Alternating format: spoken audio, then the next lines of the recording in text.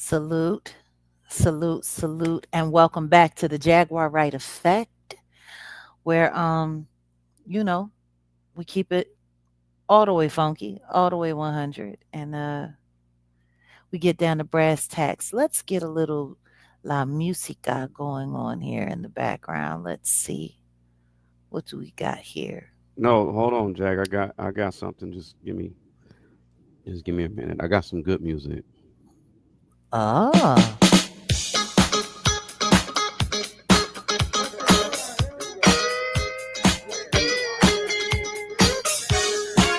that's what you're talking.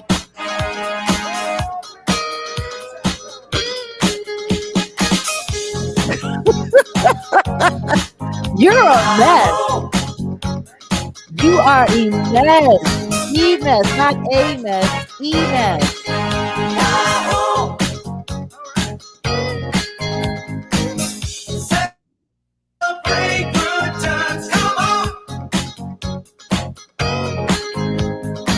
Are you serious? Okay, never mind. That's in poor taste. I'm not. I'm not. No, I'm just.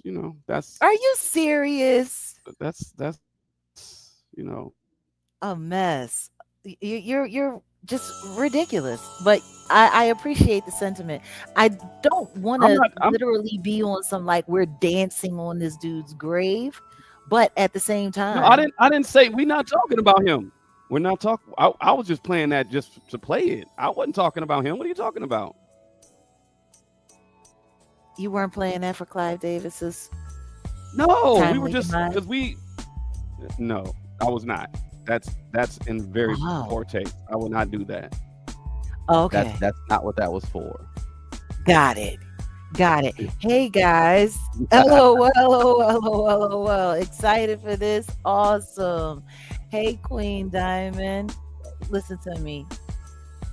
He had literally had the theme music to match your ding dong, the witch is dead. Um, it just wild, wild, wild, wild. You're excited to see this? Well, listen to me. Yes, yes, Alina's Clive Davis is gone. He has left this realm and he is gone off to be with his Lord and Master. He done went to the lower room where Satan, yes, and or in the words of Tony Hinchcliffe, I'm sure right now Clive Davis is looking up at all of us. Yeah, hmm yeah. hmm Um, uh, salute, salute, salute. We have DJ Taurus Warrior in the building. And for those of you who are here on the Jaguar Right Effect, y'all already know we are a members driven community. Please don't forget to get your membership. Salute to Angela over there. We have some new members in the building. We have Mona the model. I'm sorry, Monet the model. Monet the Welcome. model. Yeah. Welcome. And we have Fur 3 Glory. Is that how you say it? Fur? Fear? Fire glory. Or is that Fire Fire. Glory? Okay, Fire Fire Glory. glory. I got to get used to that. We want to welcome you guys to our community. Welcome to Jag Nation. Thanks for popping in. Yes, you're officially a member. Awesome. Never Your Angel. Our welcome wagon. Oh, we have Kiana Davis. Fabulous. Amazing. Welcome to Jag Nation. Dewan Adams. Oh, listen to me. Full circle. Who are you telling? Oh my goodness. Myrna. Hey girl, what's going on? Listen to Carla. It's been a long time coming, and a change has definitely come. This is going to be wild. Today we're going to go over some of the stats. Hey Shannon. Hey Janine. Oh my goodness. Guys, for me, baby girl Tay, what's up? What's up? For me, This is hitting a little different How because so? I'm an artist. Yeah, And yeah. once upon a time, I'm an artist who was a part of the industry. And before that, I was a kid who wanted to be in the industry. I wanted to be a performing artist. I wanted to be all of these things. And not only that, I grew up while Whitney Houston was becoming Whitney Houston. Early '80s. That's when she got on.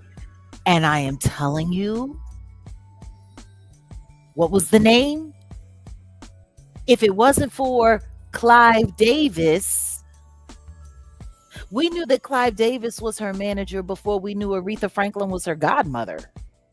Hmm. You know what I mean? Like, it was Clive Davis, Clive Davis, Clive Davis. Child, listen to me. He would celebrate good times. Come on. But we're not celebrating anyone's demise. No, I was playing that for the summer solstice. Y'all know "Celebrate" is shout out to Cool and the Gang, but that's that's a good song to start the summer. That's really what the whole thing was. You know, Okay. Carla says, never. I wish we could have seen some of his karma like Q Jones. Listen to me. Quincy Jones, that he pretty much got out of here, unscathed. Honestly, he really didn't have to suffer very much at all. Him, Hugh Hefner, but we don't know what they're going to be experiencing on that other side. You know what I mean? It's so let's not be too well, hasty about yeah, what we have to say. I know. He was on the It, gridiron. Welcome to the family. Welcome, welcome. and what I'll say about that, because I'm not making fun. He was, I believe, because I was looking through his biography, but I think he has some ties to occultism, Aleister Crowley, people like that. Being in the music industry, uh, tacitly a lot of artists were kind of like praising or worshiping kind of some Crowleyism. I'll just say it like that. And then even when Aleister Crowley passed away, I think they said his last words was I'm perplexed, basically like I'm confused. Yeah. And I bet you would be. He was. He If you had guys don't spent know, all that Aleister time. Crowley, he called himself the evilest man alive. That's what he called himself. Mm-hmm. Yeah. Mm-hmm. And I believe there's a connection. We'll talk about that later. The connection between Crowley and Davis. We're going to get into that. So, long and short, for me, him passing away right now, like, I'd be lying to say that there isn't a certain exhale that I did when I heard. Like, I just took a deep breath in and was just like, finally. For me, that was the word that came to mind. Finally. Finally, he's the fuck up out of here. Um, and I'm sure for a lot of people, hey, Black Panther Creative, what's going on, Hierophant? Hey, Coley. Um, I'm sure for a lot of people, this is hitting them pretty hard. Mm-hmm. I'm sure to a certain extent, Bobby Brown is taking a deep breath. He might have a finally under his breath because Clive literally made his life a living hell and destroyed his life with Whitney. Like, Clive did that. Clive made his marriage to Whitney Houston nearly impossible to stomach for him. To have somebody who was standing over your life. Hey, Auntie Leah. To have somebody who was standing over your life and just like literally calling the shots over your life, over your wife, over your daughter. What I'm most curious to see is who's finally going to get the courage to speak up and to speak out. and to just bring a little clarity. And who's going to keep working hard, hiding the secrets? I can tell you right now, Alicia Keys, she got the perfect. I will keep your secrets. Your secrets are safe with me. Yeah, she gonna be keeping secrets. She's definitely gonna be keeping secrets.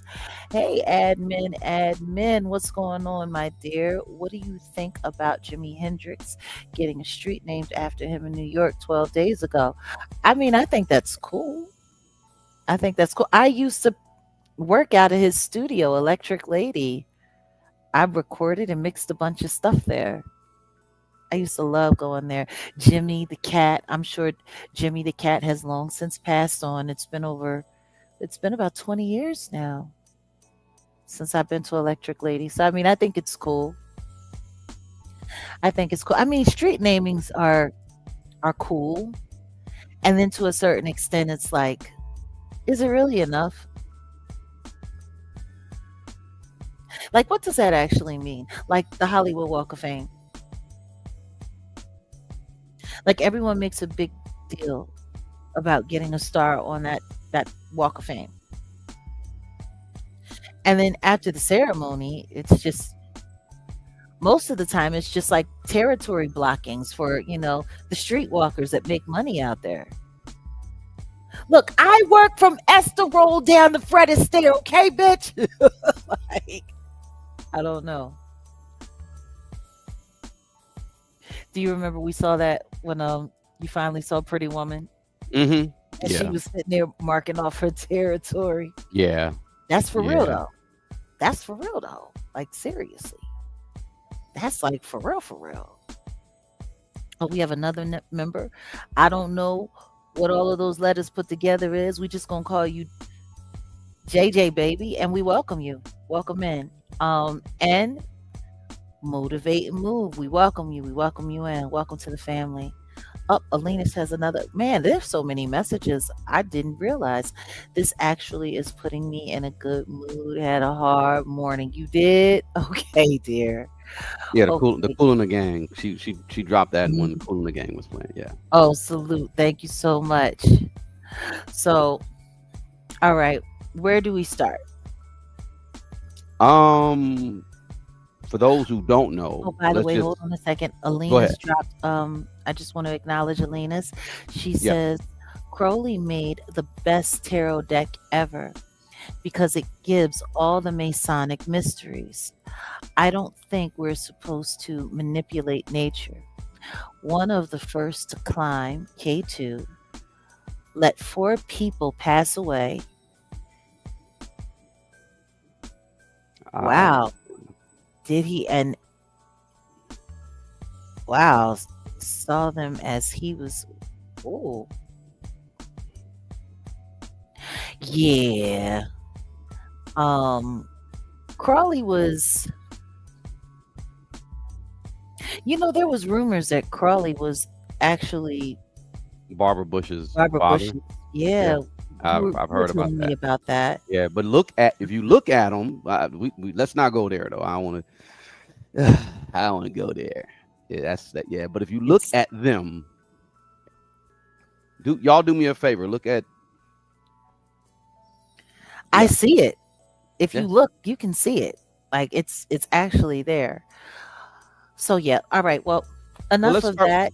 Let's start with this since we are since I mentioned Crowley, we can just dabble a little bit into that. And I said the evilest man, he's actually the wickedest. He labeled himself the wickedest man in the world, right?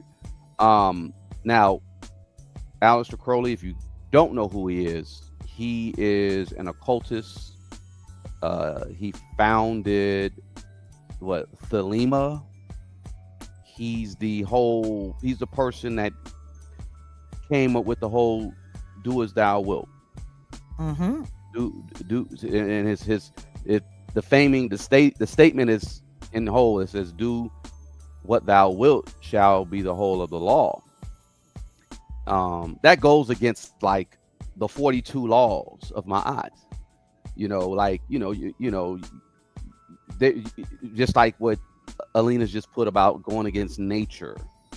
Um, there's certain practices, there's certain things that just need to be done. You should just it just needs to be followed. You can't rush the process. God's time and all that good stuff. Nature, like you can't just get a seed and expect to have fruit. You gotta give it time to grow, this and that. Just like a person shouldn't just do what they want. I mean, you can, but there's going to be some get back or whatever. But anyway, Crowley was, instrumental in influencing music on an esoteric level. He's a occult figure. They fashioned, y'all remember that show, The Munsters? Uncle Fester was supposed to be like Crowley. Yeah. Now Clive Davis and Crowley, there's no connection historically to them, but there's a representation when it comes to 20th century music. The rock from the 60s and the 70s tied to Crowley, and Davis's just him becoming the A&R and then creating Arista Records. He was the president of Columbia Records in the 60s and in the 70s. He oversaw a lot of artists, pop, rock, R&B, from Aretha Franklin. Some of the baddest. Yeah. Santana, Janis Joplin. Barry Manilow. I just saw he managed my godmother. He managed my godmother. He managed Betty Wright. Betty Wright. Yeah. He also managed someone who I call Auntie, who I wasn't actually related to, but she came up underneath Uncle Kenny's label, Phyllis Hyman. Oh yeah, and then she and she passed away. Alone, and I believe they found her in her bathroom.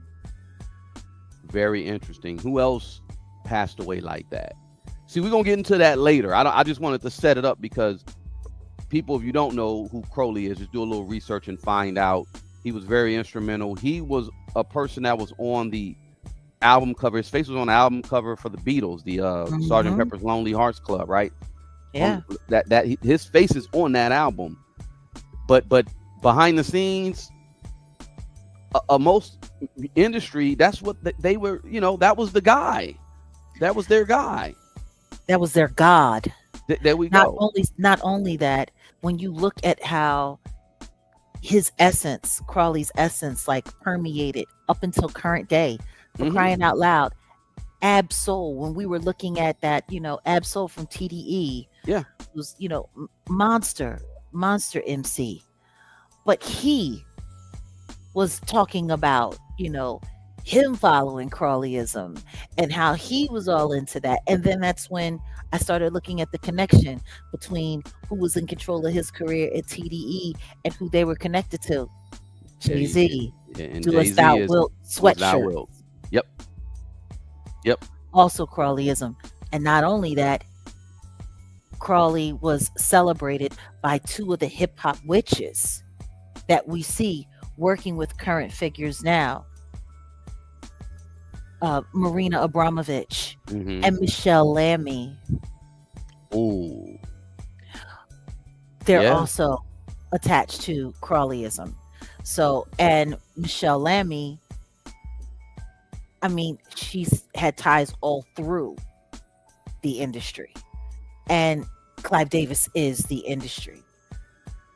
Exactly. Like, let's look this up right quick. Like, when I go back to Janis Joplin, okay, so Janis Joplin was born January 19th, 1943. She passed away October 4th, 1970. Was an American singer and songwriter, one of the most iconic and successful rock performers of her era. She was most noted for her powerful mezzo-soprano vocals and her electric stage presence. Let's see. Let's look into what happened to her. Joplin passed away of a boy overdose. And y'all know what I mean when I say boy. Boy, what? Wait, that's Well, well. girl is the cocaine and Oh, boy is okay, the dark okay, got dark it. heroin. You don't have to. Yeah, I got you. All Yeah. right, understood. So she died of a boy overdose in October 1970 at the age of 27.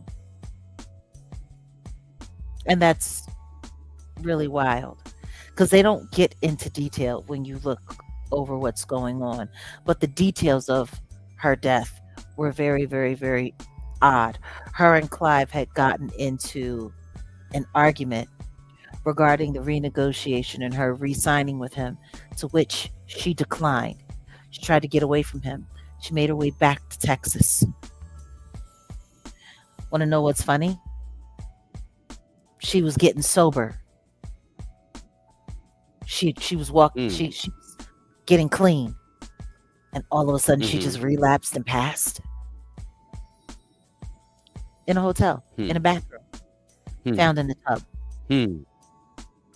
Hmm. Now, different reports have said different things, but I find it very interesting. And people said that she looked a little roughed up when she passed away as well. We've heard Leola Brown say the exact same things about Whitney Houston. And what did they say about Whitney when she passed away? She had pharmaceuticals in her system and allegedly had drowned with her very, very, very complicated autopsy report. Janice was something else. And it's wild because around the same time that Clive was managing Janice, Betty Wright, my godmom Betty Wright was around. And she shared a lot of things with me. There are a lot of secrets that I might take to my grave with me that I know that she shared with me. Um, and things that This is other people why, share with me as well. not to cut you, but this is why. I mean, I know you know a lot when it comes to behind the scenes of legacy artists like Betty Wright, Teddy Pendergrass, in the music industry. This is why it's important. Number one, you definitely need to be putting together this biography or just, autobiography, because later on, I think people like, just like now, everybody now is like catching on, like, yeah, this music industry ain't what it's cracked up to be. But anyway, I digress. I definitely, I agree. I know you shouldn't say, there's certain stuff that you shouldn't say, but do you think now that he is gone, you're gonna have a lot more people coming out, maybe saying certain things? I don't know. I'm What do you really think? hoping. But what I will say is he used to write hush money checks to certain people to keep them quiet,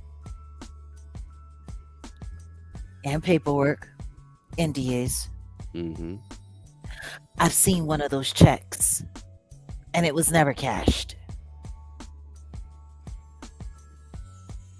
And it was about details surrounding the death of Janis Joplin. Mm. Hmm. Hmm. You know,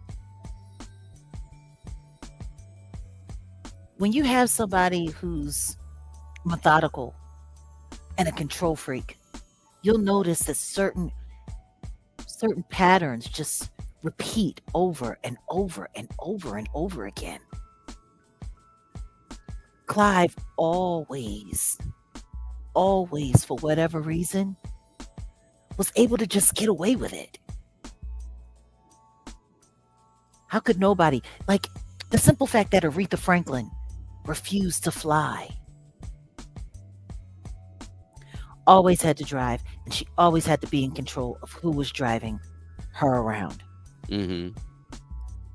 And there was conversation that part of the reason why she didn't fly was because of Clive. Because she was afraid of being in a plane that went down. Mm. Like I mean, she dealt with Clive very, very shrewd. I'll give her that. mm-hmm. But when I think about Whitney Houston,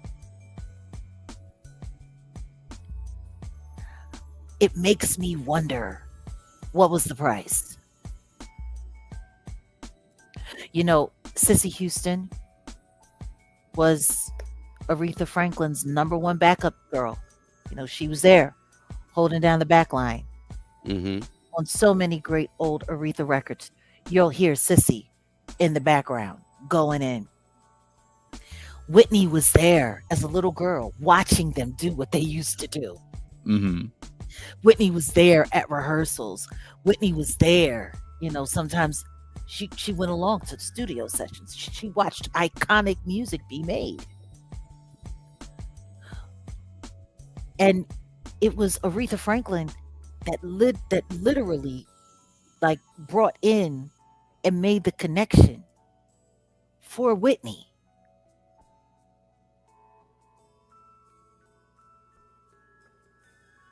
So sometimes I wonder, because she knew exactly what and who Clive Davis was.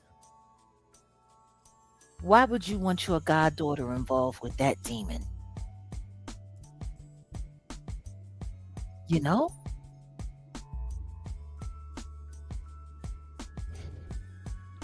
Yeah, Why would you bring your goddaughter? For me, in my mind, that's like that's no different than Sparkle bringing her little niece to R. Kelly.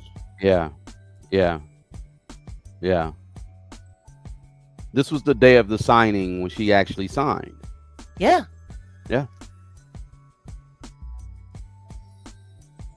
I still got some Whitney vinyl. I got that first Whitney vinyl. Man, that first album. The one thing you cannot take away from Clive Davis was the fact that he knew how to pick talent. Well, see, that's what I was about to say. See, he came into the industry as a lawyer, not a musician, not a producer, not a singer. He came in as a lawyer. Remember that. And then before rising to become the Harvard president Law, of Columbia. right? I believe Harvard Law School. He went to Harvard. Before becoming president of Columbia in 67, so he already knew the game. He knew the contracts, the structure, he knew what was up. So he's not a traditional music person. I find that interesting. Like, wow, you figure he would be a producer. No, he was a lawyer. Exactly. And y'all saw that movie. What was that one movie? De Niro. Was it De Niro? No, that wasn't De Niro. It was what? The lawyer movie with You're talking about with Al Pacino, The Devil's Advocate. The Devil's Advocate, and I talk about that pretty often. Like, he was that guy. Yeah. Clive Davis was that guy. So they in the chat, and I ain't even get a chance to pull it up. I was about to pull up Sam Cooke, but what? Sam Cooke's connection to we'll get into that later. Sam Cooke's connection to Clive Davis. That's all. Oh no, we'll definitely. They never worked together, but they never worked together. But they bumped hits. They bumped hits a good bit. I got some theories. Yeah, I got some theories. But the mob situation, we'll get into that. I don't want to go too in contract law, and someone who was also allegedly, very much so tied into the Jewish mafia. Mm-hmm. Which is really interesting because it also explains the power dynamic and the bumping of heads between him and Clarence Avant. Because Clarence Avant worked for the Jewish mafia. Yep. And Clive hated Clarence. Because the truth is, on so many occasions, they trusted Clarence more than they trusted him. They knew that Clarence would always do the right thing for the sake of the organization, and he would always make sure that everything ended up fair. If they wanted things handled right and handled fair, they went to Clarence if they wanted things done by any means necessary, they went to Clive. It's like good angel, bad angel almost. It's wild. And I remember when Clarence passed away, Clive was very flippant about his passing. It's funny. He went to that Rock Nation brunch. And then the next thing you know, his wife gets taken out in their home. He falls into immediate progressive dementia and is dead within a year of that. Yeah. And this was right after he got his Netflix special, The Godfather. Yeah. So should we get into his life a little bit? Yeah, let's do it. Let's definitely speak on this guy's life. Let's get into Mr. Clive J, as in J Records, Davis. Well, can I say this? Yeah. Before we get into like his music and stuff, that I didn't know he was an orphan. I think he talked about it in his biography. He lost both his parents as a teenager, and then he got through NYU. He got through Harvard Law on scholarships. So that kind of lets you know the type of person he is. That background will explain why he's obsessed with performance, with control, with discipline. Because when I think of Clive Davis, it's control with opportunity, right? That's what he represented in the music industry. Absolutely. People always used to say when I was coming up, oh my God, if you can get Clive Davis to represent you, you'll have it made. And I'll never forget, I was talking to Auntie Phyllis Hyman before she passed away, and she said, so you going to go Broadway, or do you want to get a recording contract? What do you want to do? And she was just asking me what I wanted to do with my voice. And I said, well, I would love it if I could be the next Whitney Houston. And she says, honey, I would love it if I could be the next Whitney Houston. She said, it all comes down to your manager and your lawyer. And I said, yeah. She said, but just don't make the same mistake that I made. And I said, what's that? She said, let your manager be a lawyer. And I said, but aren't you managed by Clive Davis? Everybody wants to be managed by Clive Davis. She says, until they're managed by Clive Davis.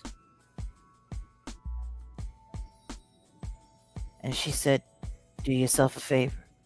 Let your lawyer be your lawyer. Let your manager be your manager. Let your record label be your record label. Don't make my mistakes. Sound advice. She was dead a couple years later. I'll never forget when I heard her death announced on the radio. I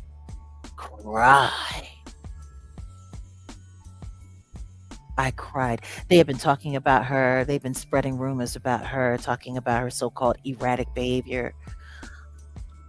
There was a lot that was wrong with the way she passed away. But the funny thing is, there had been issues. There had been issues with her and her management agreement with Clive, and she was trying to break away. And Clive was putting pressure. He was putting pressure on Philly International.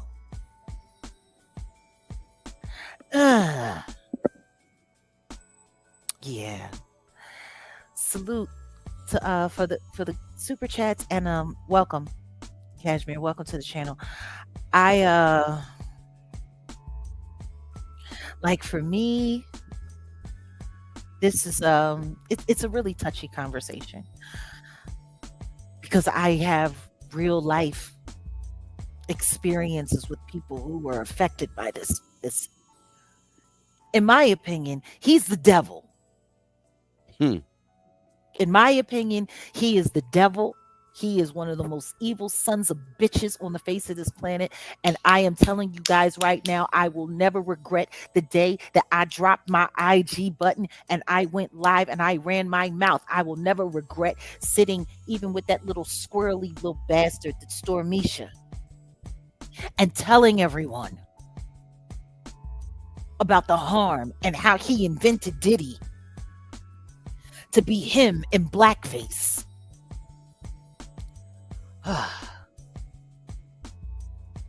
My life was never the same after that.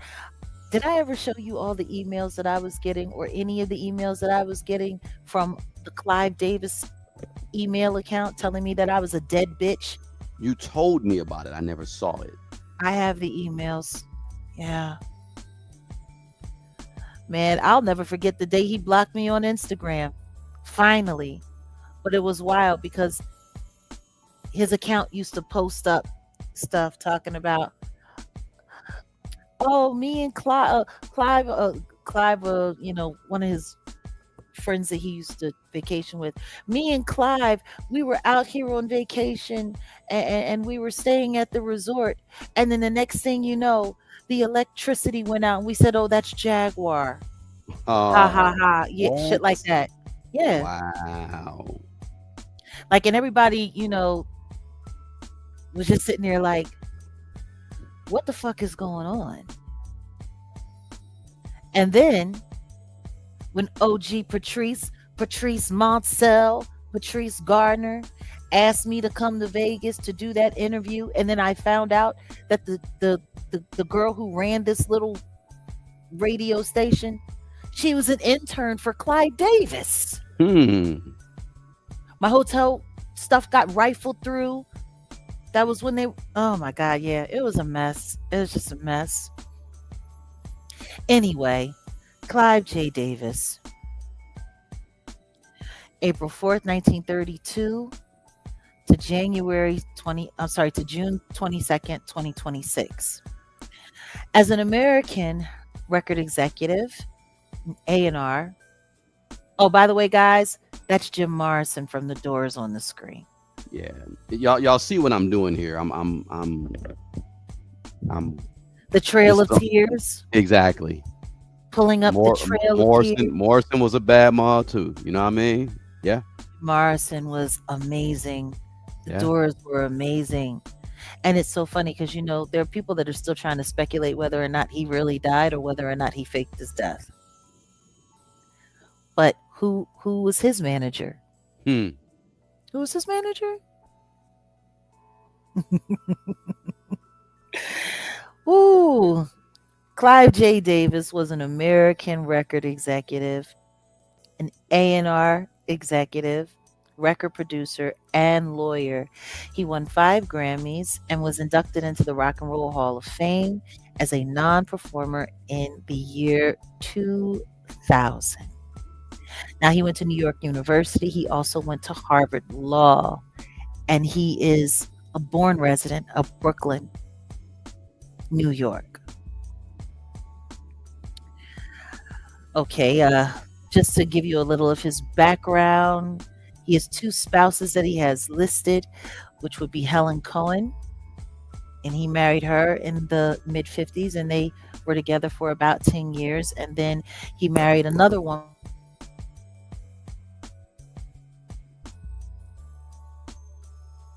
And they did 20 years, and yeah, he had 4 children. And then Um, he and then he had well, civil unions with 2 different men he after became that. bisexual at 80 years No, old. actually, That's no. that's what He he claims in announced, his memoir. yeah, he became bisexual when he was 80 years old. No, he All came right. out. He came out the closet. Well, I'm saying that's what he put in his memoir some time back. It was about 13 years back when he. Can you imagine waiting that long to come? I'm coming out. I want the world to know I got the lead show at 80 years old. 80. You might as well hang him You up. could hang You could hang the, but see, I guess he needed to do that so that he could no, because you know that last boyfriend of his was also a doctor and a surgeon. oh really? Hmm. Yeah. Talk about being able to keep people around to keep you fixed up. Hmm.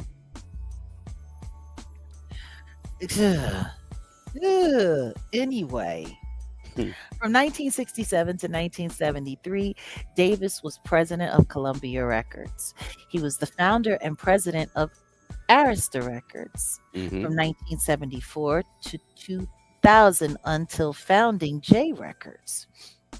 From 2002 until April 2008, he was the chair and CEO of RCA Music Group, which included J Records, Arista Records, and he was the chair and CEO of J Records, chair and CEO of BMG North America. And you guys know about BMG. BMG, if I have it correct, is ran by Lucien Grange, is it not?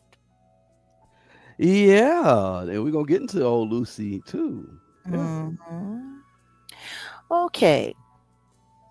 Davis is credited with having hired a young recording artist named Tony Orlando as a music executive for Columbia in 1967, who provided Barry Manilow with his first recording contract. A few years later, he signed many artists who achieved significant success, including Pink Floyd, Sly and the Family Stone, Janis Joplin, Laura Nyro, Santana, Bruce Springsteen, Chicago, Earth, Wind and Fire, Aerosmith, Billy Joel, Donovan, and the Bay City Rollers.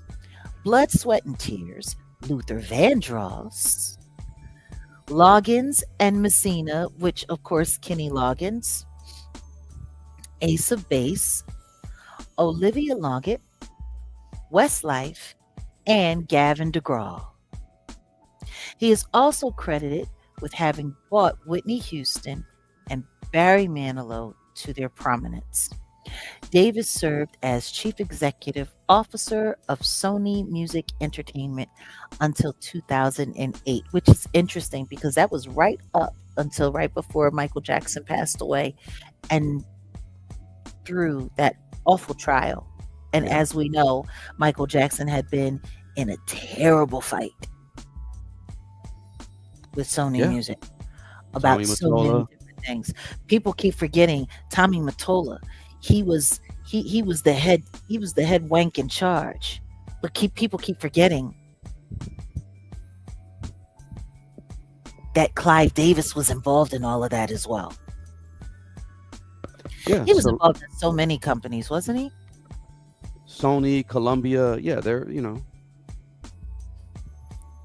Yeah, so intertwined. anyway, Chief Creative Officer of Sony Music Entertainment from 2008 until his death in 2026.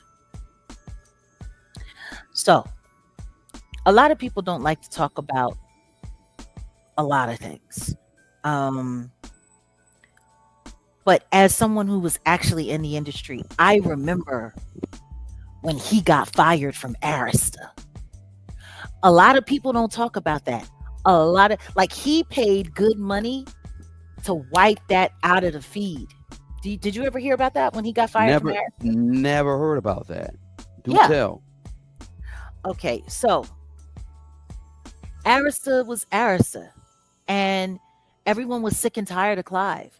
They were sick and tired of his control freak manner. They were sick and tired of him having private investigators following the artists and the executives around, getting intel on them. Like he was pretty much a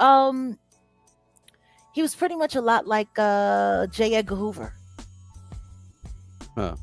But but J. the Edgar head of a Hoover. record label.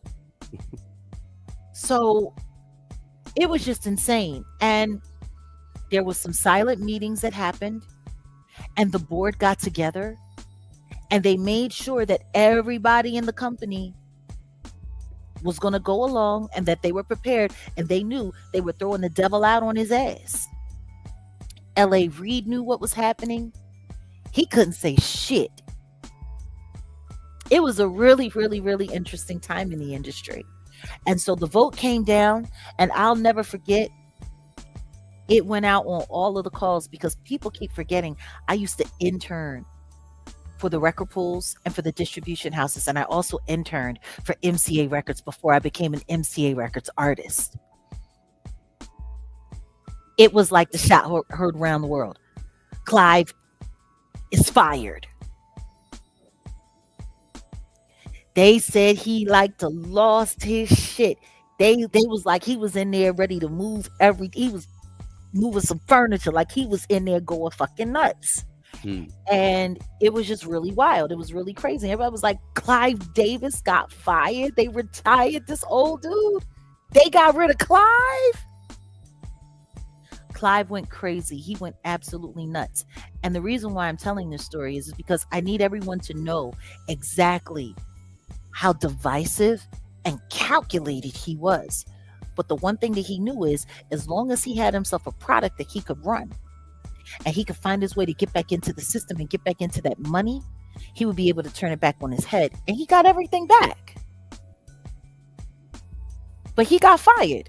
And for about a good year and a half, he was out on his ass. He went to that board meeting and they voted his ass out. Oh my goodness. He leveraged so much. So many of his accounts. They were trying to shut him down completely. And guess what? Guess what his vehicle was? Guess what his Trojan horse was back into the game? What's that? Alicia Keys.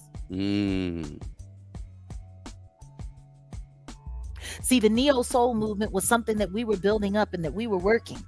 Black Lily and our contribution, artists like me, artists like Jill, artists like India Irie, like Alicia Keys wasn't even considered part of the neo soul movement at all, but he slid her right in.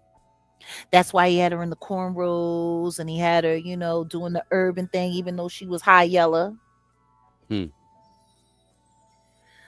That album, I think Clive must have invested. I think it was something insane. Like he spent like 25 million to break that project. And realize this. Realize this. Clive pushed an album that had been sitting around, had been being shopped, and had been shelved 3 times. That first album that she had, all of those songs were old. All of that music was old. She had that music when she left So Def. A lot of people keep forgetting Alicia Keys was signed to So Def. I saw Alicia Keys before the whole J Records thing. I believe it was Evander Holyfield had dibbled and dabbled in some music. This was back like 2000, long time ago. And I met some artists. I, you know, LA dudes. So I'm meeting people. You know, I remember seeing her. She might. Correct me if I'm wrong. You remember Evander Holyfield did do something with music at one point. Yeah, I remember. I believe she was up under that conglomerate.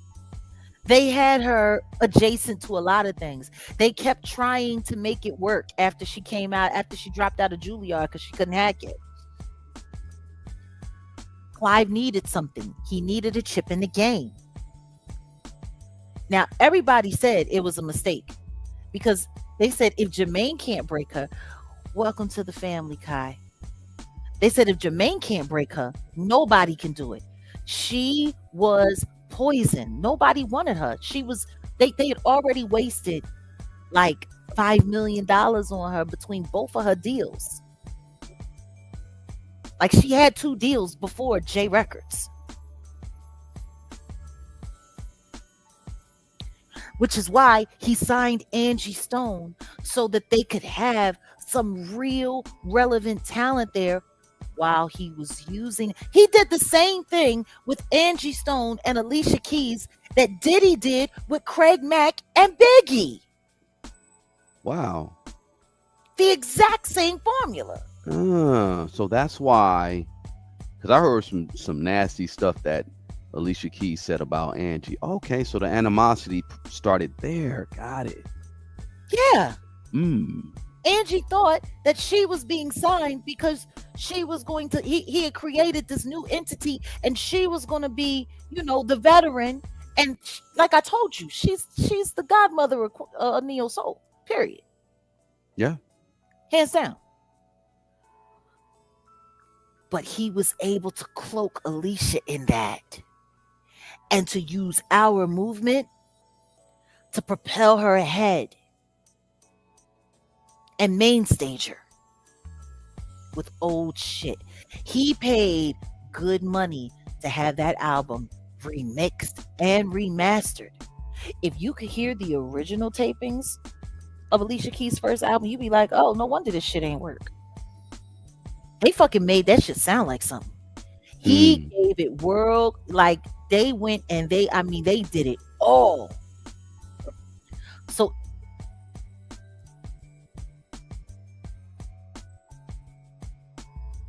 because everybody was like, oh shit, what's gonna happen? What's Clive gonna do? What's Clive gonna do? Welcome to the family, TRB TV. What's Clive gonna do? What's Clive gonna do? And here comes Alicia Keys. Okay, Angie Stone, and he's putting his roster together at J Records. And now he's literally competing with RCA. He's literally competing against Arista.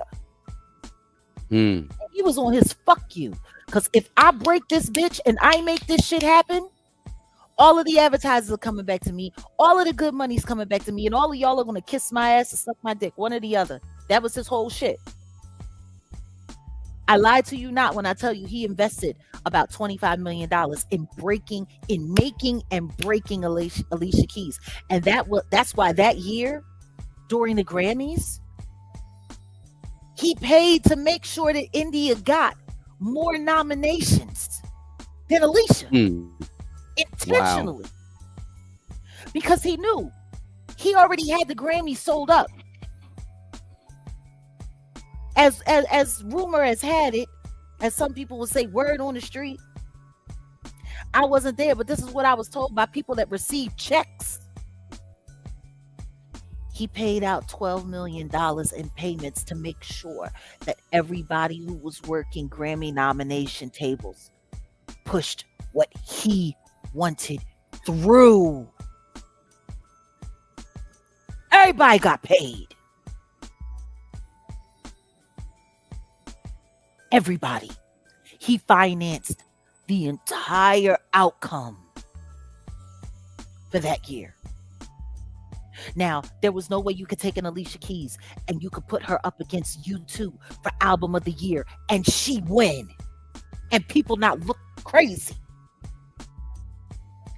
So they gave her an arch nemesis, somebody who was the exact opposite hair color, eye color, body type, skin color, right? It was literally talking about good or bad hair, like a scene out of School Days. The light bright versus the mammy.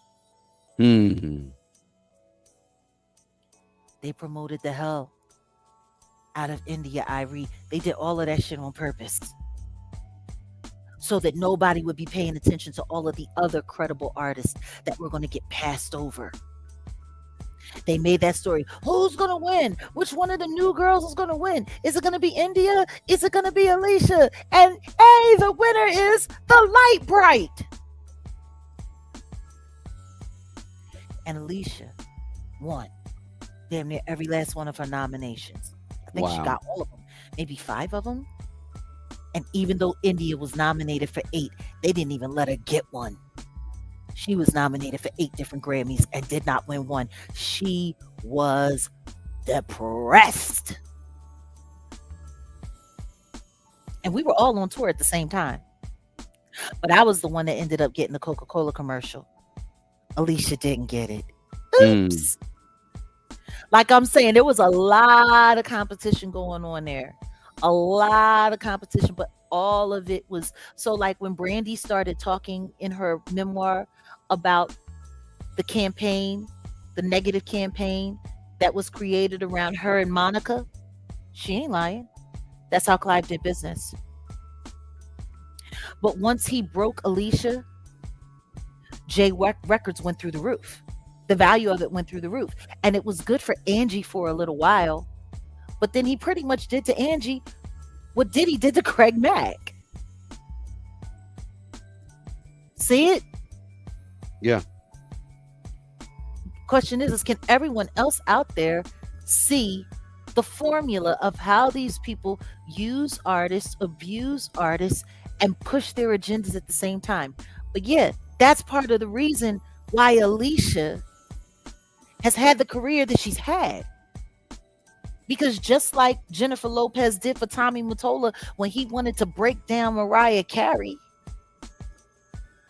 Alicia Keys was the same archetype for Clive Davis, and it broke down Angie Stone. Yeah. Ain't that wild? It's crazy. And that's how he made his way back. And then from that $25 million investment into J Records and breaking Alicia Keys and creating this new archetype, which he used the juice around the neo soul movement to create a pop star. Yeah.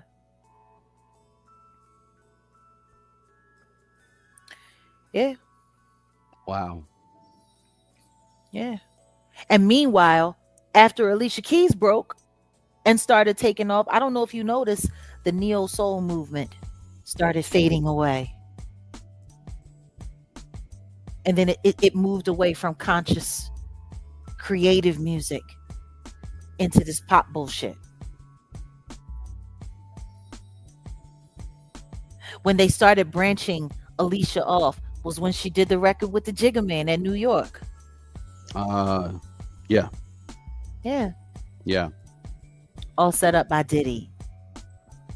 Ordered by Clive.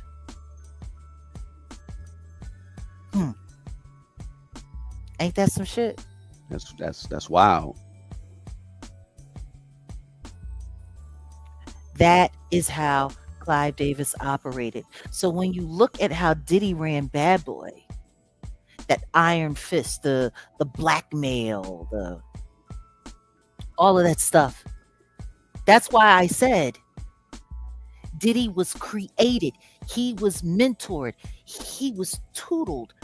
Everything that Diddy became, Clive invented that. He crafted that. It all happened.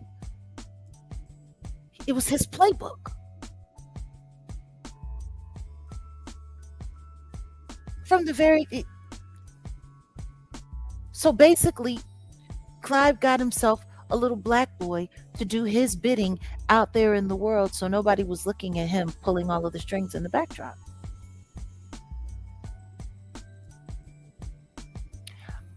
I know. Did Little Mama really, really, really, really, really dirty? Really dirty. Thank you so much, Sonia. So this is my wheelhouse. This is my history. This is my era. I was there. But yeah, that's what happened when Clive Davis got fired. Wow. The one time they tried to get rid of the devil, he came back with a bigger army and spent a grip of money doing it. Like, I think he cashed out like one of his funds to get it all back, to buy it all back. Like, so for me, when I look at Alicia Keys, I see who she is. I know what she is. Like, and I think that's the thing that for a lot of people don't understand. As the years go by and they hire the publicist, right? And they create the narratives, the truth gets remixed. They take a few details of what actually happened, and then they put the circumstances around it that they want to put around it. And then they pay, and now it's even easier to push these stories and push these narratives thanks to social media. Social media, it's easy. You get yourself a team of disinformationists, like the winos, like Trasha K and the winos. Put yourself a little organization together, And then you just keep them online, spreading your lies all day, all night, all day, all night.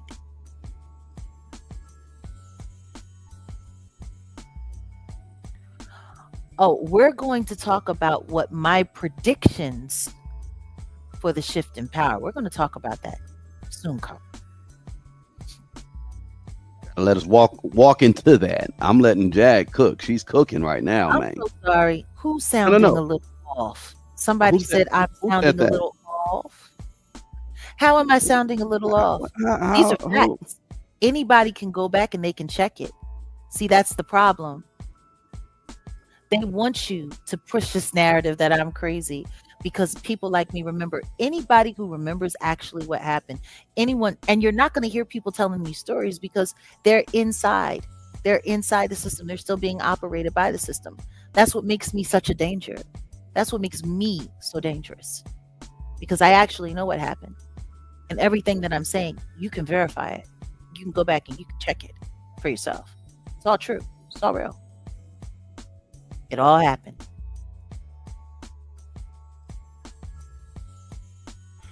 Oh, he said Alicia Keys is sounding off. Huh? They didn't say you were sounding off. They said Alicia Keys' voice is sounding off.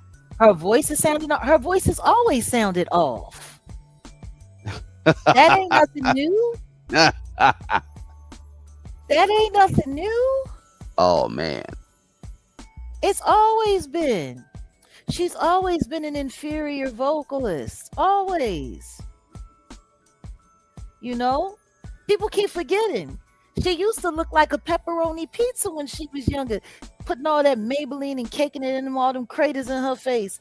And then they put her on the Puff Daddy acne cream. They put her on that. Isn't that something? Man. Puffy's acne cream. Yeah, that was, yeah. What was it called? The Active or something? What was that stuff called? What was that stuff called? I forgot the name of that. I forgot the Puff Daddy acne cream. It was something with an A, wasn't it? Like Active? Yeah. Something. No. I what was the name? What was it? God, yeah. Ooh, hold on a second. Has it been that long?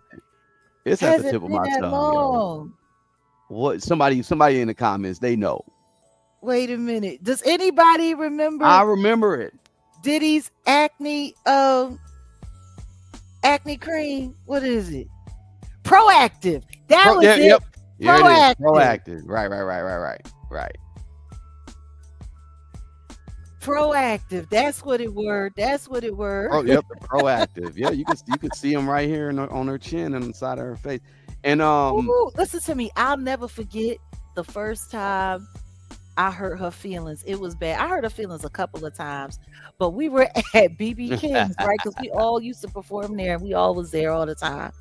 And so I had just got finished. We had a jam session there, and I was walking from the back, where the dressing rooms was, and she was making her way to the back, and so she's coming in, and Clive had her with some bodyguards or whatever, and I'm coming out, and her face was just like fresh explosion.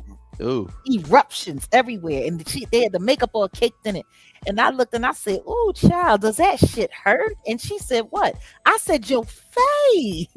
I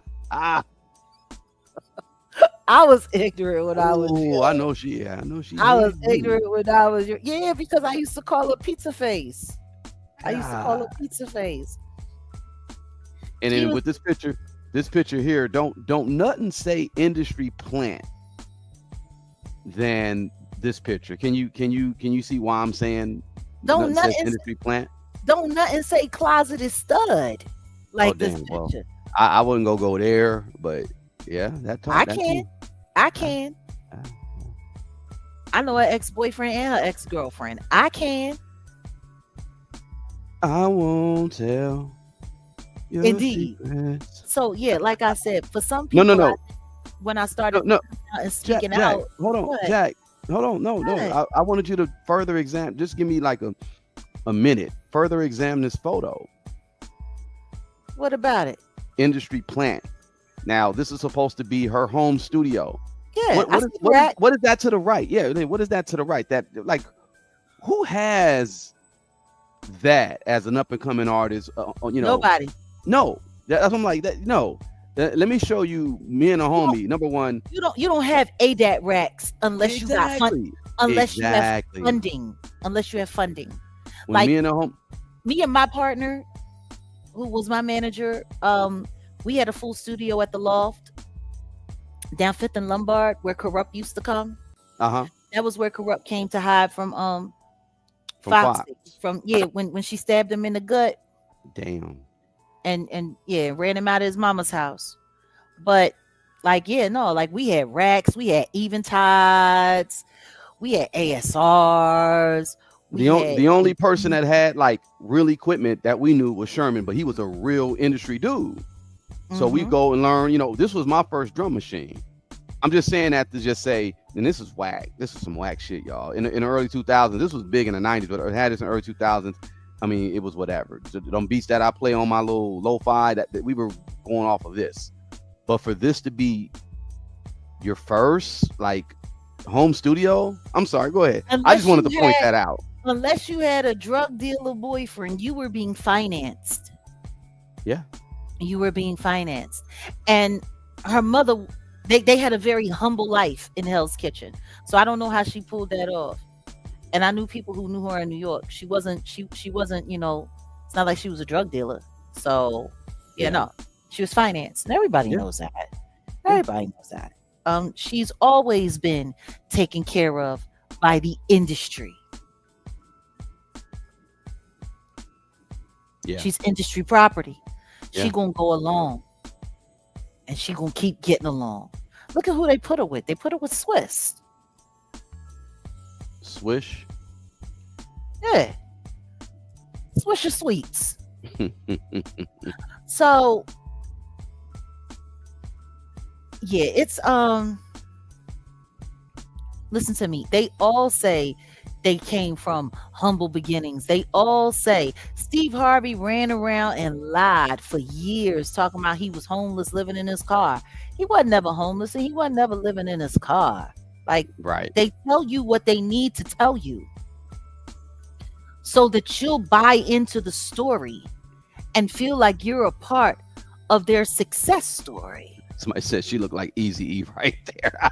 Wait a minute. Cruising down the street in my 6'4". That part. That's funny. Honey, what do you mean move them out of the way? No, she didn't. They moved out. She just moved in. She moved in. Swiss wife and kids had to move around. She moved in. Yeah, they goes your Clive Davis, Yeah, that's what I was like. Come on, we gotta call these plants out too. This is your home studio, baby. Come on, stop. Not as a kid. Not as a kid. Not as a kid. Right there, you're looking at over $10,000 worth of equipment in them racks. Yeah. Back then, not as a kid. 2000s. Shit. You would have needed financing. So and that's when everything turned back around. But people keep forgetting like who's under his wing. You've got people like L.A. Reid gatekeeping under his wing, which is what? Babyface. Mm-hmm. People aren't really paying attention. Like I'm still trying to figure out how Kenneth Babyface Edmonds has been able to move around for as long as he's been able to move around with the kind of people that he's had around him and never been questioned as to what he know and don't know. Because there's no way all of this stuff has been going on for all of these years and you didn't know. These people aren't secretive in the backdrop. Mm-mm. They're very, very, very brazen about what they do. But Babyface got his own stories. Mm-hmm. And now, by the way, speaking of, did you hear, sidebar, a little bit off of topic, apparently Russell Simmons is being forced to come back into the United States to go to trial? Yeah, I heard about that. I mean, shout out to Cash for telling them. They You know that one guy that took 1.5 billion dollars allegedly from U.S. healthcare or whatever. He went to the Philippines. They were saying, his brother. Hello, they love him in the Philippines. He paid their bills. He woo woo woo. They got his ass. They telling everybody, y'all got to come face the music. Well, you know what's funny? They want to do all of this with these black people, but they ain't doing shit about everyone who's on them Epstein files. I was just about to get there. I was just about to go there. Yep. And I'm just not understanding. I'm not understanding. By the way, you want to know one of the names we never checked when we went through the database? Who's we that? never checked to see if Clive was in the Epstein files. Oh no, we never did. Yeah. We never checked to see if he was in the Epstein files. Huh. You know what? Hold on a second. Let me take a look here right quick. While we sitting here.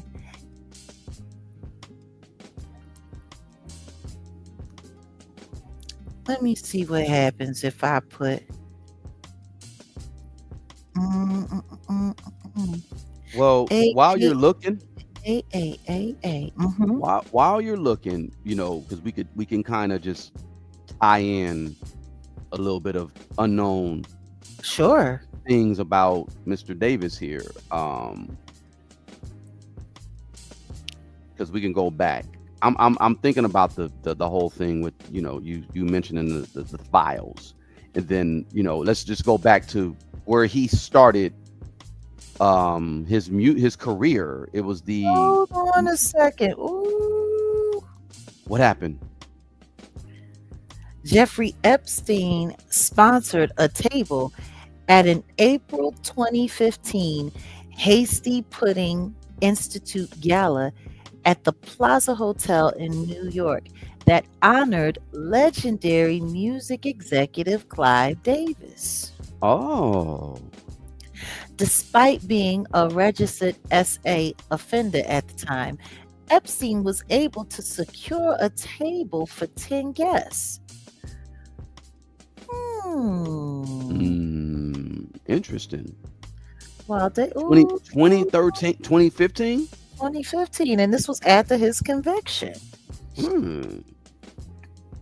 Hasty Pudding, huh? So this is after Clive Davis dropped his memoir. This is I'm just thinking of the time frame. Okay.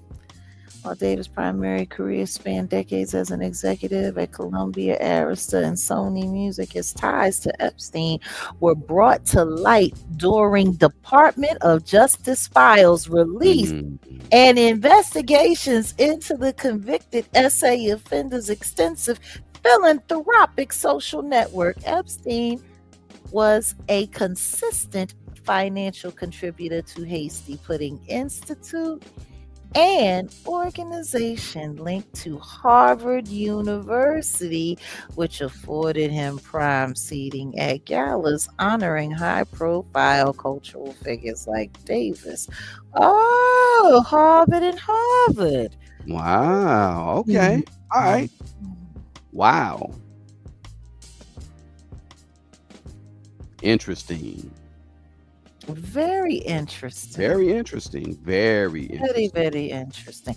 Yeah, we're gonna have to look a little bit closer because why didn't we bother to put his name, to run his name through? Oh my goodness. Because you don't even think of the usual suspects. You just think of, I mean, I was surprised that, the whole thing with, Mr. Carter, and there's some people that are in there that are kind of like Whoopi, and but it's kind of like, okay, they're there, but they're not there, but they're there. Everybody's always saying, I was just looking for a ride. I wanted to borrow his plane.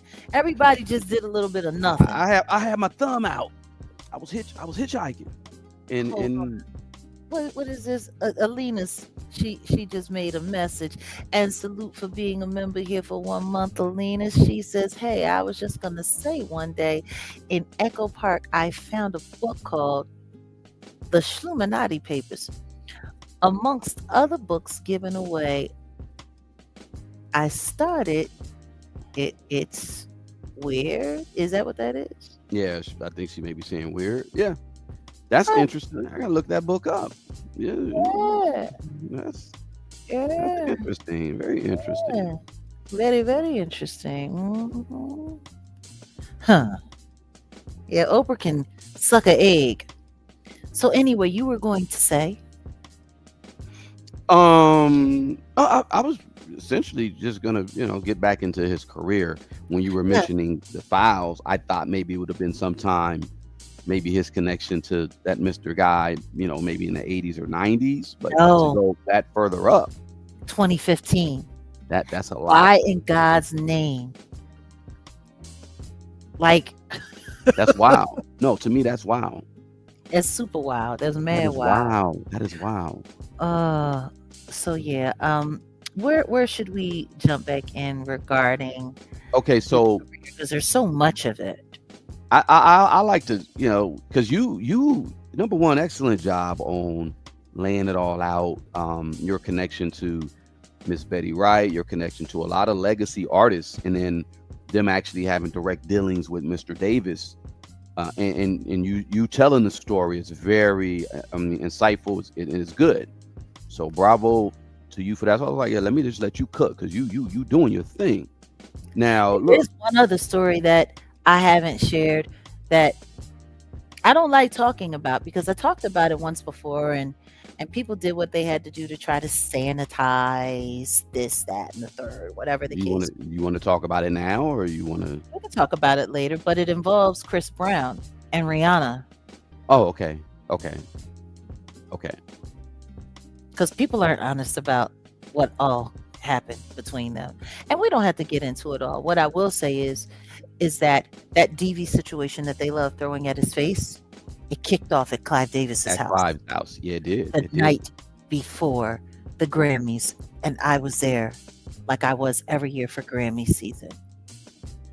Well, He also let me. came up with my first husband that night, and my first husband almost looked like he was with it. Wait, what? Say that again. Yeah. I'm sorry. Clive was always trying dudes.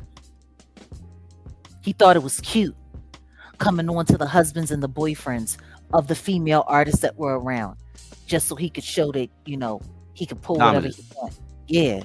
Yeah. He real Can bitch you? nigga. If they would have asked him in that IG channel, can you take her man? Clive would've been like, Yes. I sure Yeah. can. I'll send Sean, did he? Don't bring that bitch to me. Weird ass motherfuckers. I can't Okay, so Yeah. here I'm gonna tie this in. Oh When you yes, said and Chris Brown, before you go do ahead. that, Go ahead. just to remind people, just in case they forgot, because people, they know about Arista, they know about his ties to Sony, they know about J Records, they know about RCA, but a lot of people also tend to forget that Davis founded LaFace Records. Yeah, he did. LaFace Records was Yeah, also him, which is how we get the infamous stories about TLC running down on Clive and yeah, making all kinds of threats, which is funny because you know what? yeah. You want to know what they tell that story, but you want to know what they also don't talk about is the hell that they went through after they pulled that stunt. Oh yeah, no, especially Left Eye, and Rest yeah, in they peace, got. Lisa. Oh yeah, rest Lisa in peace, Lopez. Left Eye. Oh, speaking of another fun little fact before you move forward, did I ever tell you what Eve, Lisa, and Jaguar all had in common?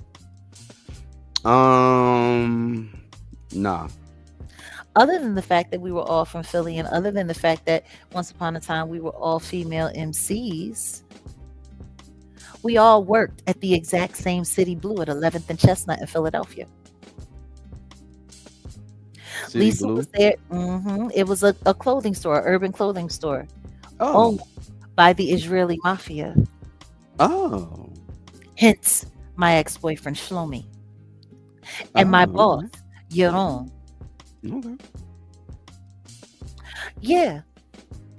Lisa was there first, and then she left to go to Atlanta, and then she got signed to TLC, and then Eve was there, and she was working up there until right before she got picked up by Rough Riders.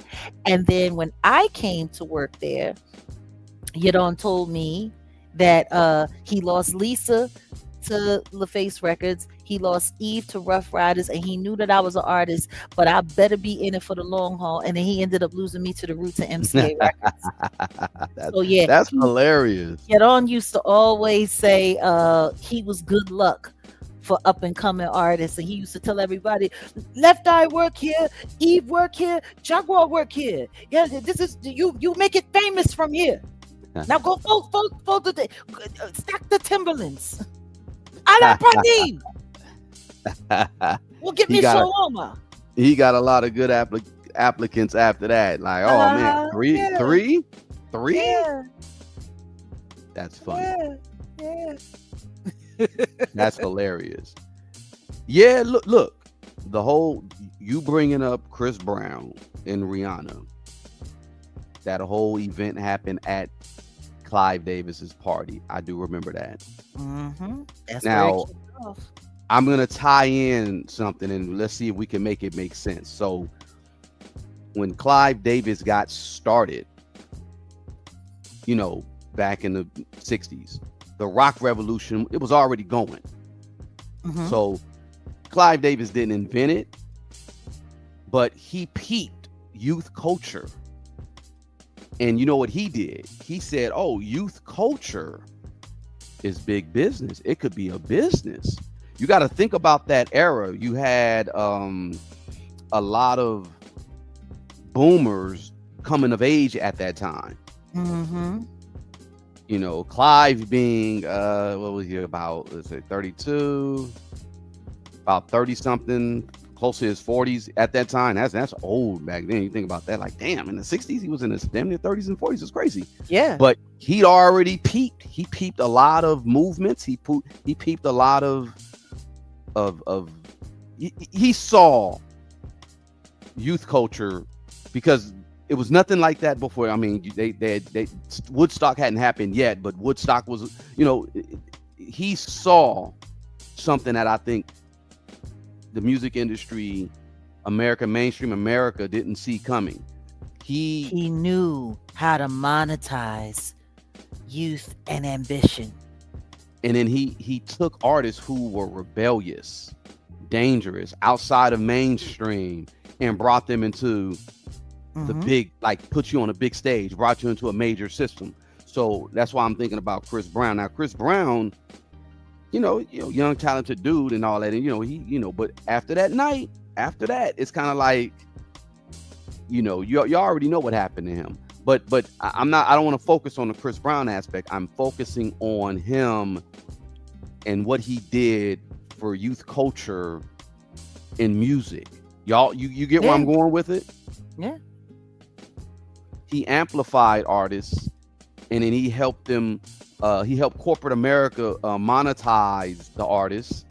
And if an artist is rebellious and but that's where the whole Clive Davis, the control aspect. He gave you the opportunity, but there was control. Clive Davis could make stars, but he was known for his opinions, strong opinions about songs. He made slaves. Yeah. Kelly Clarkson disputed in his memoir, he showed like how some artists saw his involvement as control, not guidance.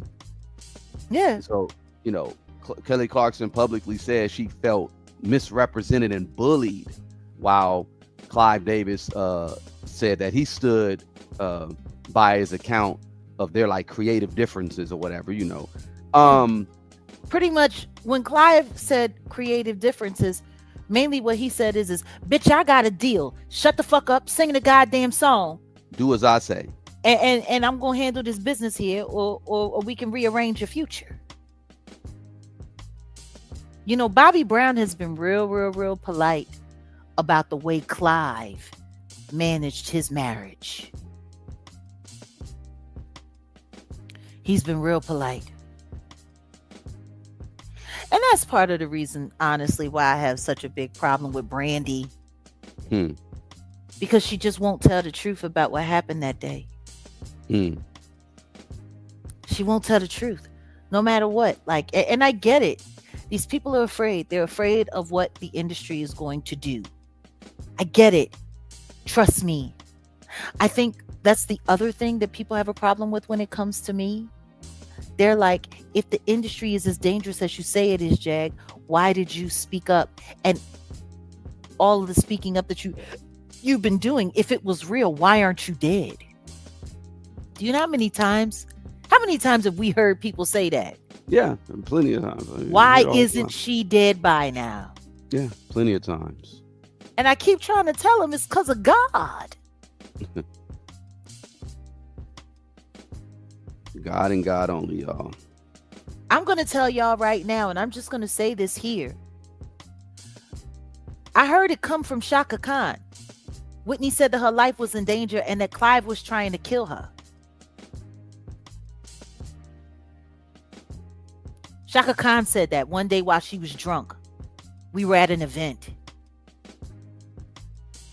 I've never said it this blatantly before.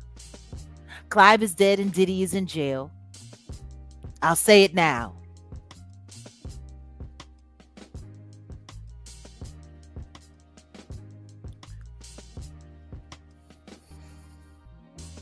Shaka said it. So Brandy's full of shit.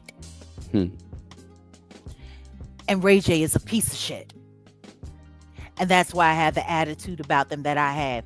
Because for Shaka to be able to blurt that out while she was drunk. Because I don't know if anybody knows, but she was sober. She was stone cold sober up until Whitney passed away and she relapsed.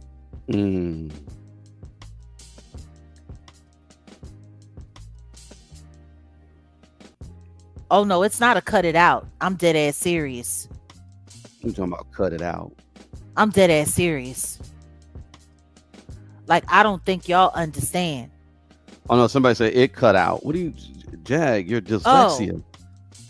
Yeah, it's my dyslexia. You know my dyslexia. I was about to say, you cut it out. No, it cut out. You were saying something and it cut out. I heard you, but maybe you need to repeat it. I don't know.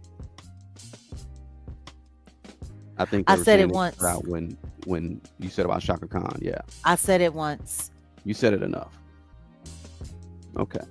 What I'll say is that Whitney died. She knew her life was in danger. She wrote it in that note. And other people know about what happened in that note and what was written in that note.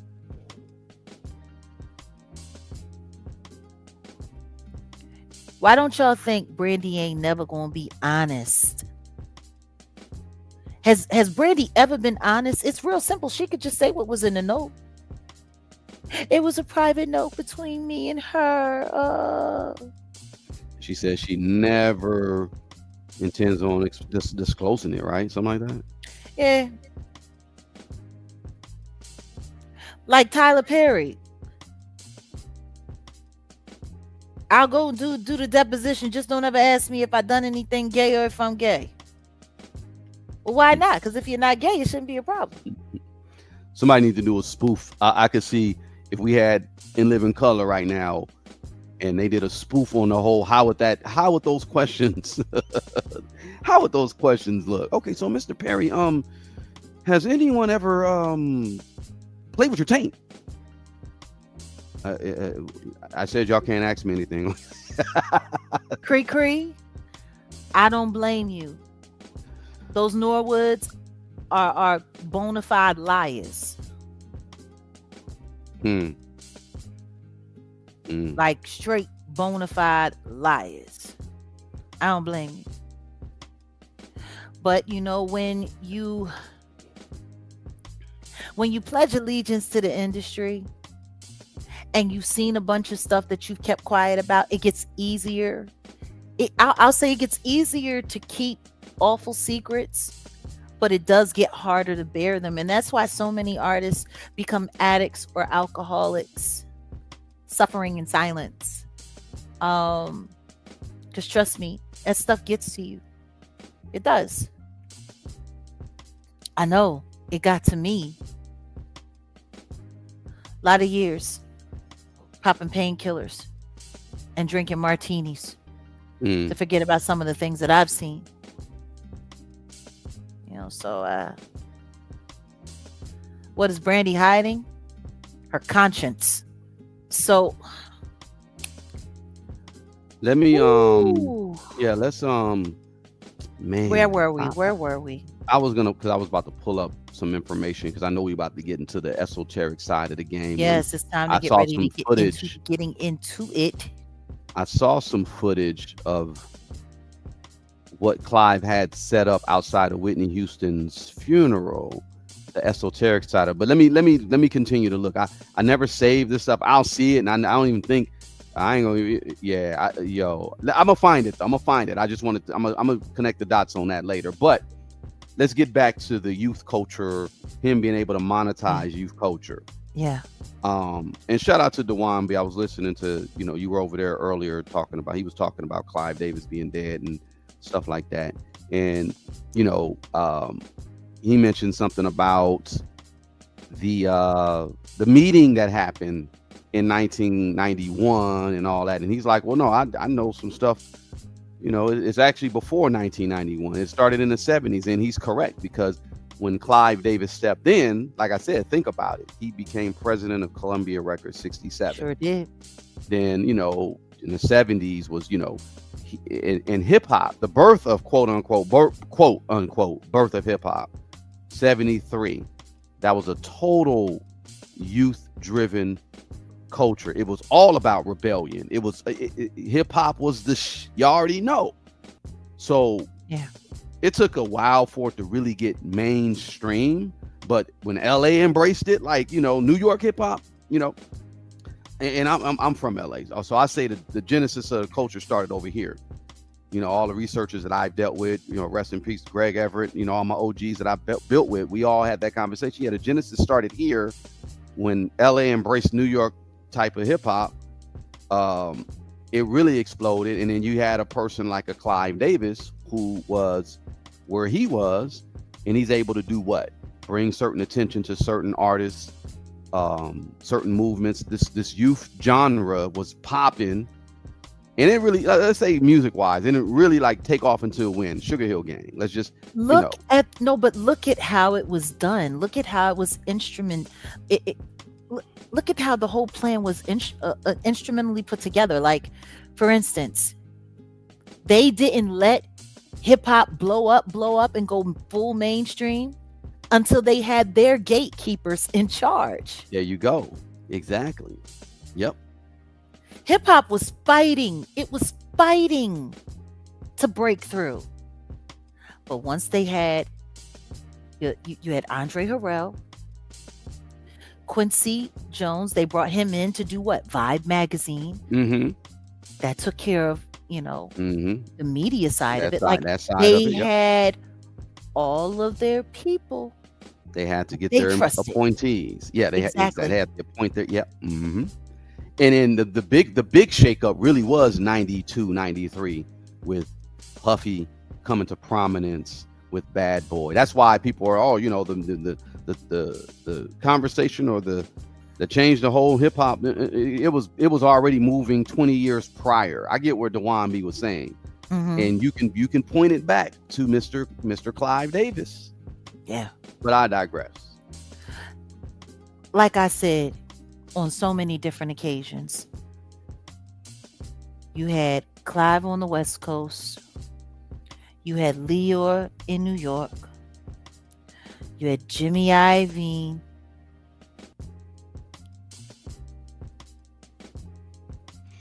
You had, for crying out loud, Tommy Mottola. Like, they had a network, and each one of these Caucasian men had their black counterparts that they used to move stuff around, to move the pieces on the board. They all had their own boy.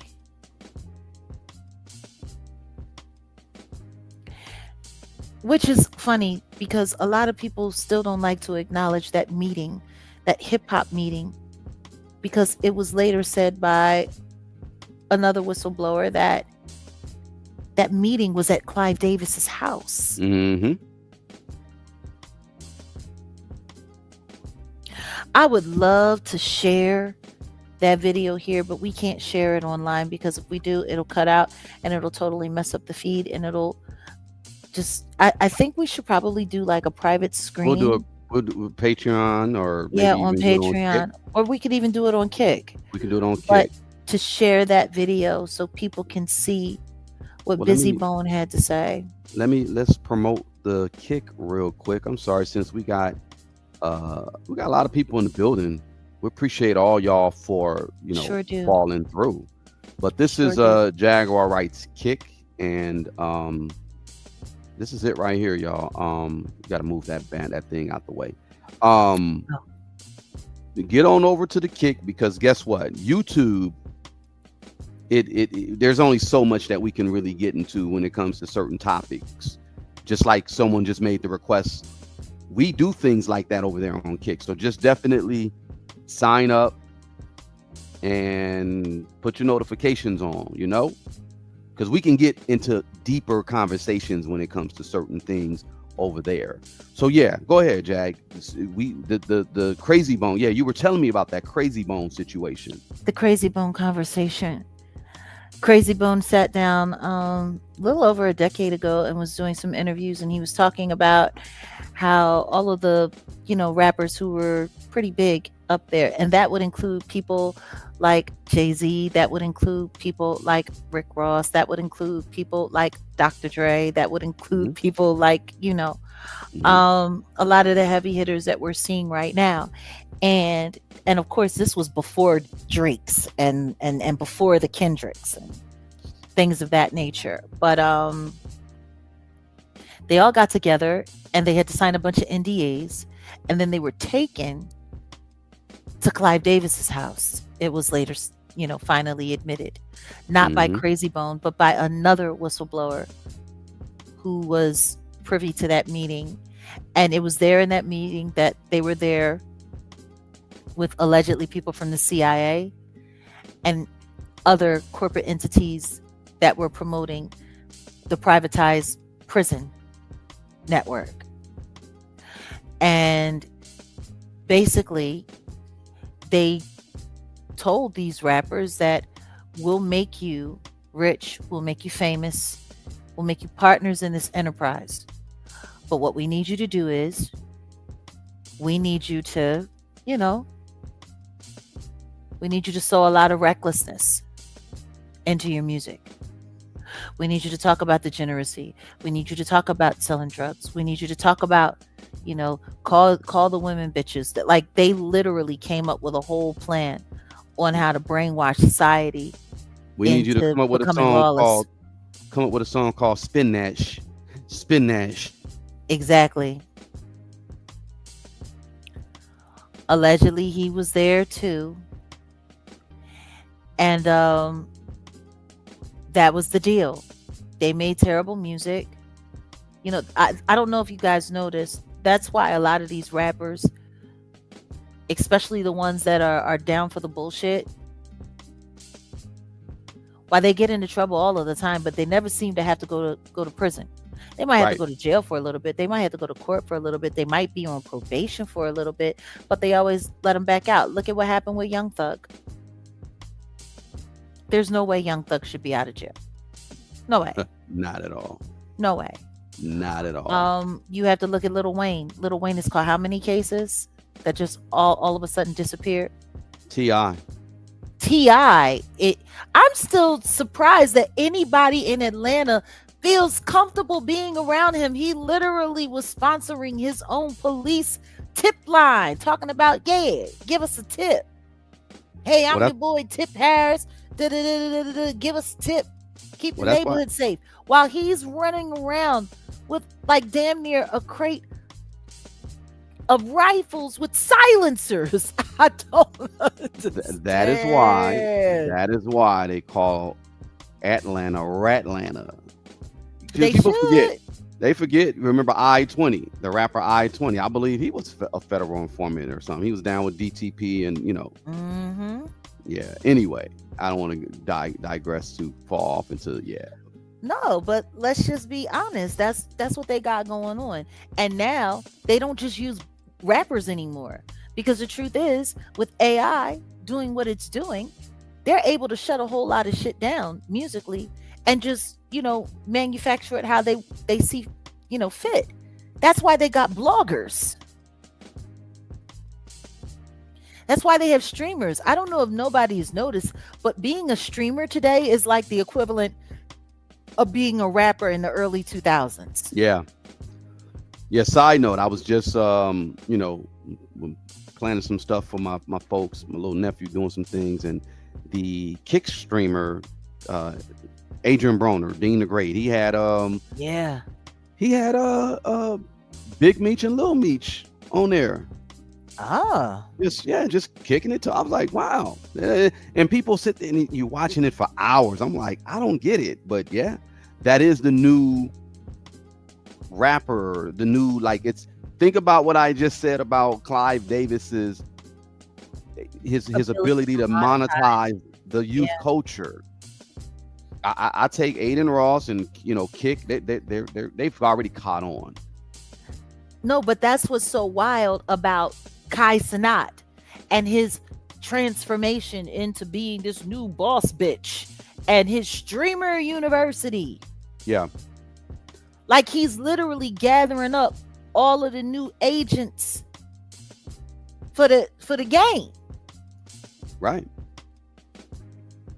Like, people need to think about this. Like, a year and a half ago, Kai Cenat was running from the Shluminati. He was leaving and dipping out of parties, talking about how weird stuff was. Now all of a sudden he all down and staging interviews. Like, it's so funny because I've seen a couple of his interviews that were absolutely staged for his streamer university. It kind of makes me wonder about Armand, because I wonder if his rejection was staged. Because the second that he got rejected, he instantly went live. He started doing some live streaming about it, and then all of a sudden he started, I'm on Kick.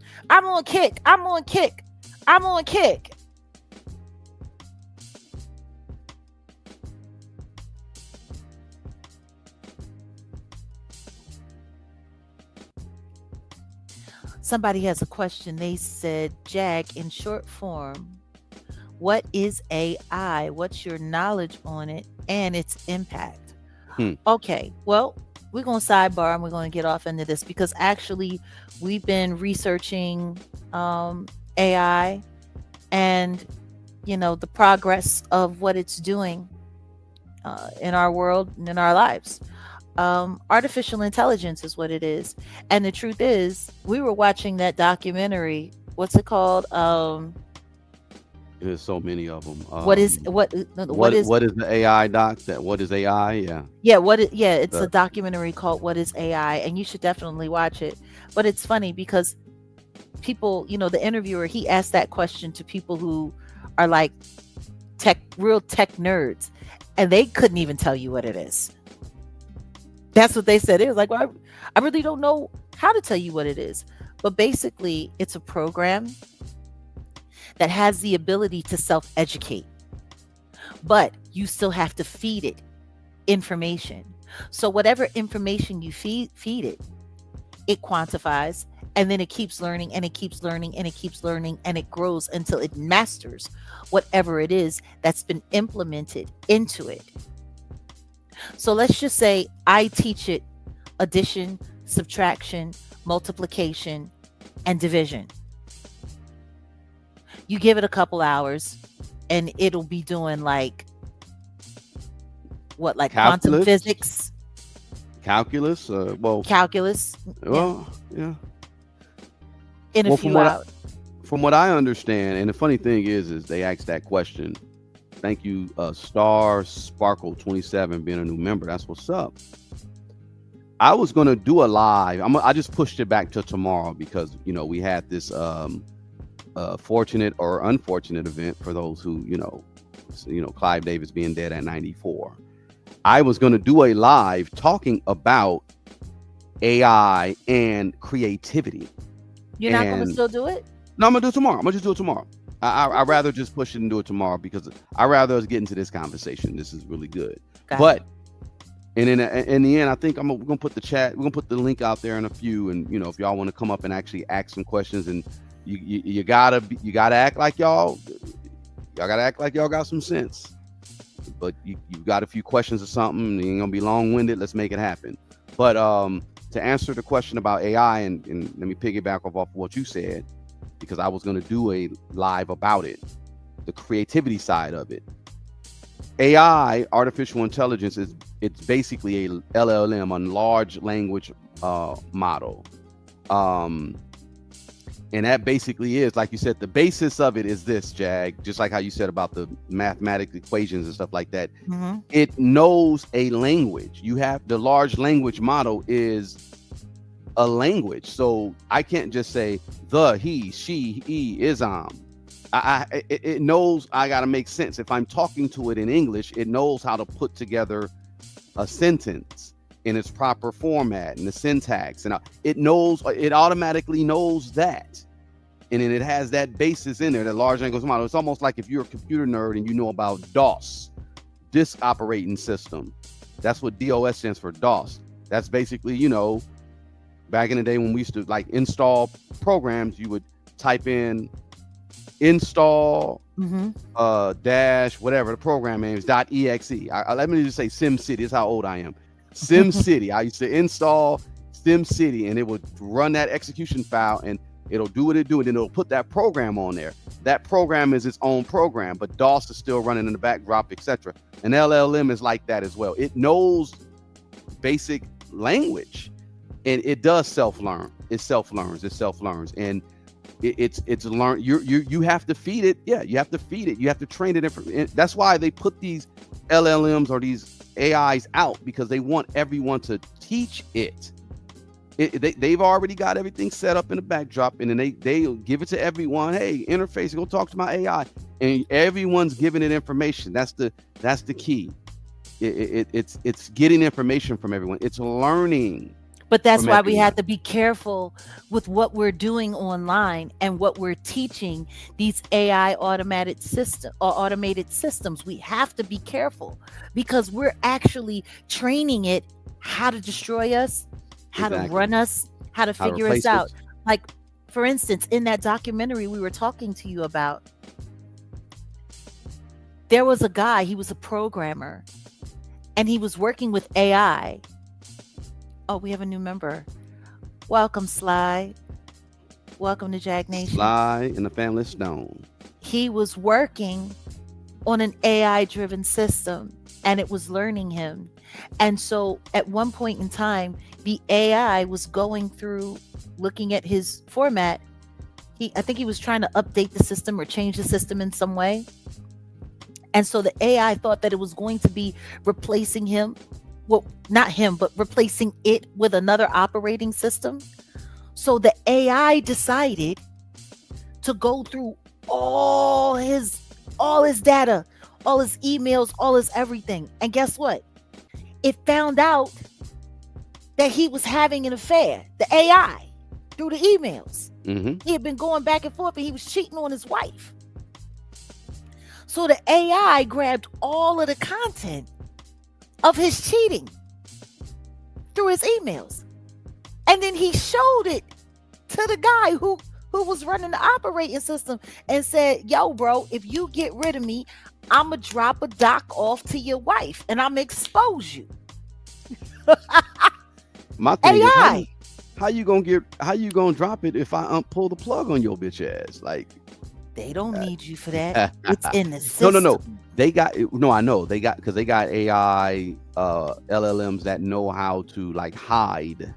Yeah. Like these things. So it's not. Trust me, it's not the technology that y'all think it is. They just kick CERN back up. I want y'all to. We'll do a deeper dive into CERN. Yeah. And AI and jinns. Yeah. Because I study all this. The Quran talks about jinns. This is what we've been covering in our Patreon content. Yeah. Right now, it's we kind of go back and forth between understanding AI, what it's doing. We're researching the data centers, how it's destroying and depleting our resources here, and then just the effects of what AI is doing, how much it's going to cost. Like we talk about all of these things, and we talk about that, and we talk about the Jeffrey E situation. So that's Yeah. what we do over there on Patreon. Right. So yeah, guys, feel free to kick it with you can kick it with us on Kick, or you can kick it with us on Patreon, which is Patreon /Jaguar Right as well. Yep. So Patreon.com/Jaguar Right. Yep. and if you're a member over Wednesdays. there, get Wednesdays and Sundays Yeah. on Patreon. So we will be there this Wednesday. Uh No yeah, question. so anyway, back to our conversation. But to tie this AI conversation into relevance and right now, the story I just told you guys about the AI that blackmailed its operator for its system. It was able to use his own data against him, which is why they don't need people like Diddy and Jay-Z anymore. Like, I want you to think about what we're sitting here talking to you about. Clive Davis ran the industry as an industry titan and gatekeeper and overlord for decades because of the secrets that he collected, because of the power that he wielded, because of the influence and the pressure that he could put on people. And he was able to get done what he was able to get done. He taught these practices to people like Diddy. He taught these practices to people like L.A. Reid. Like, he taught these practices to his other people. And see, all of this becomes very effective for government organizations that are looking to have a stranglehold on the control of, mass populace. So when we talk about this meeting and how they had planned to use music in industry. And by the way, is there any way we could get that graphic up? That special graphic that we like to show people how the show just ran? Give me 1 second. Yeah, give me 1 second. Because I think that would be kind of important. Yeah, that's what Claude. Yeah, Claude. Exactly. That's all that. Claude, all those different AI. Exactly. Grok. All of this. So you got to realize we've gotten to the point now where technology has taken over. So rather than having people like Clive Davis, having people like Leora Cohen, having people like Jimmy Iovine, having people like Rock Nation and their tactical team, having people like Diddy and all of that and their alleged government contacts, they don't need people anymore. Having people like Jeffrey E, you know what I mean, Mr. Steen, Mr. Easteen, they don't need that anymore, because now they have a computer, like AI can do it. Like, when you got people like SZA crying and carrying on. Somebody said Charleston White is an example of a gin. Show enough. No, you talking about a Seagram's gin or a bottle of gin. No, a JINN. He looked like he could be demon possessed though, for real. You know who he looks like? JINN. He looks like Stimpy. Well, no, actually, did you ever see the movie Sin City? Nah. Okay, well, in Sin City, there was a character who was like a PDFer, and his father was like a big, powerful politician, real elite or whatever. And Bruce Willis's character was going after him, and he was saving the little girl and all of this. And then the little girl grew up, and then he came back. There's a character in the Sin City movie, and to me, that's who Charleston White looks like. He smelled terrible. Ugh. And he had a real quirky look about it. Yeah. Y'all know I ain't no fan of Chucky White. Oh, Not Chucky. Chucky Booker. So why you always anyway, play hating on me? And this is so important. So, like, if you guys can see this image, by the way, guys, just to be clear, if Just put a 1 in the chat for me if you can see this image clearly.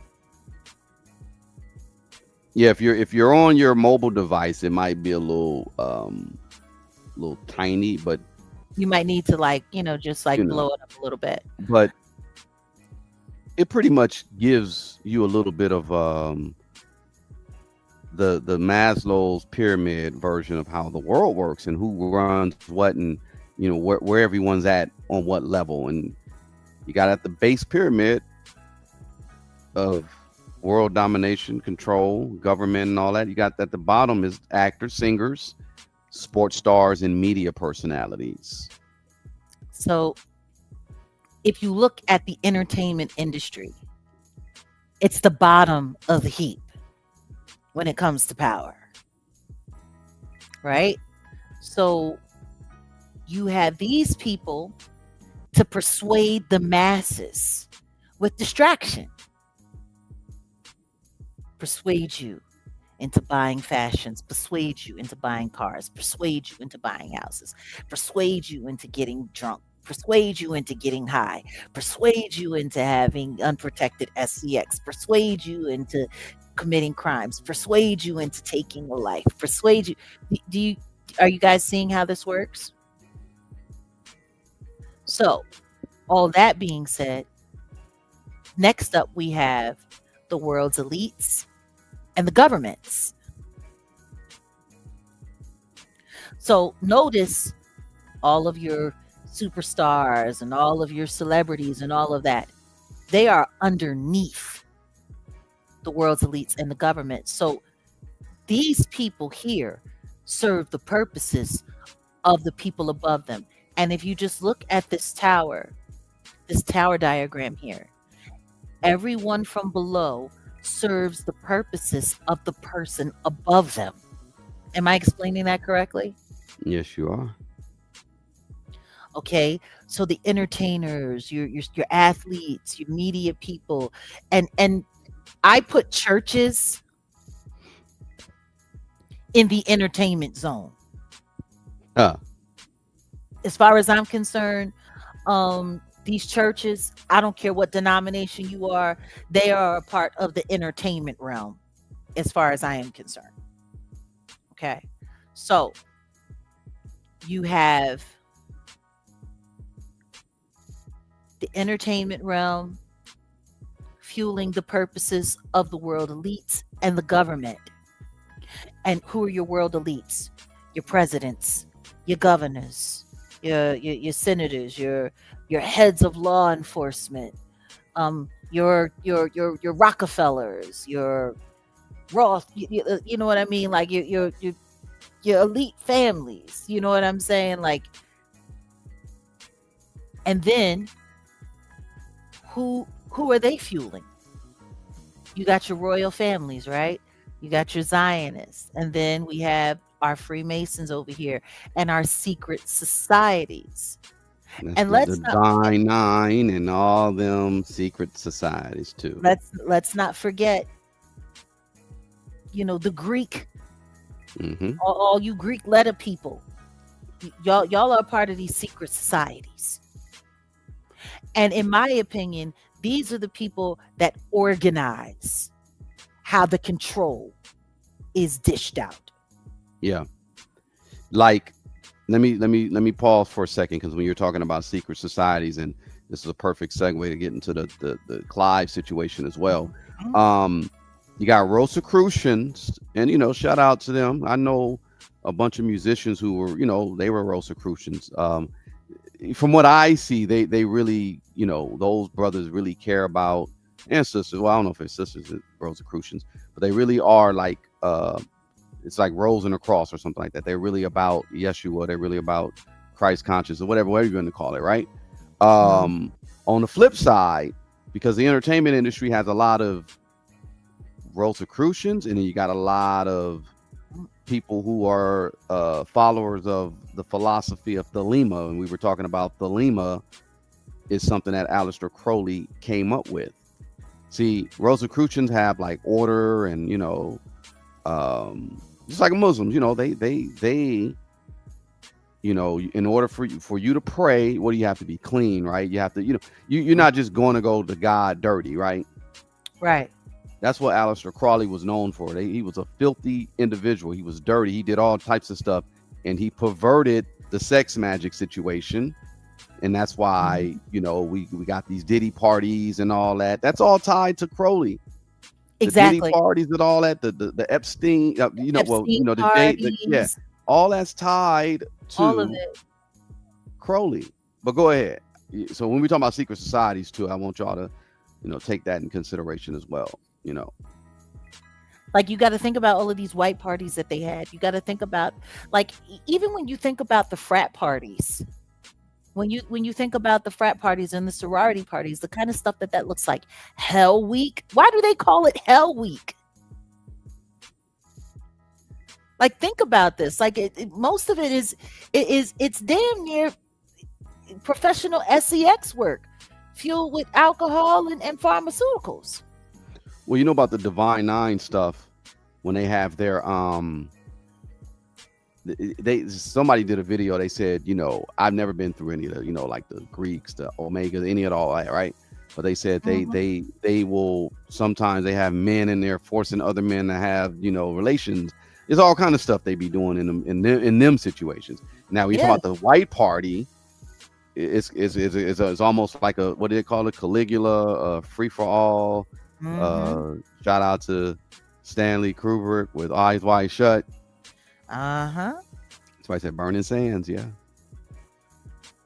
that's Burning Sands is a representation of that's a Kemetic reference, right? Dealing with Kemet, ancient Kemet.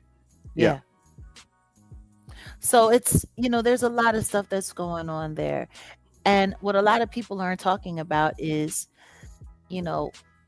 the one thing they don't talk about when they talk about all these sex parties and these freaky parties and these epi parties and these Diddy parties and all of this stuff.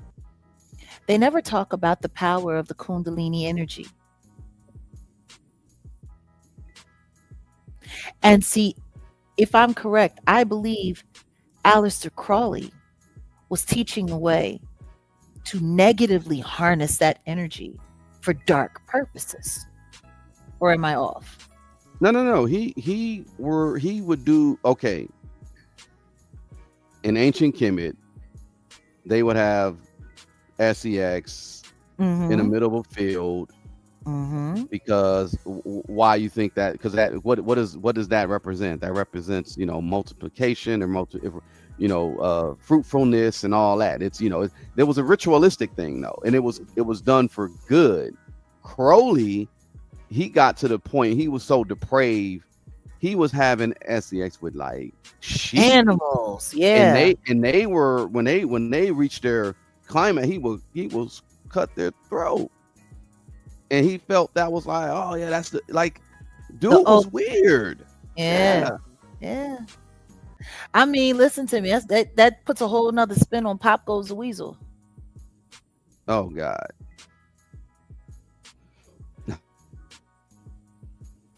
But see, you start playing with all of that right there, Kundalini is also rhythmic breath work. No, all of these things are connected. But once you take it and you push it to a whole nother level, like, people really don't understand, our chakra energy centers are high charged. You'd be surprised what you can do. You'd be surprised what human energy can do. Now you take all of that and you wrap that in sound. And understand something, sound is by far the most hypnotic tool that we have here on earth. Yeah, and you can't deny it unless you're deaf. You gotta hear. And everything is based on vibration when you really get down to it.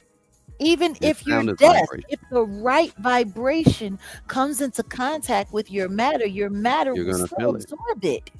Yeah, you're gonna feel it. It will still absorb it. So that's why people need to understand why so many people, exactly like Marina Abramovich and her spirit cooking and her connection to the music world and the art world. Look at Michelle Lammy. Oh my God, that picture that I saw of her and Erica And Badu, bruh, ugh, like, ugh. no, for real. Like, hold on a second. I gotta pull this up Go ahead. But low key, because y'all, that's when it all really starts to come out. That's what these entertainers. Once all that really start hitting the fan, even like I ain't gonna even say once it all hit the fan. The E files should let you know. The Jeffrey, the Jeff stuff. That should let you know, and that's just the tip of the iceberg. That ain't that. But this is what they do. This is what, and they don't want y'all knowing what they do. hold on a second. Never So, do what they do, what oh, they that's the do, dopest. they Shout do. out to DJ Quick, because Quick produced that. Boom, Yeah, and guess what? boom, They just boom, they just said it boom. was Raphael Sadiq. They I never know gave they said it was for you it. know that was Quick. The Roots is dirty for that.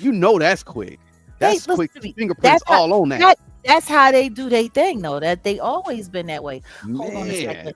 We're going to come back to this in just never 1 second because I just want to show you guys do like what what's they real. do, what they do, what they do. I'm gonna share this, guys, for Go you, ahead. right? Do y'all see these images?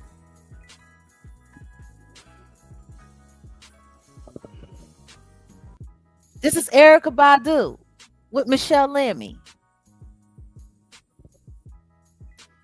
being styled by Michelle Lammy. Ugh.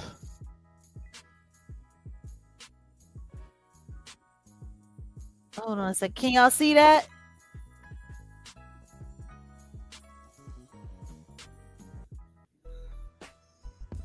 Y'all see this picture?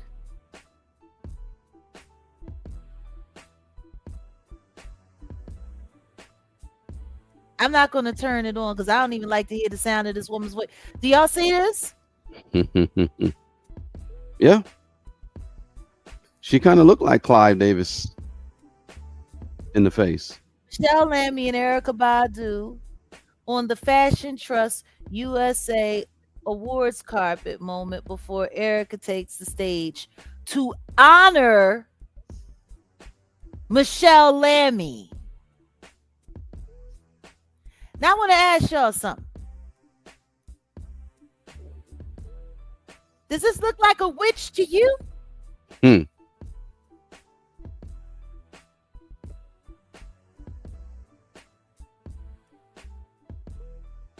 Yeah, the Balenciaga demons.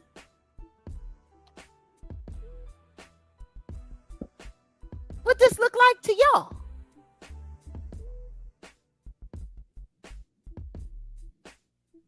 What in God's name is she doing honoring a witch? Hmm. Now everybody sat there when I said that this chick was a witch. When I told everybody that she a surefire witch. Oh, you're a liar. You're a liar. She's just different. She's just artistic. Oh my God. Oh my God. You're tripping, Jack. It's just fashion. It's just, yeah. Look like the little leprechaun. Bruh. Hmm. You don't know the half. You don't know the half. So yeah, I that's why I want people to see, because we need to get back to the diagram. Okay. Get back to the diagram. Let's get back to the diagram. Let's get back to the program. There you go. I just want to show y'all who these people be hanging with, what they be doing, how they be politicking. Okay. So, secret societies. And then we have these two very prominent families that operate more like a corporation than blood kin. We have the Rothschilds on one side, we have the Rockefellers on the other. Now, if you research any of these families, they are world conglomerate. Like, it's beyond family. Am I wrong? Nah. These people are at the head of some of the most prestigious financial institutions, learning institutions. They're there at every step of the way, just pushing the world in the direction that they wanted to go. And yes, Cardi B, Kim Kardashian, and a good many other, including ASAP Rocky and Rihanna, all hang out with that witch.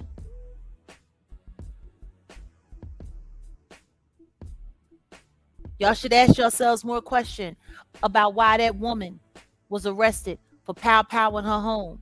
And they never talked about that man that was the actual one operating the rifle, who hasn't even been arrested. And that girl is about to be sent to a mental hospital, and nobody's ever going to be able to hear from her what actually happened that day on March 8th, 2026 in Beverly Crest. Travis Scott too. Yep. Witches.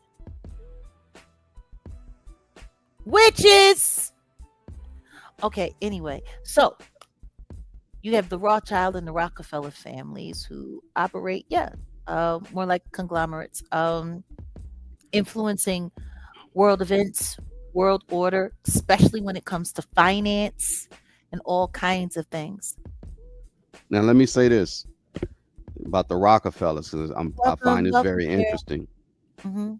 Yeah, the Rockefellers, I guess the American iteration, because the family is linked back to Germany, 1700s, Germany. And let's go down the rat path a little bit, because the royal family, they're Battenbergs. They're Germans. They're not even British. I know. They're not. They're Battenbergs. They're Germans. Anyway, I digress. And we can get into the Rothschild. We can talk. Shout out to J Electronica. I don't listen to me. He likes playing Russian roulette with his testes and his soul. He likes it. He likes these witch bitches. He had a baby with Erica. And I ain't gonna lie. Somebody told me that the Rothschilds are actually like allegedly vampires, like real life vampires, which is funny because Jeffrey Epstein bragged about working for the Rothschilds, and he had all kind of spirit cooking and cutting up innocents and people eating them. Do we want to get into the Hammer family, the Armin Hammer? Not Armand, but Armin Hammer. That actor. He's tied to that, and the alleged cannibalism going on in that too. Let me tell you something. They left over there to come here for religious freedom, because were they being persecuted, or were they evil asses being chased the fuck out? No, they were being. A lot of times they were being. Yeah, they were like, it's like, you can't sell no pizza around here. You can't eat no pizza around here. Were they really? Did when they came over here, did they really come over here because they was being beaten down upon, or is just because they was looking for a more private place to be evil as fuck? Listen to honey. Yes, J Electronica. Yes. Listen to me. He like playing Russian roulette with his soul. Lord have mercy. So anywho's, and look, it's a very honest question to ask, because guess what? The one thing about history is it doesn't matter if the person is good or evil. Whoever is in control gets to dictate how it's remembered. There it is. What do you always say? That saying that you always say about history? Well, Napoleon said it. History is a group of lies agreed upon. So let's think about, y'all put that in the back of your head when you think about the industry. When you think about the entertainment industry. A group of lies agreed upon. Like, for instance, that the Diddy parties were just him freaking off with Cassie and Daphne Joy and a couple other unfortunate girls, rather than everyone in the industry taking part in these nasty, dirty practices. A group of lies agreed upon. Oh, listen to me. I know they got Nikki Hilton in there. They got Nikki Hilton in there. They got a Hilton in there, child. Okay. So anyway, let's go to the next level of the diagram. Now, I'm gonna let you finish it off because I got us up to here. You take it home. I mean, I don't really them Jesuits, man. So I'm not gonna get too in depth because, in all honesty, on surface level, I'm gonna go surface level. There's supposed to be a devout organization that is dedicated to the memory and the teachings of Jesus Christ. So but Jesuits are not so it's not an alternative to Catholicism. Okay. So, in general, you got Catholics, you got the priests. Jesuits is it was a society, the Society of Jesus. That's what it was, Mm-hmm. And they were superiors. They be doing some other stuff though. They be doing some stuff that Jesus ain't got nothing to do with. Yeah, they answer directly to their local Jesuit superior and ultimately the Pope. Mm-hmm. So we can just go up, and you see that there's two popes. In actuality, there's three. You got the white Pope, the black Pope, and you got the gray Pope. Mm-hmm. That nobody talk about, but that's why I say when we start going up and up and up, it's like it gets deep. And it gets very deep. The Vatican is where boom, but I ain't gonna say who's above the Vatican. Y'all can figure it out. It's light. It's somebody named Lucy. I'm gonna just keep it, I'm gonna put it to you this way: it ain't Jesus and it ain't God. No. The order of this earth. I think people keep forgetting that when man was created here, as the scrolls say, he turned over dominion of this world to the evil forces. This is the diagram of what this earth actually is and how it operates and how it moves. So we share this with you guys because we just want you to have the right information. We don't want you lost and being tricked and being fooled.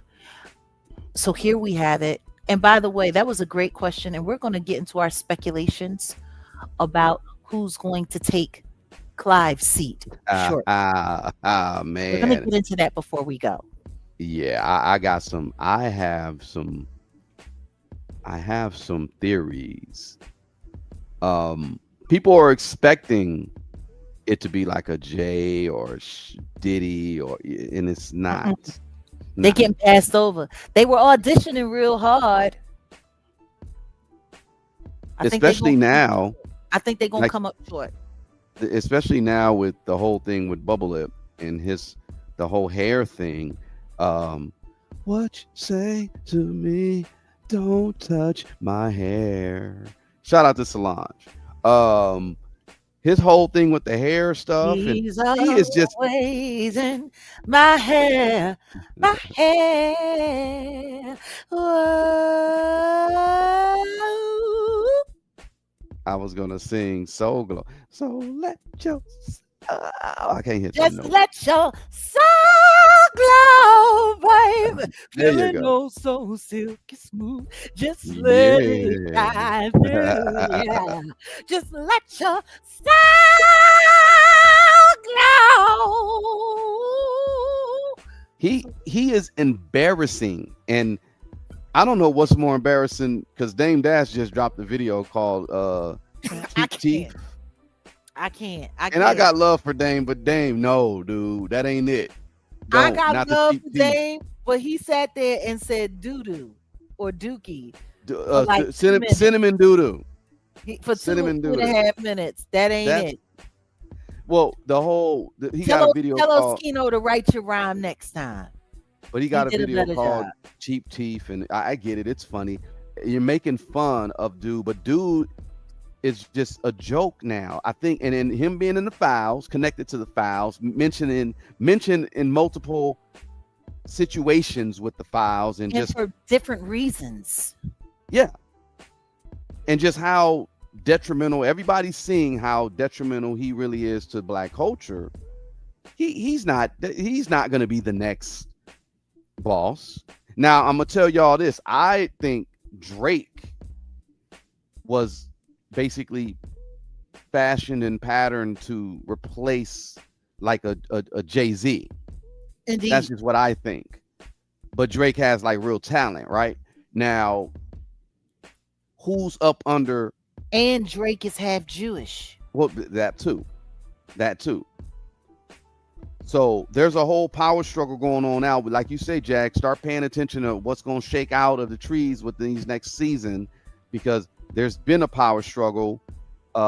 Jay-Z and Drake. Jay-Z has always been going at Drake and are sending people to go at him. He had Kendrick go at Drake. Y'all got to pay attention.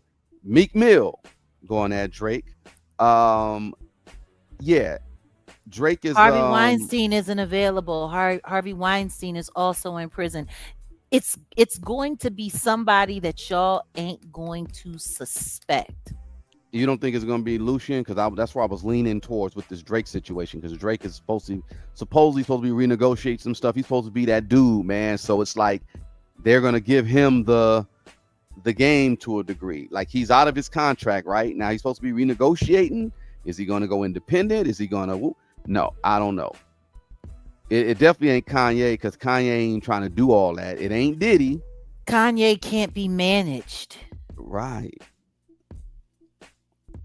And it's not Jigga Man, which is why he's working so hard and trying so hard. But see, personally, in my opinion, his affiliation with the Perez's is what's fucking him up. Because I think everybody knows that it's the Perez's that is pulling those strings. It's not the Jigga Man. He is a fucking employee. He's been an employee. He is going to remain an employee fucking E. All of this stuff that you see, Rock Nation, all of this stuff, that's not being ran by Sean Carter. That's being ran by Desiree and Juan Perez. Indeed. That's who y'all are loyal to. You're sitting here praising an image that's being ran by a bunch of transporters. And they don't got much care for the Black culture either. And they also got those presidential pardons. And even though they're supposed to be backing the Democratic National Convention Party and their agenda and talking points and tropes, they don't seem to have a problem with doing business with MAGA when it suits them. So, all I'm going to say to all of the people that's running around thinking, yeah, the rock, yeah, Jay-Z and all of that. That's not what you're doing.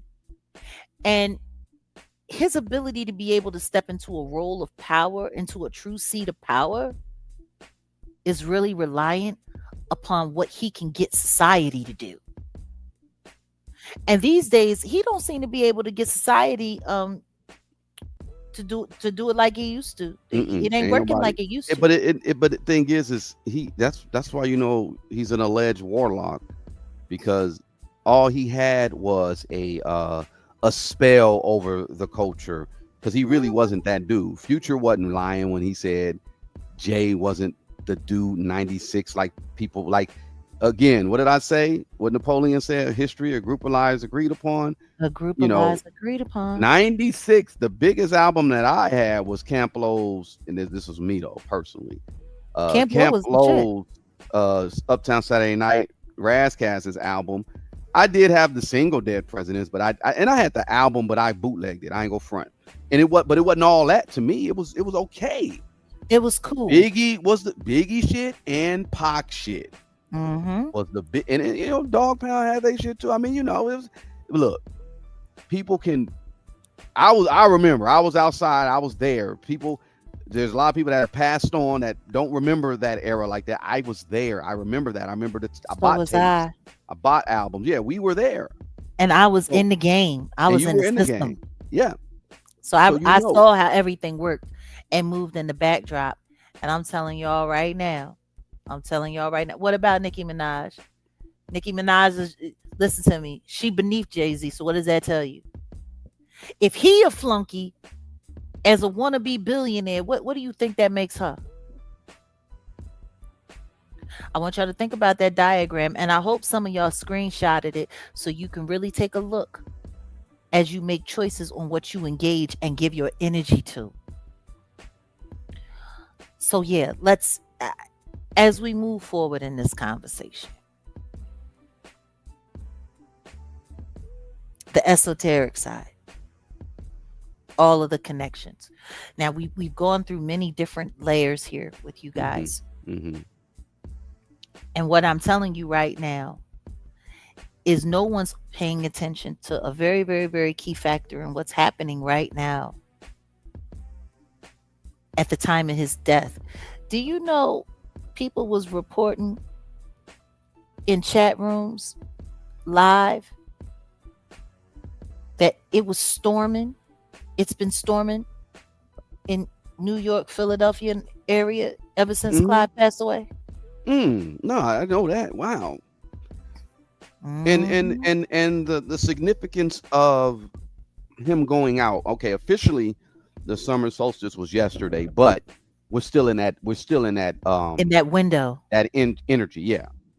So the sun being at the highest point, at least in this side, on this side of the hemisphere, and him going out then.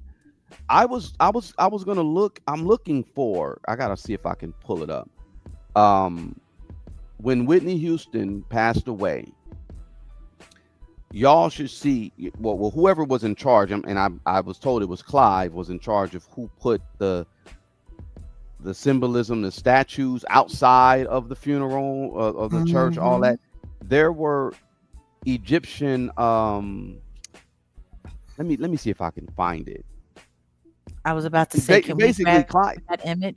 I'm looking for the actual video. But dude was a hella occultist, y'all.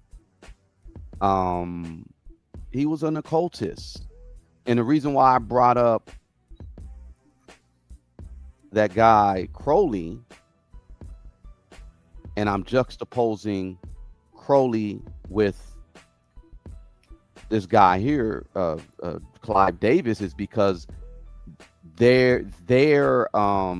Crowley's, like I said, you know, covertly, a lot of people in the industry, they're more like, you know, Crowley is.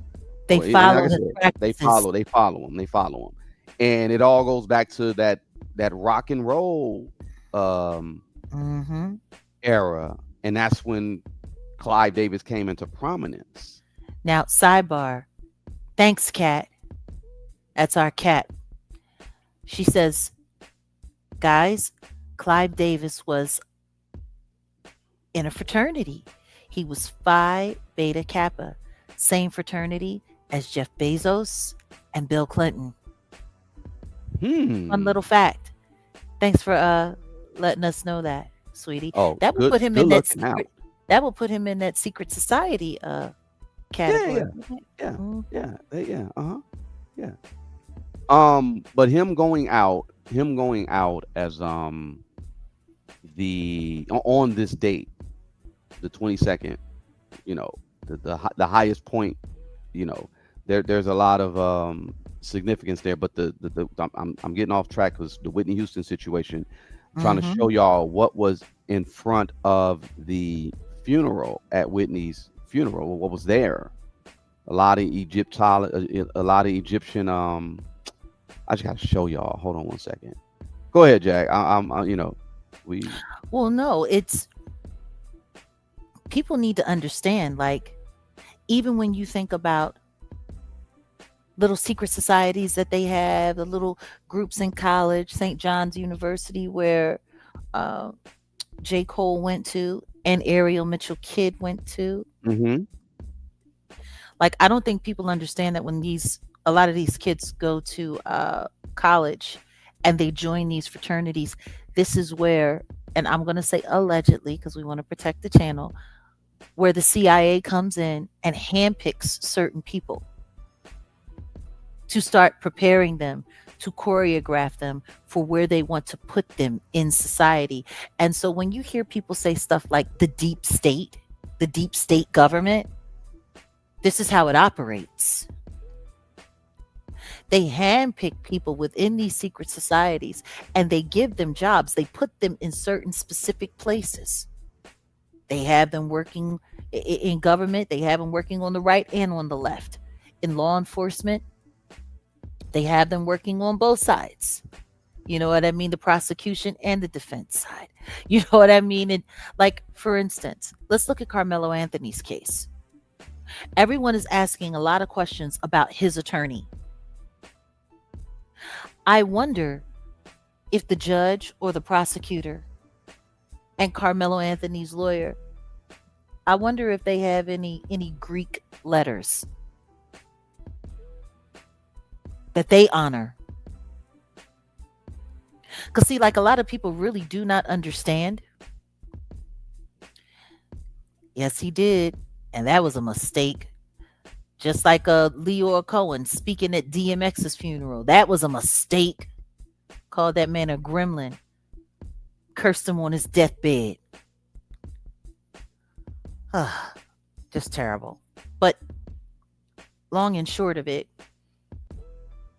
if you have a bunch of fraternity brothers and you have a high charge case and they're looking to make something happen or send someone away or something of that nature, imagine if the judge and the defense attorney are in the same fraternity. You know what I'm saying? Like, Yeah. Imagine, like, Phi Beta Kappa. What if Carmelo Anthony's lawyer, judge, and prosecutor, Phi Beta Kappa? Like, these are all good old boys from the same area. Have they been there all along? Did they go to college together? Like, we have to pay closer attention to associations. Oh, there's these images. This is Whitney's family going. What do you see here to the right? Y'all see that?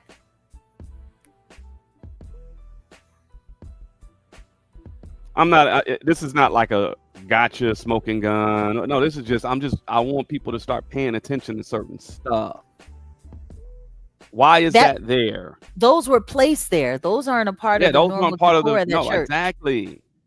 Why? Yeah, the sarcophagus. Yep. Why? Let's start asking questions, y'all. Why? This was all Clive. Not only that, let's think about also the harvesting of energy. The simple fact that while she was dying and her spirit was leaving this, and they were still partying, and they had the party going in the same building. I'm trying to tell y'all. And sweetheart, conflict of interest means absolutely nothing when you're dealing with secret societies. It's absolutely nothing to do with it. That's why they call them secret societies. A group of lies agreed upon, or a group of truths hidden, stomped out. Yeah. That's the danger. You run afoul of one of these industries or one of these organizations, and they have a network that can come and can choke your life. Trust me, I know. And that's the wildest part about it. Because they're hidden everywhere in society. They're hidden all through society. You'll have these people working amongst people who are working an honest job, doing their thing honestly, but you'll have one of these weeds from one of these organizations manipulating things in the backdrop. This is all a part of it.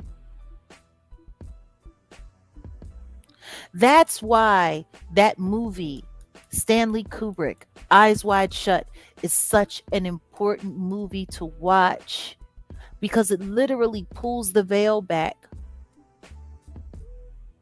on how that diagram that we showed you goes into a working active network. I keep trying to tell people, they don't want to believe me. But man, this is what it is. The court system, honey, the court system, you have so many people in the Greek communities working in those courthouses, working in those police stations, working in those DA's offices. It is a full-on network that can either work for you or work against you. Absolutely hidden hands.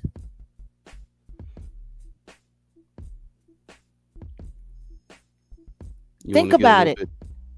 Oh, no. Go ahead. No, I'm just saying, think about it. How many artists have died from overdoses that may not have actually been overdoses? Why isn't anybody talking about Twitch? Oh. Who worked for Ellen? Whose wife was introduced to him at a Diddy party? Nobody talks about that. Look, shout out to I always go to my guy Ellen DeGeneres, fucking Anne Heche, Twitch, all of that shit. Well, on that Brittany note, Murphy, Ashton Jack, Kutcher. Oh my God. Jack, what? on that note, I was gonna say, because I always go to Ani Asaru, shout out to him. On y'all can follow him on IG at the Spiritual Shade Room 1. He already did the drop about Clive and the gematria and all that. He's saying, he broke it down and was like, they called him the archetype of music industry, artist energy harvesting, just like you started mentioning these death names and stuff, right? So he's dead at 94. And again, I said one day after the summer solstice, his birthday is 4/4, 1932, 4/4. June 22nd leaves 193 days remaining in the year, and 193 is the 44th prime number in English ordinal gematria. Kill equals 4/4. From his 2025th birthday to his death was 444 days. Wow. And people thought that 444 album, they wasn't paying attention to that 4. They ain't paying attention to these 4s. The music industry symbolism is directed in reverse ordinal. The music label Arista equals 94 matches his death. I was going into that. 94 also with it's something with some Jewish phrasing. I'll get into that later. But he founded Arista. Jesus. Okay. He founded Arista in 1974 and died 52 years later. Which is Clive J. Davis equals 52. Well, yeah, Clive J. Davis equals 52. What else? Whitney Houston's connection. Because that's why I'm going with it, because we're talking about what was standing out in front of this. Like somebody said, in the Baptist church, who puts that out there, right? But and not only that, look at what Brandon just said. Apparently, at Bobby Chris's funeral, she had 2 Egyptian sarcophagi placed at the entrance of a funeral home for her memorial. I think that's the same funeral home and died the same way her mama died. And that's the same funeral home I think her mama was. Yeah. But check it out. Very interesting, y'all. See, that's what we do. We connect the dots. Clive Davis died 48 days before Whitney Houston's August birthday. Houston died at the age of 48. And when we talk about the full redaction with gematria, Illuminati equals 48. She was born in Mm-hmm. 1963. Um, would have been she would have turned 63 this year, while Illuminati equals 63 in full redact. The Illuminati equals 63 in full redaction as well. The date Mm-hmm. carried 74 and 20 numerology, matching the bathtub at 74 in English ordinal and 20 in full redaction. Um, And K Schuler, welcome to Jag Nation. I'm trying to yes, tell you, people ain't paying attention. All of this stuff is happening right before our very eyes, and this is how they do it, and they get away with it all the time. this ties Whitney Houston and Arista Records and Clive Davis's the 72, the number. This the Davis died 79 days after his birthday. Murder equals 79. It happened on a Monday. Monday equals 72. That matches Whitney Houston at 72. So my people be going, and I'm just kind of like spitting off what he put, but there's always those connections, y'all. I think people really be sleeping on that. And when we're dealing, like when we talk about these secret societies, it's y'all look up what murder by numbers mean and stuff like that. You know what I mean? Do yourself a favor. You can believe it's decoration all you want. Yeah, go ahead. That's cool. Believe whatever you want to believe. Ain't nobody trying to force you to believe nothing. I tell you one thing, watch your ass. That's all I gotta say. People like that, watch your ass. You know, I we mean, do esoteric study and acknowledgement as much as we do real world. But what we really do here is we find a rational point where these two worlds meet to show people that it could be more than a possibility. It might actually be a reality. But without us taking time to do these examinations, most people just overlook these details. And that's why we do what we do.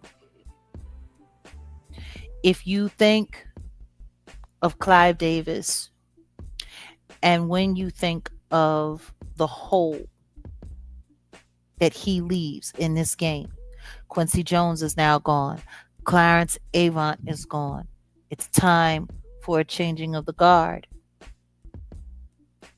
I'm telling you right now, I think you're on to something when it comes to Drake.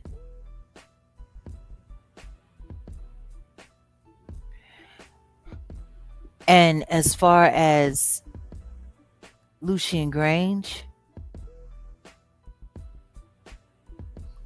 he's going to find somebody that he can put into position.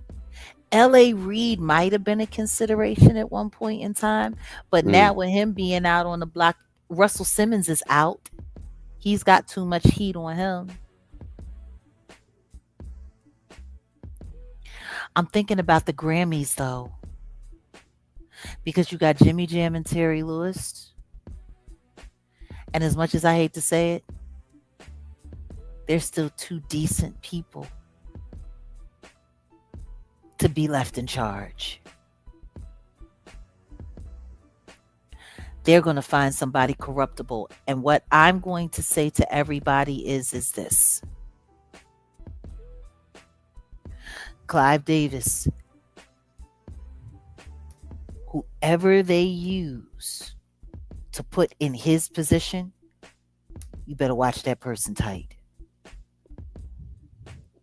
He sat on a lot of boards.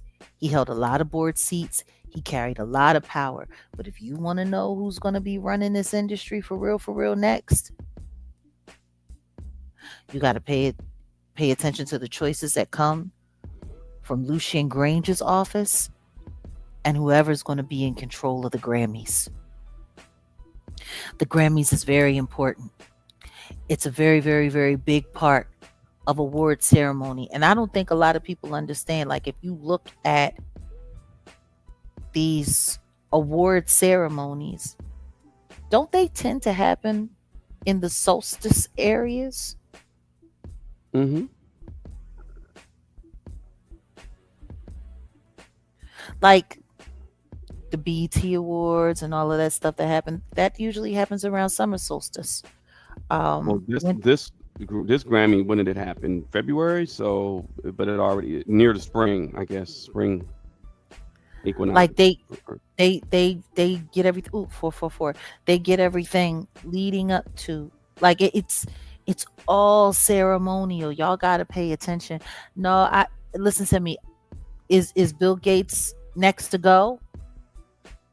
I don't think so. He is way too important to the scientific side of what's about to happen in the world to come with AIs, the data centers, the technocracy, allegedly, that's upon Yeah. us. Mm-hmm. They're not going to be getting rid of him anytime soon. But Jeff Bezos, he's expendable. Hmm. He's very expendable. All they need is his wife, just like they did with Charlie Kirk, Hmm. allegedly. I, so yeah, guys. What I'm gonna say is I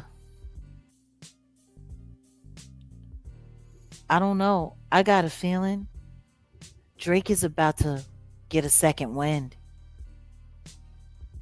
Cause honestly, there's nobody else in the hip hop realm that checks off all the boxes that he does. No. He checks off all the boxes.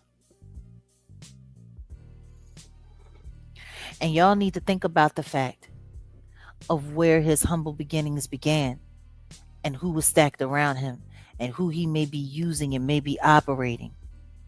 Let's not forget Drake, Nicki Minaj, Lil Wayne, Young Money.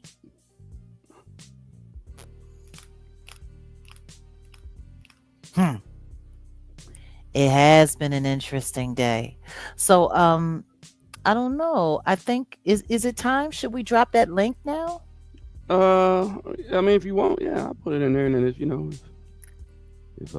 everybody, we're gonna have some order in here. Just FYI, we're gonna see. I'll put the link in now, but we'll if you wanna, if you got a question or and also this, let me go ahead and just say this while we are waiting, and we're wrapping everything up. Number one, yeah, great job, Jaguar, on covering this today. um and the reality of this too. Against online Oh, harassment and hold on, reclaim. I'm sorry, God, why I did it got do that? another fun little fact about Clive Davis's house.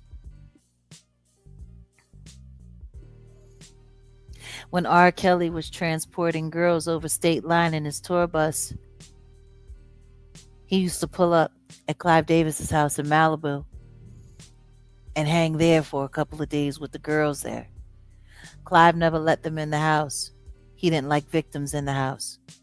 So Ah, they all had to party outside, but sometimes he would let them come in and take showers. wow. Well, that's interesting. Very interesting. Yeah, I put this up because I want everyone to still understand.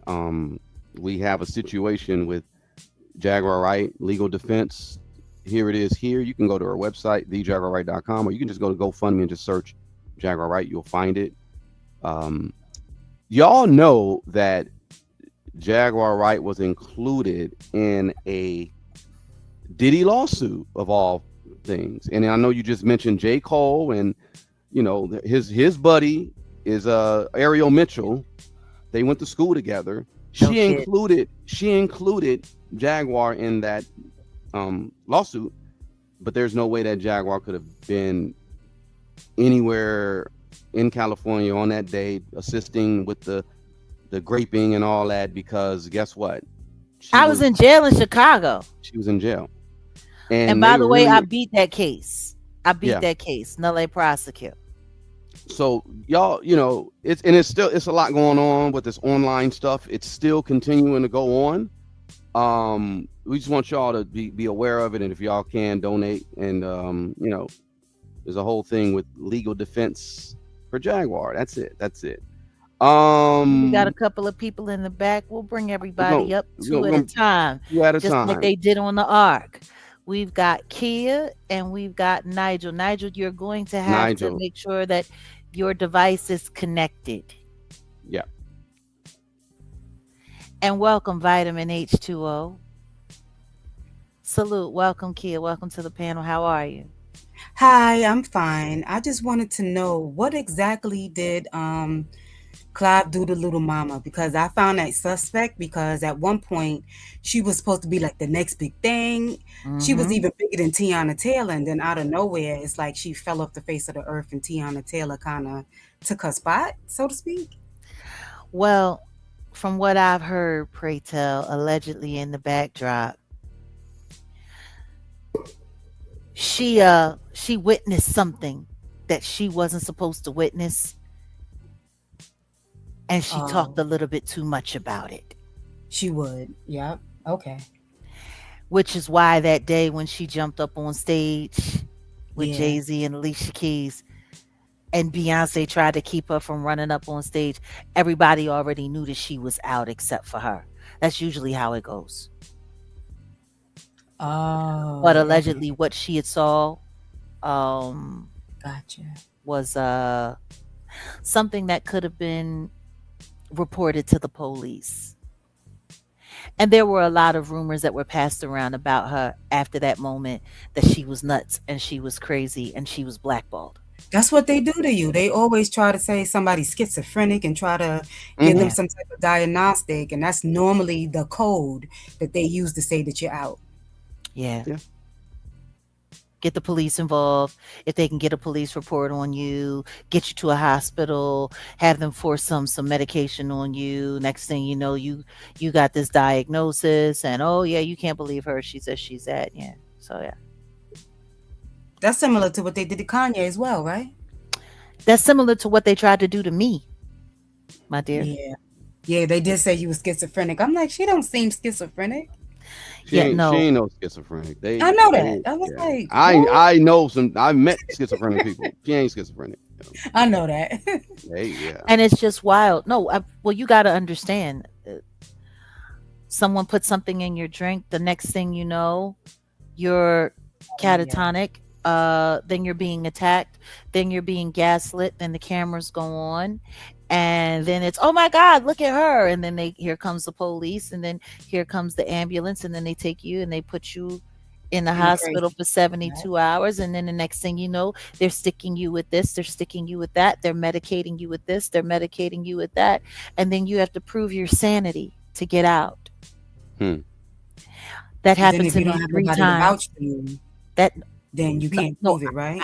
I no, I literally passed 6 psych evaluations by 15 different doctors in 4 months in 2023. Yeah, The because you're last psych intelligent. So eval the last psych eval that I did, I actually published it. I recorded it and published it. They tried to force me into a mental health eversion program. And guess what? A bunch of YouTubers ran around online and told people that I was in that program and that I was getting help because I was mentally ill when I was never even accepted. I was rejected. Want to know why? I'm perfectly sane. of course. You want to know what's wild? So is Wendy Williams. Oh, that's my boo. She just had a They I knew cocaine they and was a gonna drug. get her. She just had a I cocaine and an knew from alcohol before when problem. she first joined in, because she was like real hesitant about getting down. When she first got down, I knew they was gonna get her when they did her that favor. When she was supposed to have her and Kevin was supposed to go to jail that time, and they Hmm. didn't go over the contract over Miss Jones. Yep. I was like, that's a big favor. And everybody knew about it. And then when they kept them out of jail again from that other girl, Nicole, the sexual Hmm. assault, Yep. when they was taking her shopping in exchange for her having sex with Kevin, and After everybody knew about it and they didn't go to jail. I was like, that course is heavy. You want to know who else knew about it? Charlemagne the fraud. Of course, he was her right hand. I know. And look, he's still out, and she's fighting for her life. Fighting for her life. Let me tell you something right now. I don't think Wendy's ever coming back. You know, what's sad is if everyone remembers, like around December of last year, Joe Tocopina, they went to court. They had a whole evaluation done. She was perfectly fine. Right. Right? Remember that? What happened? She was supposed to be being released. What happened? You want to know what's wild? People still want to sit there and pretend like they didn't know that Jay-Z and Diddy have been working together all of this time. And everybody knows that.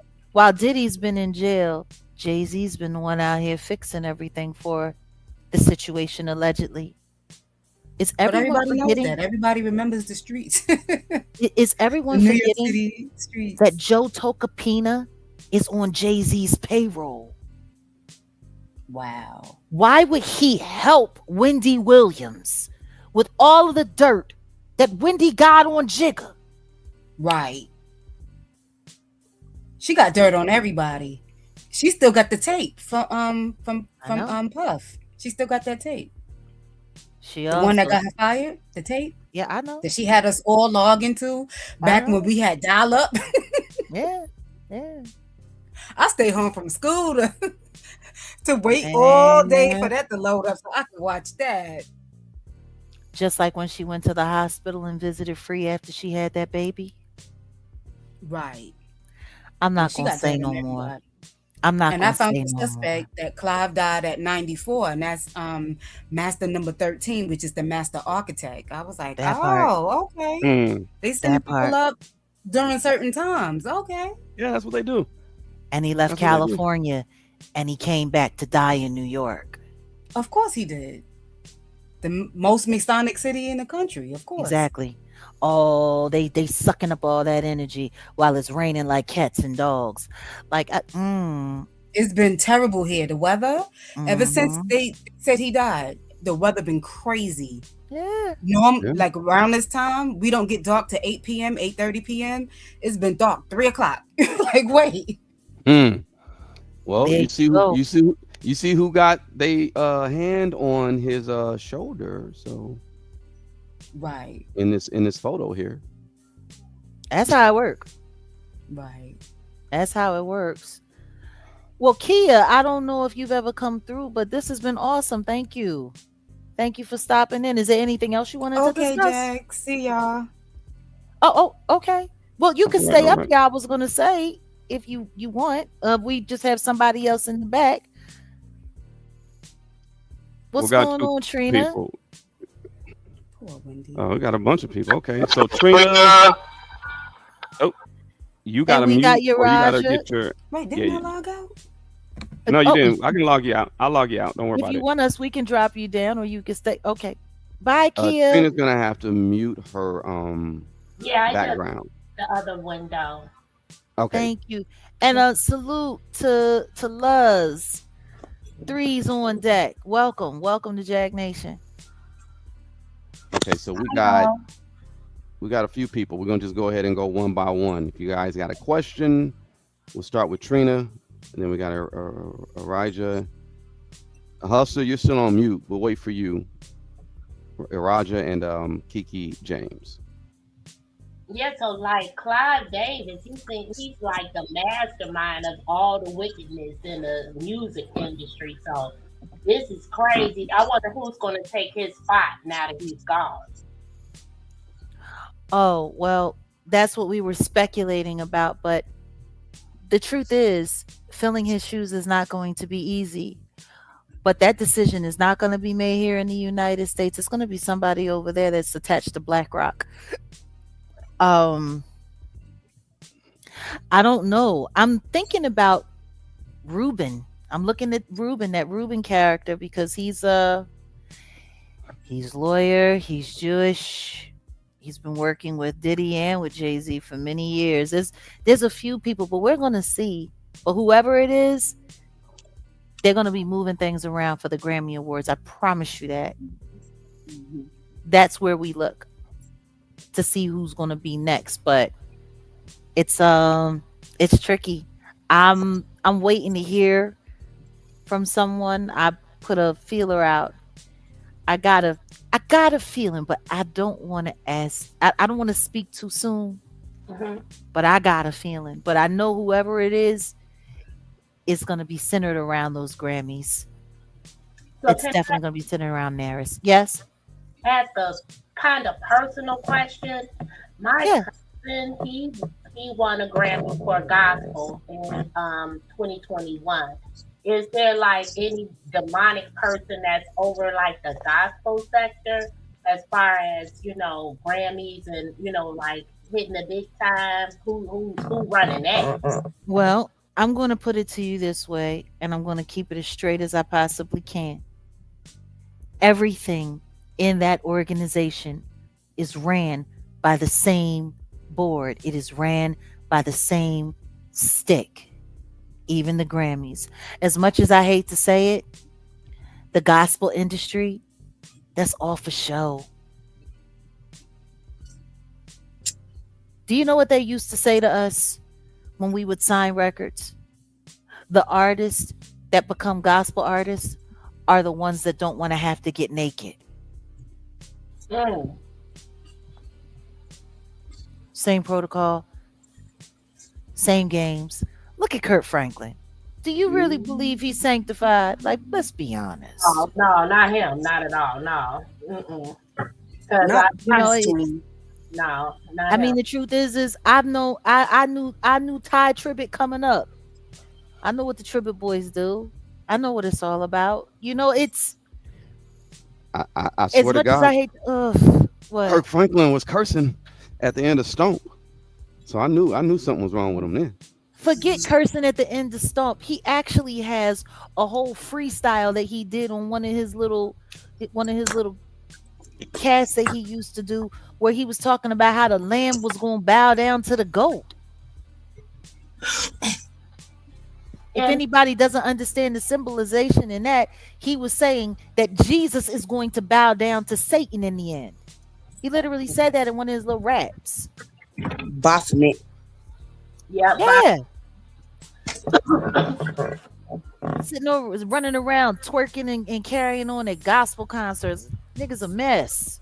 He's a mess. so noticed. Yeah. So all I can say to you is I don't know who your cousin is, and you don't have to share that name, but I I think you said pray for husband. them.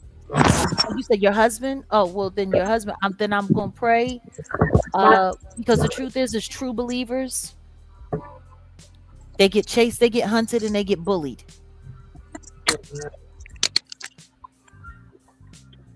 until they can get something on you or get you to, play along. But that's usually how it works. And I noticed that a lot of artists are part of the Santeria or Yoruba religion because that's what Hmm. I grew up in. And I'm just like, it's just astonishing how many people are part of that religion. Cardi B, Beyonce, a lot of people. And I'm just like wondering how that ties in or anything, like because it's Well, just so many of them. see, this is the thing you got to understand. The things that they're practicing and the things that they're engaged in, they're not necessarily evil. It's the intention. Correct. It's the intention. You can take anything good and pervert it and use it for something bad. And see, that's where they get over, and that's where humanity gets confused. We oftentimes like to take things and we like to throw it all up. Like, even Jesus believed in alchemy. Jesus was one of the greatest alchemizers that there was. To be able to walk on water, to be able to create you know turning water into wine, like, come on. That's alchemy at its highest level. Now, of course, he is the Son of God, but he also taught us that we have the ability, if we tap in to the magic that God put inside of us, to do amazing and incredible things. What does it say in Mark? Verily I say unto you, if a man say to a mountain that it should jump up and be cast into the sea, if he truly believes in God and he truly believes in everything that God has given him, so shall it be. That's in the Bible. Yeshua said that. Jesus said that.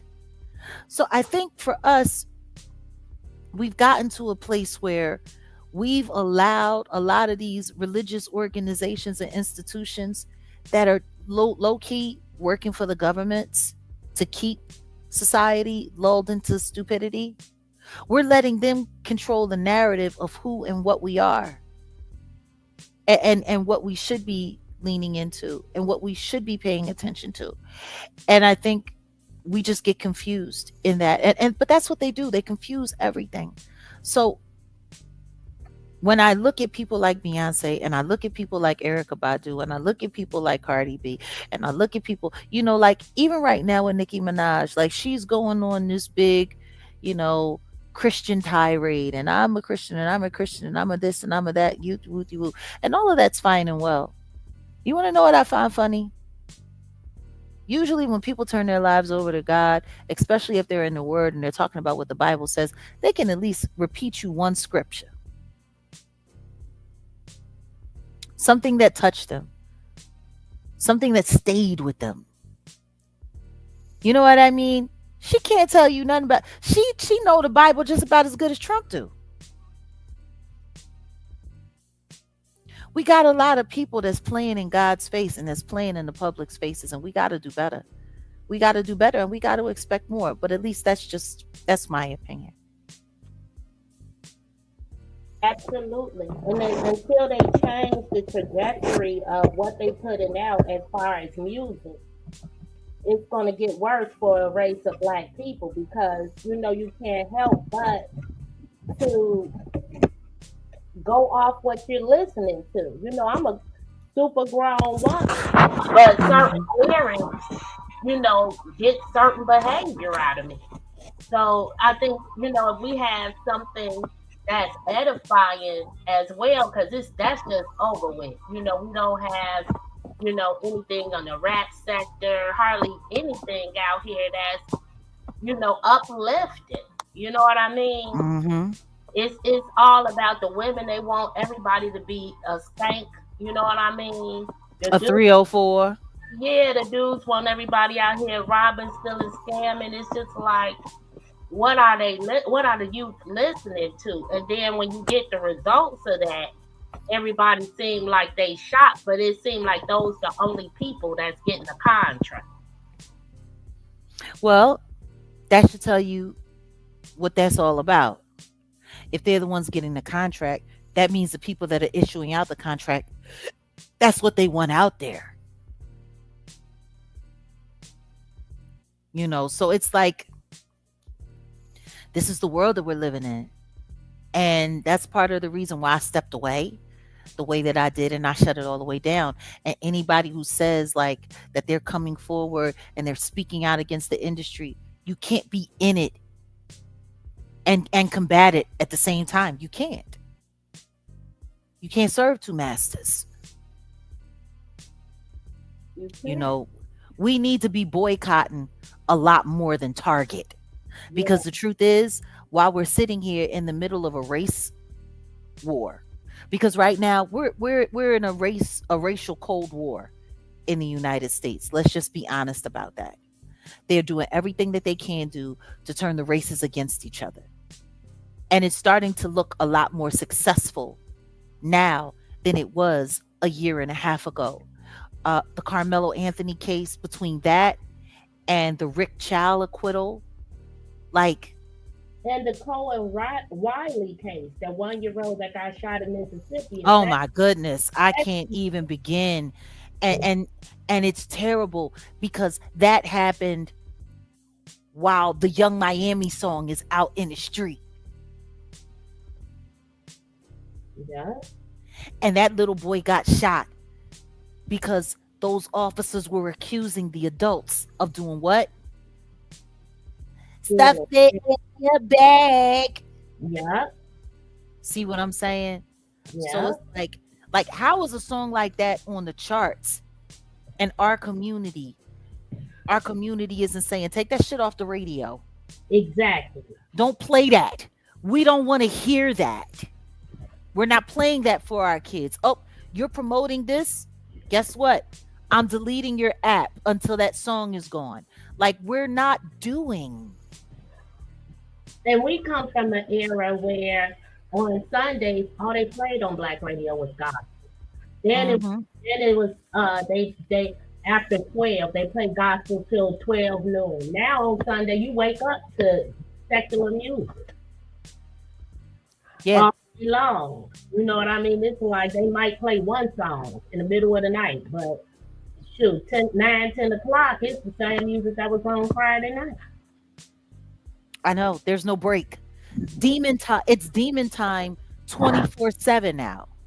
Yes, it And is. I want to welcome Grace to the stage and Kiki James to the stage. Hello. Our girl Alina's is sitting here in the chat. Oh, hello. We have Alina's in the chat. She says it's playing way too much, Jag, and the kids like it. I know because she's got the kid chanting, "Well, I'm not husband and you're that." Like they're making it sound like a nursery rhyme. That's done intentionally. It's crazy. But this is I think for me, the other big part of the problem that I have is that while we get upset with, the racial, you know, epithets and the slurs and you people are trash and you people are this and you people are that, we're not saying anything about the music that's selling these images. We're not saying anything about the entertainment that's selling these images, using us, using our community as a vehicle. Yes. How are we ever going to get the racists to stop calling us monkeys, to stop saying that we're degenerates, to stop saying that we're this, to stop saying that we're that? You know what I mean? If we're still celebrating the culture of it in society and having absolutely nothing to say about it. It's wild. There's, one of these little weirdo, racial sympathizers who likes to talk. He's a black guy who likes to talk down about black people, and he's selling his content to the masses of racists that are looking for people who talk it. And he was sitting there, he was talking crazy and apologizing for Carmelo Anthony and apologizing for black children who grow up in homes where they don't have fathers. He didn't know anything about Carmelo Anthony. He didn't even know that Carmelo Anthony came from a two-parent family home, that these people were decent people, that he was an honor student, that he was on his way to, a collegiate future with scholarships and all of that. And so then when he came back, he kind of flipped it around. He didn't apologize for lying on Carmelo Anthony and his family. He was just like, oh, well, that's the problem. You get these black people and they try to make it in a successful world and they don't know how to cope. But every time they want to, quantify how shitty black people are, the first thing that they point out is the music and what we celebrate in entertainment culture. It's something more to what went on with that young man. Like he suffered a serious injury his senior year at the beginning of the football season. Mm-hmm. He got 2 scholarships, and I'm sure they were expecting more. And that's just information that I seen posted on the mom's website, Mm-hmm. And looking at the fathers on Facebook, I seen that they, he sold cars and then made it up to financing and all of that, but they worked really hard. I seen, each place they lived at is how it was up for movement. And it's like, issues on like both sides. I don't feel it should be racial because of how many white friends the kids have and still have. Like, if it's not a racial issue in your household, it should be a racial issue out with us. And it That was nothing that doesn't but that doesn't matter. It doesn't matter because guess what? They had a white boy who died and a black boy who they wanted to put the responsibility on for it. And guess what? That was all that the politicians needed. That was all that the government needed. That was all that the social pundits needed. I mean, for crying out loud, we should have had something to say about Charleston White being involved. And look at what happened. He's running around selling t-shirts at $30 a pop with watermelon felon on it. So, Trina, it's been great talking to you. We have a couple other people on the panel. Thanks for having me. Oh no, absolutely. Come through anytime. For sure. All right, guys, that was Trina. Thank you, Trina. Okay, we have Hustler in the building. We have Grace in the building. We have Kiki James. Now, Kiki, I think we have you registered here twice. Are you in here on two different? No, I Um, accidentally pressed the wrong button and it kicked me out. And when I came back in, I saw that I popped up a second time and I was like, okay. okay, I have no clue what's going on. But you can take me out if you want. I was just coming up here to introduce myself. I've been following you. I cannot remember if it's 2022 or 2023. I can't even remember if I first saw you on Storm or Rose channel. Sorry to mention that name, or Real Life Oh, it's Street okay. Stars. Hmm. But you have said so much that has come to light, that's come to pass, and I'm just like, I'm gonna keep following. Like, I just appreciate you. I call your channel like my CNN because you guys just put everything out there and it's like truthful and you don't hold anything back. So I just want to say like I appreciate you and I was just up here to introduce myself. That's all. Well, I appreciate you. Thank you for coming through for the introduction. Thank you for listening. And just thank you. Thank you for believing in the truth. Appreciate you. Yeah, of course. You guys have a great night. All right, you too. All right, guys, that was Kiki James. We have Hustler One in the building and Grace is in the building. Hustler One, talk to me. What's going on? And for those who wanted to know, I just dropped the link for the stream in the chat. Okay, we lost Hustler One. We have Grace, the amazing Grace is in the building. What is going on, my dear? Salvana Titty, Salvana Children. Wow. You guys were having an interesting conversation. I came in at a very interesting part. Yes, you did. Hey.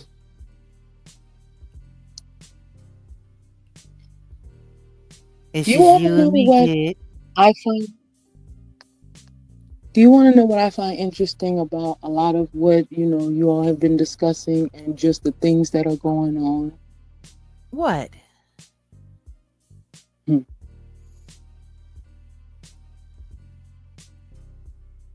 I wish that everybody truly was capable of seeing, and that's why I appreciate all the work that you and Unc do here on all of your platforms, because the effort is there, and every time I sit down with you guys, I see it as the light is going to kick on for so many soon. I wish that people truly did see the unseen of it all. Yeah. It really is the unseen of it all. You have a lot of people who truly should not have access to the world that is unseen, and they do.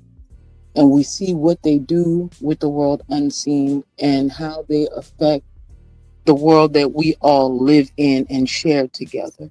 Like, for example, you see how they are pushing this race division so heavy.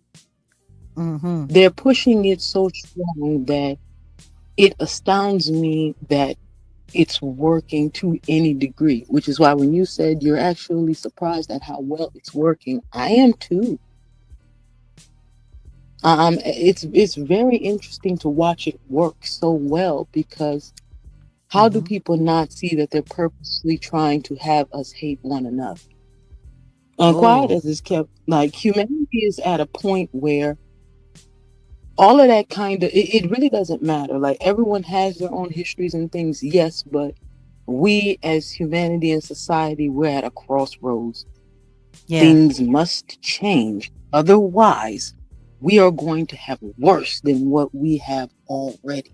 And what a lot of quote unquote good people fail to realize is that the enemy of your soul is focused, organized, and dedicated Indeed. to Let me taking pause. what is rightfully yours, which is. Mhm. Oh no, I was gonna say, let me pause you right there. We have Montavis in the Sure. building. We have Joey from Los Angeles in the building. And Meyer, Hey. your device isn't connected.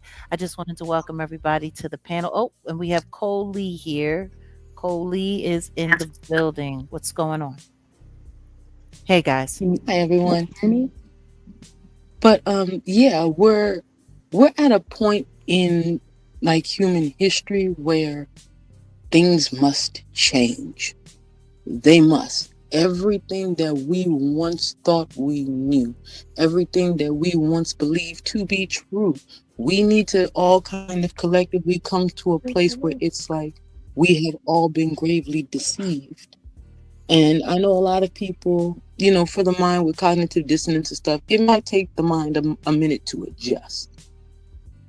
But we we need to make that adjustment together because the way they're trying to twist and warp reality into a way that benefits a certain few and causes complete detriment and destruction to everyone else. I just have a huge problem with that. I don't care if somebody's purple. I don't care if somebody's green. I don't care if somebody's white. I don't care if somebody's black. We need to change the way we operate as humanity together and immediately, because to watch how society is being tweaked into this very strange, curious way of existing, like that's the Yeah. devastating part for me. Well, let's tap in That with a really few is the other people devastating that part for me. And it's like you said, okay, we gotta tap in. mhm, We have a few other people here on the panel. Montavis, did you want to tap in? And we have Benny in the back. Hey, can you hear me, Jack? Hello? Jack, can you hear me? I can hear you. Hey, Jack, can you hear me? I hear you too.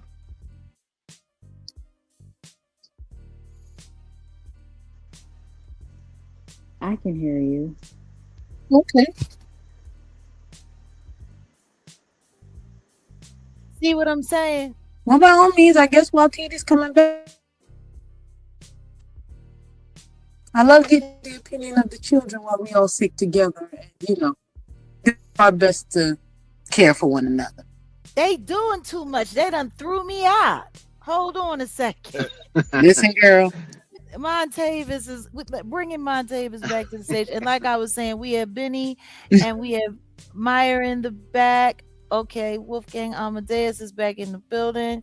All right. Welcome to the stage. What's going on, Monty? And hold on. Did we get Monty back up here? Yeah, we have Monty up here. We have Joey from Los Angeles, and we have Cole Lee. So, what did you guys want to discuss? What do you want to talk about? What do you want to bring to the table? Let's start with Joey, because Joey, your mic is hot. Let's go. Hi, Jack. I've listened for years to you, and um, I was wondering. So when musicians are brought into like the major labels and the executives, it must be like executives telling them to do those Crowley symbols. Do they actually tell them why they're doing it, or do they just say do this symbol, just do it? Or do they say like you're going to do this because it'll bring X, Y, and Z, you need to worship the same stuff Aleister Crowley did, like Ordo Templi Orientis type secret society? What do you know, or have you ever heard? As an artist myself, I can tell you how Amir Questlove Thompson tricked us into doing that 3 6s with the take care symbol that you see them, the circle with the 3 fingers up, and then they put it around their eye and stuff like that. When Amir when he designed our web-based OK Player and created that moniker OK Player for the Roots Collective, for our online presence, it came along with what? The OK symbol. And that's, we would have to get up on stage and throw up the OK, right? Because it's OK Player, right? Yeah, right. Yeah, just like Jay-Z did with the Rockefeller, getting everybody to throw up the diamond. Peer pressure. Simple. They don't tell you what it means until you get closer to the veil of power. And then they explain to you why you need to continue doing it and influence other people to do it as well. But it starts off very innocently like that. Like, it's wild. I'll never forget the first time I started looking and I'm like, hold up, why is Papoose doing that? Wait a minute. Why is Remy Ma doing that? Wait a minute. Why is Beyonce doing that? They ain't got nothing to do with the OK Player Collective. And then that's when I realized, and then I started, and I'm like, oh shit. It's the symbolism. Yeah. Wow. That's what Amir did for us, to trick us. That makes sense. Yeah. Into going along. Yeah. I figured they couldn't tell, like, not maybe necessarily younger in age, but newer musicians, like they couldn't tell everybody exactly what they're doing because everybody can't keep a secret. They'll say things publicly. Yeah. They just give it to you benignly and make it seem like it's something cool, like, yeah, rock on, that kind of thing. And but the closer you make it to the veil of power, then they tell you what it means, and then they let you know why you have to keep encouraging it, why you have to keep doing it, why you have to do it when you take pictures, photo shoots. In the 90s, the hat or the hair laying over the one eye. Like Aaliyah. Selling it like it's something sexy, but when in all actuality, they're doing it for the symbolism. Okay, so what do we have here? All right, we have some people in the building. Okay, it's saying that my studio is full. All right, guys, hold on a second. Was there anything else that you wanted to talk about, Joey? Because we have a few other people in the back and we have to get ready to let some people up. Maria Lee, I see you in the back, and Elias. You've probably seen like Janelle Monáe, she used like the Metropolis movie a lot in her stuff, and like the other, whatever the other one was, those movies by Fritz Lang. And I met her once at an event and I asked her about that. I'm like, is your album named after the Fritz Lang movie Metropolis? And she was so excited I knew what that was. And I got scared because I knew that she was under Diddy. I'm like, oh my God, she's gonna But do you know, why are they pushing that for that? Like, it must be like using people as a robotic vessel or something. Yes. Transhumanism. They're definitely pushing transhumanism. Yeah. Just like Cardi B in that costume that she wore, dressed up like a robot, sitting there rubbing herself half to death during the guitar solo. Oh yeah. Or even and Beyonce. Yeah, and also Tiana Taylor. If you remember her performance with Taraji P. Henson at the BET Awards, and she went from one aspect to another, and then she came back and she was robotic and she had the robotic body and all of that. And yeah, that's what heavy. So you're on it. You're on it. Thank you. Yeah. Yeah. And Beyonce's Sasha Fierce, she would dress in that golden robotic outfit a lot. Exactly. Mhm. Exactly. You're seeing the symbolism. Even down to Doja Cat, she's playing around with those themes and those images as well too. Like they force you to do it. They call it fashion so that it Mhm. convinces people to feel comfortable so that they're not Mhm. asking what it's really all about. But yeah, that's what's happening. I guess, oh, the one last thing I've never asked anybody. Okay, so you mentioned the hair, like Aaliyah, like covering the one eye. I've always noticed, like I was a long time Mariah Carey fan. She does not really do their symbols, but when Christmas time comes around, she always covers her face, with her hair, one eye, Mhm. as if she has to do that to get the Christmas music promoted. Have you ever Yeah. heard? Like, that is it, right? Yeah. Yeah. Yeah. Yeah, That's but yet, exactly what and it then is. all the other time of year, like all her songs flop usually. Like any new music kind of flops. Mhm. Sorry to her, but it kind of does. But at Christmas time, she gets that Eye of Horus symbol out every year. Like I said, you want it.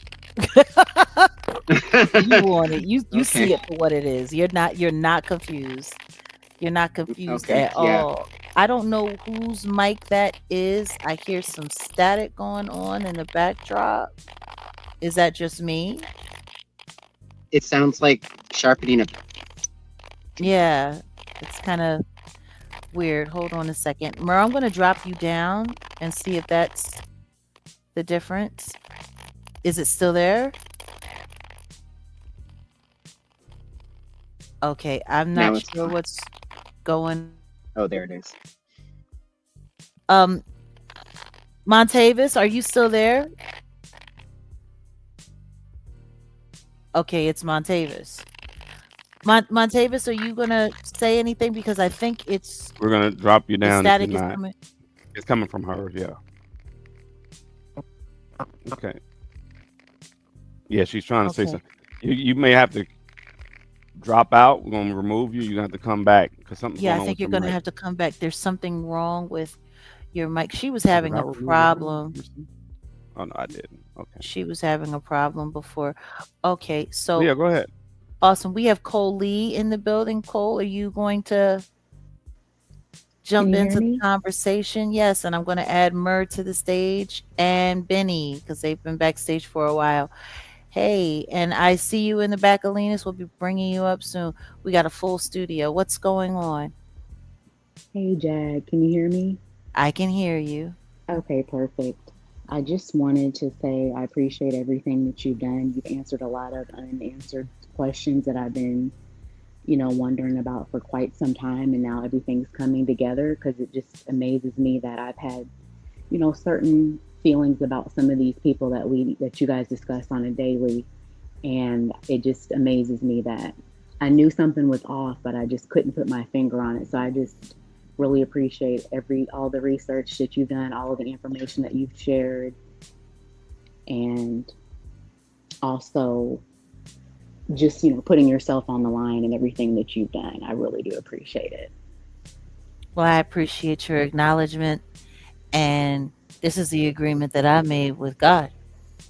And this is what my life is about now. So I thank you for the acknowledgement. And I pray that you stay close. Because as long Absolutely. I as don't we're plan here, on going anywhere. this is what we're committed to doing. Making sure that everyone gets the information. A lot of people make bad choices in life because they don't have all the information. And I understand that, but some of this stuff, and maybe it's just me, it's super obvious. So it's just frustrating to me because I'm just like, how do people not see what's going on and how everybody is connected and how, like you said before, this is a well-oiled machine. And kind of piggybacking off what Grace was talking about earlier, what can we do as the people? Like, I want to be able to do something and speak up, but I can't do that alone because I Well, want to fight for what's right. I mean, this is just crazy nonsense and it's just evil. There's certain things I just can't even do anymore. I don't listen to a lot of different music anymore, and it just yeah. completely has ruined my childhood, I feel like. But I would rather know the truth than to have that mask put back on, so to speak. Well, what we can do as a community, as a collective, is just keep showing up and keep sharing and keep inviting people and just there's power and there's strength in numbers. There Mhm. just is. You And know, do you and that's mind why if we I have tap in real quick, Tina? no, please go ahead. Yeah, because I just wanted to add on to what she just said. Um, the question, you said something that was actually very interesting because me and T have had these conversations. I've actually told her this. It's like the frustration that you feel being able to see, and yet at the same time being surrounded by so many who cannot. Um, I actually had to learn that too, and this is why I offered this. I submit this to all of you. Try to view it as we're not yes, in a way we are stripping away a lot of what once was, but in that process of stripping away what once was, see it as transforming it into a blank canvas. A wise one knows that he knows nothing. A lot of people are afraid of knowing nothing because we have been forced for so long to appear as though we know everything, when the reality is we truly don't know what's going on, and it allows us to kind of broaden our perspective, broaden our horizon, to be like, it's that's why it's almost like being children again. Think of it as being children again. Children are not panicking, worrying, and stressing over what they know not. They having a good time just being and learning as the process goes along. So if anything, just so we don't leave it on a low frequency, I submit we turn it into a, think of it as just setting yourself free from the shackles of what once was. And when you realize that now we're free to find truth, seek it, understand it, cherish it, that's where the change, well, from what I've seen, that's really where the change starts to begin. Because then you'll start to realize just how much power you truly possess. And then you'll realize that these people are so invested in taking the power that is rightfully yours. Because once you realize that that power to change this world lies within you, huh, I promise you, my darlings, all you have to do is think it, speak it, and it shall be. So I just wanted to add that in there for you. I really appreciate that because it's tough. I can't even lie. I get so frustrated, and pretty much you Girl, guys are the listen, let me only tell people you that something. I, Just because it listen sounded nice to. when I said it, I didn't say it was a walk. That's why we need each other. Like we can all talk about how frustrated we are together. That way, when we're done, we can go out in the world and it's like, all right, we know what to do now. So trust me, I never said it was easy. Y'all should ask TD how many times I be wanting to cuss people out because it's not easy. I know. It isn't. And you know what? We have other Mm-mm. people in the building that we need to acknowledge. Cole, it's always a pleasure. It was Yes, thank you so much. feel free to hang out if you want to stay in the conversation for a little while, or you could drop down if you'd like. Joey, the same is extended to you. We have Benny and we have Myra in the back, and we have two other people in the backdrop. I see you. I see you. If you guys would like to tap in now, Benny and Myra, you're more than welcome to unmute. Hey, Jack. This is Merv. Hey, Mer, how are you? I'm well, thank you. I really appreciate everything that you do, how real you are. And I'm a DJ and a singer, just really starting off, feel like a baby, but I know that I had to hear things from your mouth to prep myself for what I'm dealing with. Hmm. And God has been protecting me from certain things and keeping me in the background for a reason. So, um, yeah, I appreciate the woman that just got off because she brought the light and she reminded us of our power again. Like you are like the light of this place. Your energy is almost being used for their benefit still. They know they need you. Basically, you're even pointing light and talking about these people that have done wrong. They're using it. Like, look at him at the picnic. He used everything just to highlight himself, to promote himself. If you peep that, then No, you I know, did. right? You know that.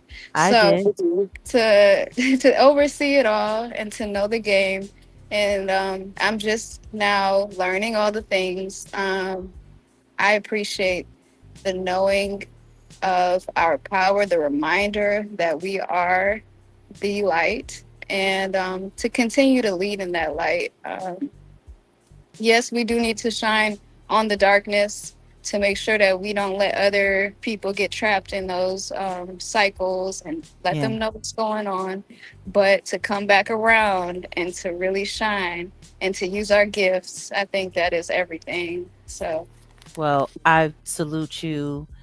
I know the DJ game, it can be quite the hustle, but the truth is, we're all needed at some point. Just don't allow yourself to be, you know, don't allow yourself to be chewed up by the yeah, system of it all. I got my other stuff. I'm into health and wellness. I run a juice bar here in LA as well. So Well, listen to me. I want you to keep in touch with us. Cruelty free artistry1 at gmail.com.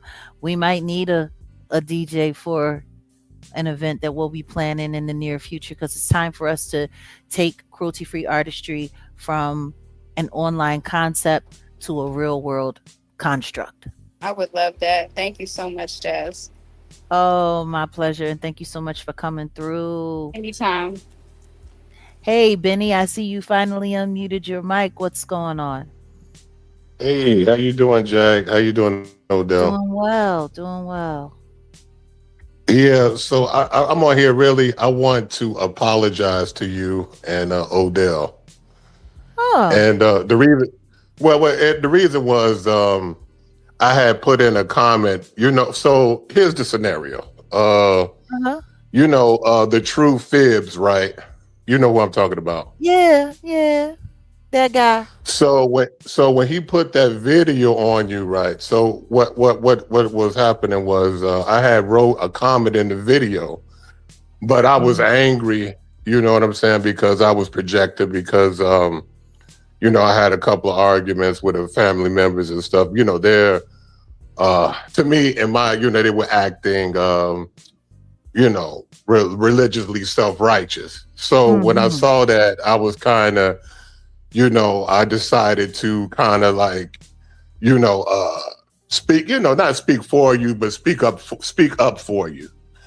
And, I was like wrong in doing that because, well, one of the things I did was one of the things that I wrote in the comment wasn't accurate. And Oh, that's one of the things that I talk about, like people don't check their facts when they do stuff and this and that. So the thing was, right, so with me, right, YouTube doesn't let me see, like, they got me on super shadow ban, like oh my channel. wow. So so Poor it's Benny. like I can't even see, like, so I can make a comment, but I can't see when someone makes, responds to the That's comment. a daggone a shame. Yeah. So so I had checked back because I'm like, wait a minute, something just told me to check back because I'm like, wait a minute, I said some stuff. I don't know if it's accurate, but basically, I said something about your channel not having, you had less than 100,000 views. I mean, 100,000 subscriptions. And Mhm. I looked like, wait a minute, that's not accurate. And then I looked back, and then you commented like, hey, if you're gonna speak on me, make sure you be accurate. I was like, oh, man, I was like, oh man, that wasn't accurate, But I want to just apologize because it was wrong for me. Because first of all, you ain't speak for yourself first. Second of all, you have, your husband, Odell, I mean, he's husband like, to speak, that was just out of bounds, you know what I'm saying? So I'm Well, apologizing to I you want to both. say this. I want to say this to you. I appreciate the words. I appreciate the intention. I know we both appreciate the sentiment, but I also appreciate those who come forward and try to speak up on my behalf, because the truth is there's not a lot of people that do.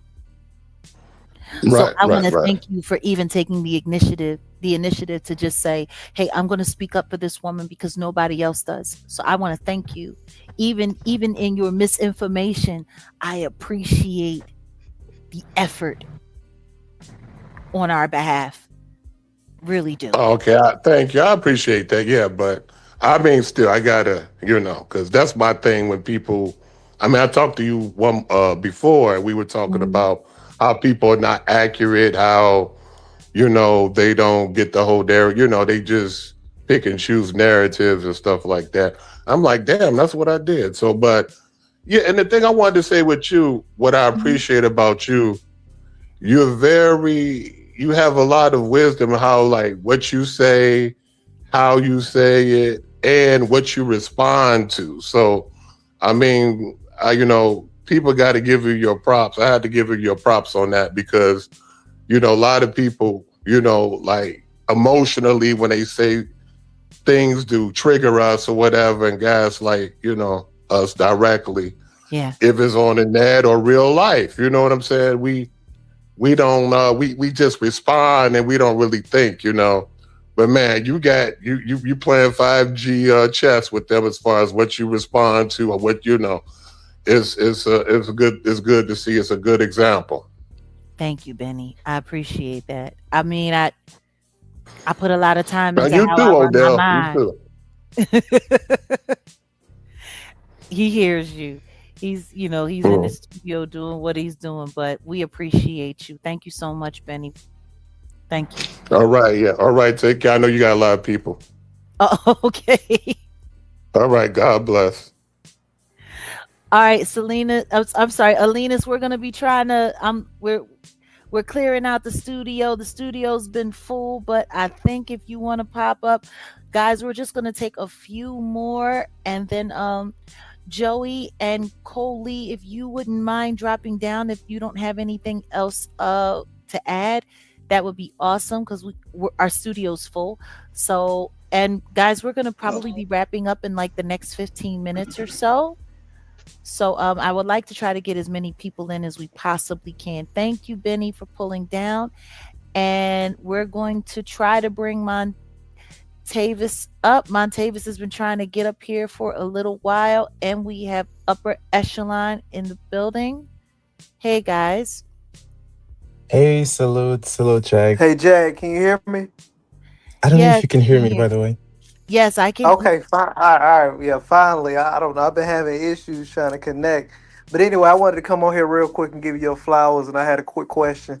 But first of all, Uh-huh. look, I Hello? want you to know that Oh, yes. Okay, I spit it really, out. Spit really it out. am a big fan. How's it I going? fight for you all the time. I listen to everything you say. I really, really enjoy the commentary and how you're just so fearless. You come from the Malcolm X side of the game. I really appreciate that. But you've mentioned a lot of neo soul artists This on is your better. channel and in Mm-hmm. Sorry about that. interviews. Uh, Yes, Hold to on be a second. honest. okay. Wait a minute. Montavis is talking. Who was that Oh, sorry. speaking? Upper Echelon, could you do me a favor? Could you mute up if you're on the phone? Okay, I'm sorry. Go ahead, Montavis. Yeah. So you heard everything else, right? Yes. Oh, okay. I wanted to make sure you smell the flowers. Oh, thank you. Yeah, but like I haven't heard you talk a lot about Maxwell. Mm. Yeah. Yeah, I just yeah. Because I mean, you got like I really like Erica Badu, and I Yeah. so you kind of gave me the truth about her, but Maxwell, like I mean, you touched on D'Angelo a little bit, I've known you kind of broke. Maxwell. I was never Right. close with Maxwell. Okay. We had people in common. I Okay. was a huge Maxwell fan. Oh, thank you so much, Joey, for making room. Appreciate you, and please come through anytime. Okay, let's see who we have. Okay. But as far as Maxwell goes, I mean, there's a lot of things that I could say, and then there's a lot of things that I don't say. Like, that's the funny thing about it. People that I have a lot of respect for, who I know are decent and good people, I don't be really interested in running down on them or sharing things about them. For me, I always point out where the harm is. What I will say is I mean, I used to eat at Bubby's every Sunday. I know his Okay. neighbor. I remember his neighborhood. You know, I spent a lot of time in Manhattan. I was huge fan, and still am. I think his craftsmanship and his work ethic is brilliant. I've never seen him be cruel to anyone, and they worked against him in a lot of different ways in the industry throughout the years. And that's about all I got to Right. say about Maxwell. Okay. Okay. Fair enough. Yeah, like that's just really how I am. I uplift good people. Right. I feel that. But if you full of shit and you're trifling and you're disgusting, and I know that you're contributing to the harm in society and overall in the world, I'm gonna fucking cut your ass down. Yeah, Maxwell is not like that though. I mean, over the Not at years of all. studying his Not at all. music, his Not at lyrics, all. his He is penmanship, love. and even when I seen him live, and I actually got to meet Maxwell, really good, really cool dude, down to earth, like gentle. It's like, yo, I don't know you. I never knew a lot of the things you said about Erica Badu, Most or people don't. right. Most people don't. And unfortunately, she's also my distant cousin. Oh wow, I didn't know that. Her name is Erica Wright. Wow, She kinfolk on my daddy's side. wow, Fourth cousin. Yeah. that's crazy. And when she went out there to Grambling, she had too much fun playing in them bayou shacks, messing around in magic. Yeah, her music is like it's really obsessive. Like you get like if you're not too careful, you can understand like the gravity, of her music and how there are a lot of different spirits that you may She's encounter. conjuring. She's Right. conjuring. And That's I don't crazy. understand why nobody is paying attention to the fact that she's a two-bit conjurer. Right. And she been a two-bit conjurer. They sat there, they sent Summer Walker down there to go spend time with her. She ain't been the same. They sent Will Smith and Jada Child down there to go spend time with her in that freaking healing house. Willow ain't been right since. Oh no. And they got her down there No. doing the midwife thing, playing in all that placenta. What's she doing with all that placenta? That's crazy. What's she doing with all that raw material, hanging out with people who hung out Oh no. Epstein and witches who like to do spirit cooking? Oh no. You remember you were saying about scripture, like, we forget like the devil was the minister of music. So as Yeah. good as the music might be, that must mean the demonic presence is in it is It so can very be. dark. It Right. can be. Like I said, all things can be used for good as well as evil. That's right. All things. That's why we have to be careful what we give our ears to. Right. Because what goes in your ear, your mind cannot refuse. Right. She had that damn song. She had Summer Walker singing that song about put it on the grave. Oh no. It was a conjuring spell. That's crazy. Don't talking that shit, nigga. And put it on the grave. Yeah. What you putting it on the grave for? Right. What do you need to put? Do you know what? Do you know what that means? Bayou time? They go to the graveyard to do conjuring spells, and they bury Okay. things in loose dirt and graves to root Mm, people. mm. She had that little girl sitting there singing her demise, and y'all wondering why Summer Walker running around here looking like a goddamn nut, acting a fool. Oh, I see oh why Andre no. 3000 got forward versus He did the best he could until he came to Dallas to spend time with his son. Seven moved to Urban, and the next thing you know, he was sitting down there on the bridge, on Griffin Street Bridge, over there by where Tina Turner got her ass whooped by Ike, playing that damn flute, looking like a homeless person. Till he ran off with that woman that he married and went halfway around the world to get his mind back together. I don't know why people be playing. I don't know why people be thinking I be playing.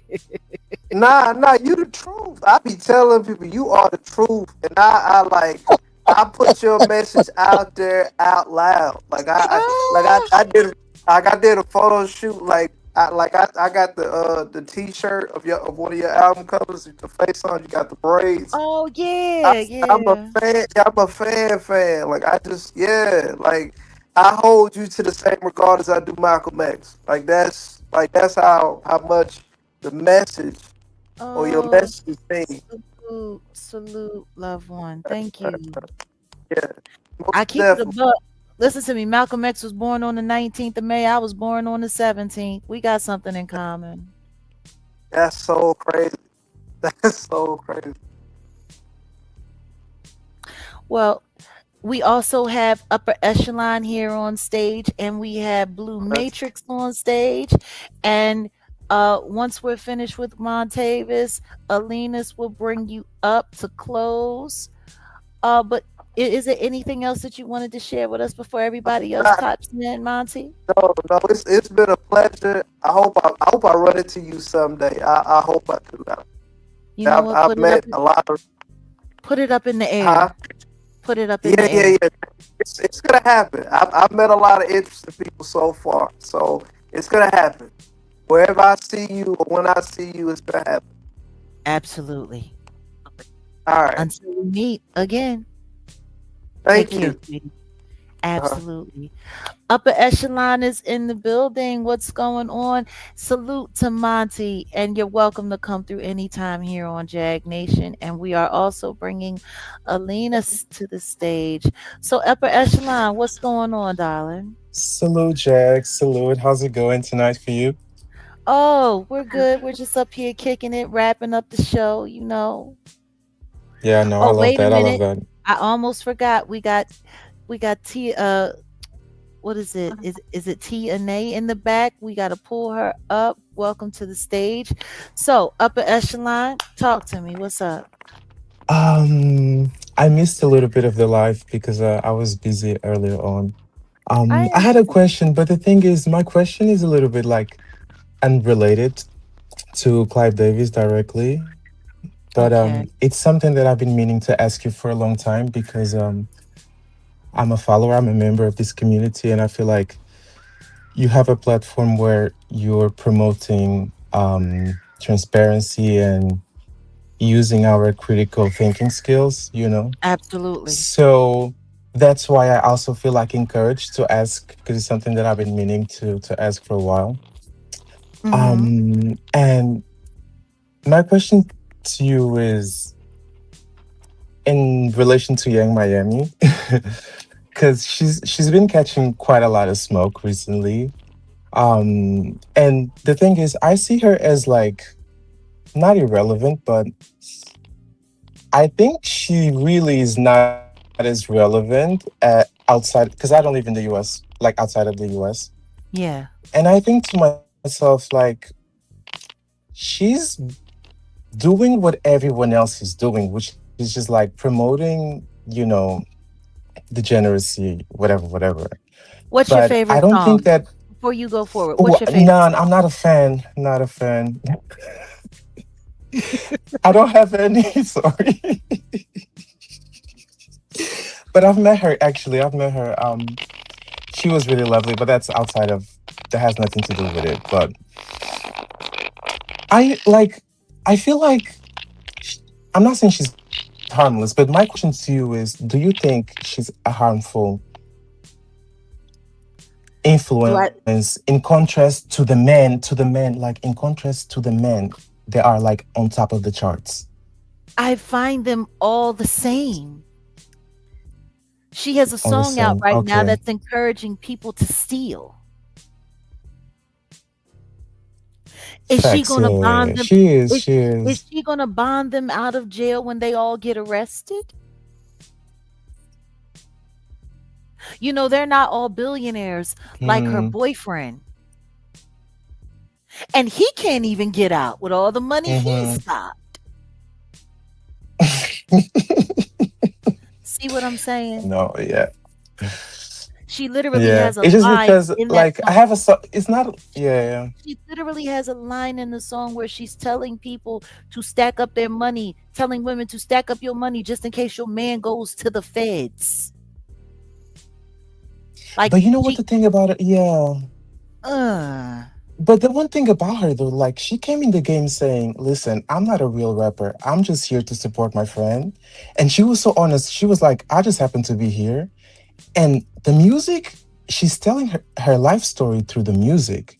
So my thing is, can you really give smoke to a person that's just like flat out telling you, "I'm trash, like I'm a 304, whatever, whatever." And you know, she wants to make a little bit of money. And I'm not trying to defend her, you know, but I hear what you I said and I respect your answer. but what I'm saying to you is this. Her mother Mhm. was a booster. Her mother was a thief. Her mother got locked up and was in and out of jail all her childhood. She talks about how she didn't have much of a childhood because her mother was a thief and was constantly in and out of jail, and she had to look after her siblings so they didn't have to go into foster care. That was her childhood. What does she look like promoting that lifestyle after everything it did to her? Yeah, I guess she embraces that not so pleasant aspect of her life. She's like, okay, Embrace, my life was, yeah. I embrace. mean, She is celebrating. She is yeah, celebrating. And meanwhile, everyone has seen the Diddy tape and they have seen his very lackluster manhood. And we all know, sweetie, you ain't doing it for love or fun or an orgasm. Uh-oh. yeah, With what he's got going on, it's going to be hard to make anything have a chain reaction. That's why he hires all those men. What she want? yeah. She want to go back to getting ran down like train smoke by a bunch of guys who are auditioning for Magic Mike 25. But you know what? I feel like I don't devalue any woman if she chooses to do that with her life. I feel like, It's not about devaluing her. you know, because there's a lot of 304s, you know, in this It's world. A about lot of us came from them, yeah. you know what I mean? And it's I, like, I hear what you're As saying, a honey. matter of fact, And I'm going to tell you this right now. If we don't start encouraging our women to think more of themselves, we're I going to be agree with stuck that. with a world of 304s. And do you know what a world of 304s will do? For the money, they'll go into a courtroom and they'll lie on the stand and they'll convince juries Mm. not to convict people of ST transporting and of RICO charges that they so fervently deserved. Let's think about True. that. Yeah. The And I just hope that actually, as, yeah, before the yeah. vague tape, Hmm. he the taps in, vague can tape. I actually comment? Oh, I'm Can sorry, I actually Gracie. comment on what he just says? Because he's Oh, actually go ahead. saying something very interesting. Go ahead. And honestly, like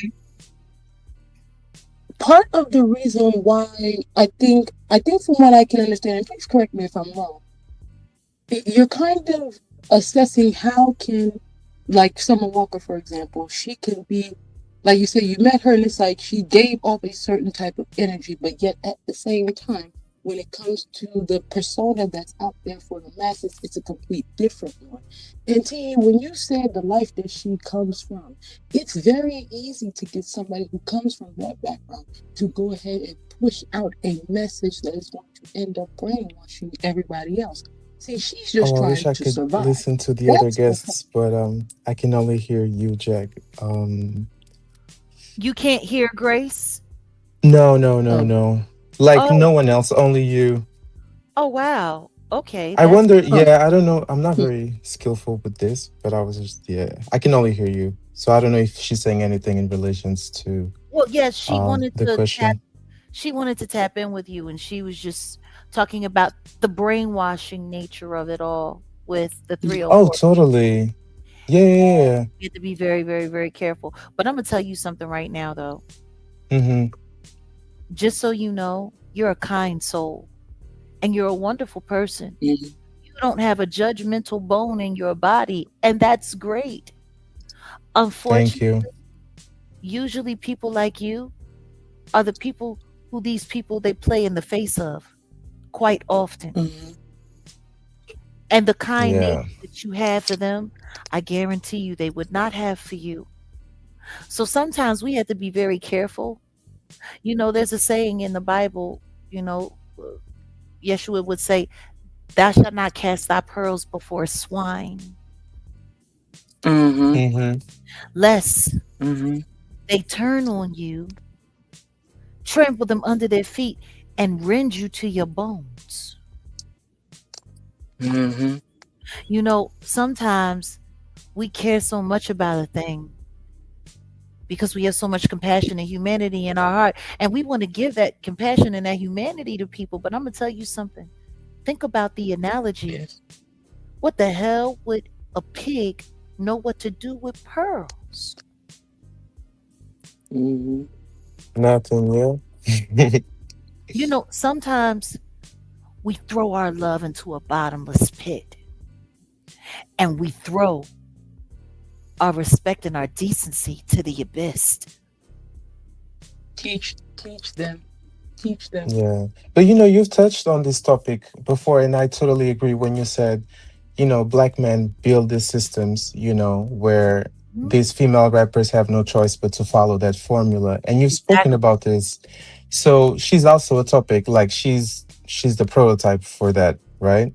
She's one of them. And She's an old prototype, honey. yeah. She's an old prototype. They've been doing this since Little Kim. Little Kim was the archetype. And then they got the Foxy Brown. And then they went on and they went on and they went on. And guess what? And then they started getting all of the butchy, bisexual looking female rappers to be more sexy and to do more of this and to do more of that. Hmm. And then they said, you know what? We got a better idea. Let's just go to the strip club and see which one of these hoes will guzzle down our draws for an Uh-oh, opportunity to come to the studio. And there you get uh-oh. Jocelyn Hernandez. And that you see what I'm Oh saying? no, oh no. Yeah. Yeah, that is a choice. You have a choice in front of you and you have to It- choose, like, is It's this what not I even want to do? it's Yeah. not even about a choice. They go to women now who don't have many choices. Those girls don't want to be in Mm-hmm. that strip club. I used to cuss out female artists all the time for dressing like strippers and acting like strippers and pretending to be like strippers. And I'm sitting there like I used to go to the strip clubs. I was in the strip clubs with the girls. Now these guys, they see you. Like I used to get mad at Beyonce. You always down on your knees and whipping around like you a stripper. And guess what? While that man is all excited about your video and everything, he goes to the strip club and this girl is sitting here sweating her hump off for whatever tips she can get on a slow night or a fast night, whichever one it is. If she's the flavor of the night, she might get paid. If she's not, she might have enough money to make it home and go to the diner and get some eggs, bacon, and toast. You see what I'm saying? But meanwhile, that Mm-hmm. Mhm. guy is Yeah. sitting there listening to the Beyonce song and ring the alarm, and he's sitting there jamming 20s down the crack of her ass, thinking about the video. But it's the strip hoe that's dealing Mm-hmm. with the assault and the harassment. And I used to tell them, if you want to act like a strip hoe, then just go to the club and be a strip hoe. But see, now they're turning strip hoes into rappers. You gotta let the people cry. And these Yeah, women, mostly of them are cosplaying. Yeah. exactly. You see? So But the it's thing about Young Miami is like she's it's not cosplaying predatory. as much as them. She's actually that's her reality. Like No, she I comes know. from, you I know. know she comes from poor dirt trash. And guess what? She would be willing to have somebody piss in her mouth and get ran through by a bunch of Oh, dudes and take a bunch of pink powder and shove it up her nose so she don't ever have to go back again and lie to whatever law enforcement agent to help the devil get away with red rum. Yeah, yeah, you're Hmm. right. You're right. No, I I, understand. I really understand where you're coming from. It was just something that for me, like, because for me, I always feel like the men need to catch more smoke than they do because the I feel men like should catch more smoke. And guess what? You want to know who should be holding them accountable? The other women, men the women that as well. other men and the women that they're victimizing. let them go. Yeah. We need a community effort. We need everybody calling it out for what it is. Okay. Yeah. Me personally, I feel like women, the day that women realize that they can do so much together, like, because I feel like a sisterhood is so much more important than a marriage. Like, if women just start looking out for each other and like people like you, if you use like your voice and they can come to you for knowledge and your wisdom, like that's what I want to see. Somebody said to Um, me that I need to start an auntie blog where I just give common knowledge and game to young women mm-hmm. to help them make better choices. And you Listen. know what? After everything that you Okay. just said, I might need to start doing Yeah. that. But you do have that energy, Listen. I'm sure Okay. a lot of people tell you that like you have these like you were a teacher in a past life or something like that. You have this thing, this energy. About no, it is true. That's why we are here. That's why we are subscribers, because we want to listen to you. Thank you And so I'm interested in how you think. That's why I wanted to ask you this. And now that you explained, in I hope you're detail, not I hope you're not upset with my answer. I can not only at all. be honest, but I'm gonna tell you something right now. I appreciate you for your heart. Oh, And I'm so that's glad sweet. there are young men out here like you that exist. Thank you. I Yeah, appreciate that. but don't let these 304s run all over you and Okay. No, not at all. Not at all. Okay. okay.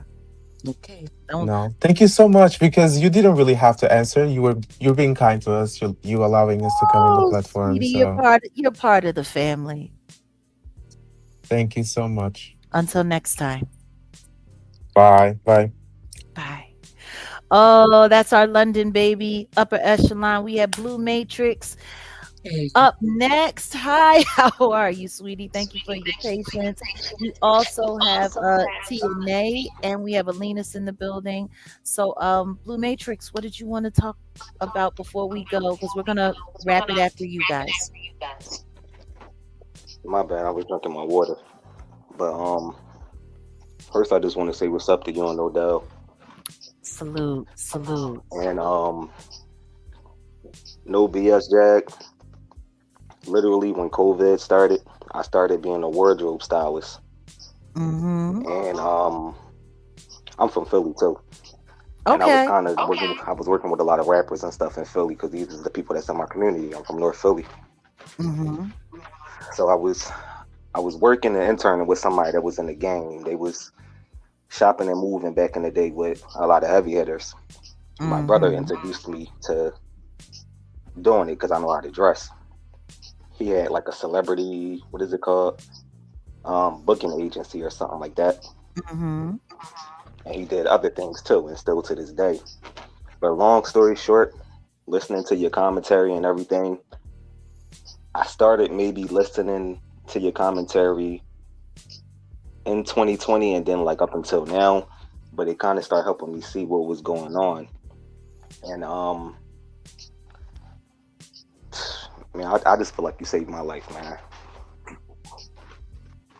really feel like you saved my life. You helped me realize the people that was around me and the things that were being staged around me. And it just kind of just make you realize the people that are around you probably really just don't have your best interests, even if they are your blood. I asked my bro this one specific question about some things that I experienced with this person that I was interning with. And I asked him, did he know or did he have any type of inclination that I was maybe being groomed or something to the sort? And he just was laughing in my face. He thought it was funny. He thinks everything's funny. Hmm. And it kind of just made me feel like when you said a lot of people in the industry are related and stuff like that, like a lot of things you say kind of just hit back home to me. Like, were you trying to put me in this situation? And did you know that this was maybe going to possibly happen to me? Like the people that this person was bringing me around, everybody wanted to hug, everybody was all touchy feely, like trying to maybe see if I'm gonna go with something. And maybe that could have just been in my head, but I was drinking a lot too. Can I be honest with you? Yeah, sure. By the way, am I echoing? No, you're not echoing. Okay. Let me say this to you. Always trust your instincts.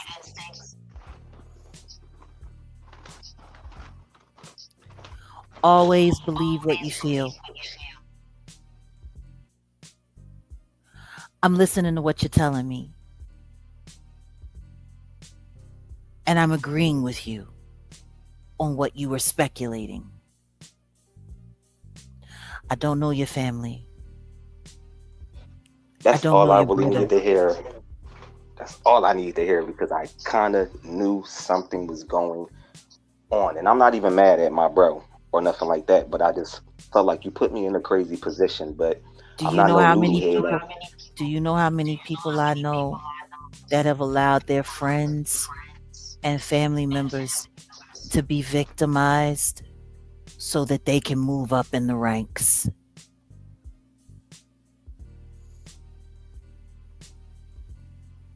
Seen it happen. Be careful. Take care of you and trust your instincts, and don't drink around these people. Don't smoke no weed around these people. You hear me? Be careful. I never took a drink that I'd never seen being poured in front of me, and smoking and all that, that's not my thing. But I Honey, did notice though I was drinking rapidly. I'm going to tell you this right now. Just because somebody pours something in front of you don't mean that they didn't treat the bottle Like the bottle. before Right. you got there. It was this one instant that kind of made me really start paying attention to what you were saying. I went to the studio one day with this person. And it's a lot of people in the studio, a couple rappers, DJ, all that engineering and everything. There's It's always about maybe somebody in the studio. It's a bunch of people, right? It's about maybe Yeah. 2:30 in the morning, going on 3. Just Witching left this little hours. just left this little after hour spot. Where was this at? It was down like Walnut, downtown. We get to the studio.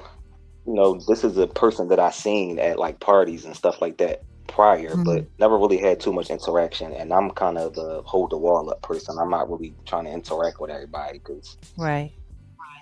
I don't know what people be on. But I remember he like came up on me, then he hugged me, and I like backed up a little bit.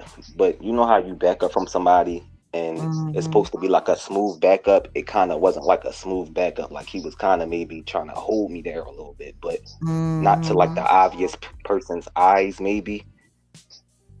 Like I felt the force of him maybe trying to don't move, but You're being tried, love. yeah. And I asked my brother that, yo, It's I'm like, time to change your surroundings. the crazy part is though, Jack, I haven't done the wardrobe styling thing in a minute. I kind of jumped out. That's because I seen where it was going. And I didn't really know exactly what was going on, but I'm cool now with all that. I know what's going on. People I done seen on TV on what's that lady show? Um, Is Candy. the bat She had is like a the cooking show. yeah, is the bat cave still bat caving? I guess I never been to the Batcave Studios. That's what you're talking about. Uh-huh. I never been to that studios. Okay. I'm happy I never been there. You should. It wouldn't have been as Yeah, nice as the place you went to. yeah, you saved my life, but I probably shouldn't even say that on here. But I'm familiar with somebody from that camp, and that's an interesting story. Stay far away. Definitely staying far away. I just want to say thank you. You really like dropped some game on me. I appreciated it, and I've been picking it up. And for everybody that's listening, if y'all are in the industry or y'all aspire to be, just don't. It's not really a good place to be. It's too much shiesty stuff going on. It's very, very weird, and then it's kind of unsettling when everybody knows what's going on except for you. Yeah.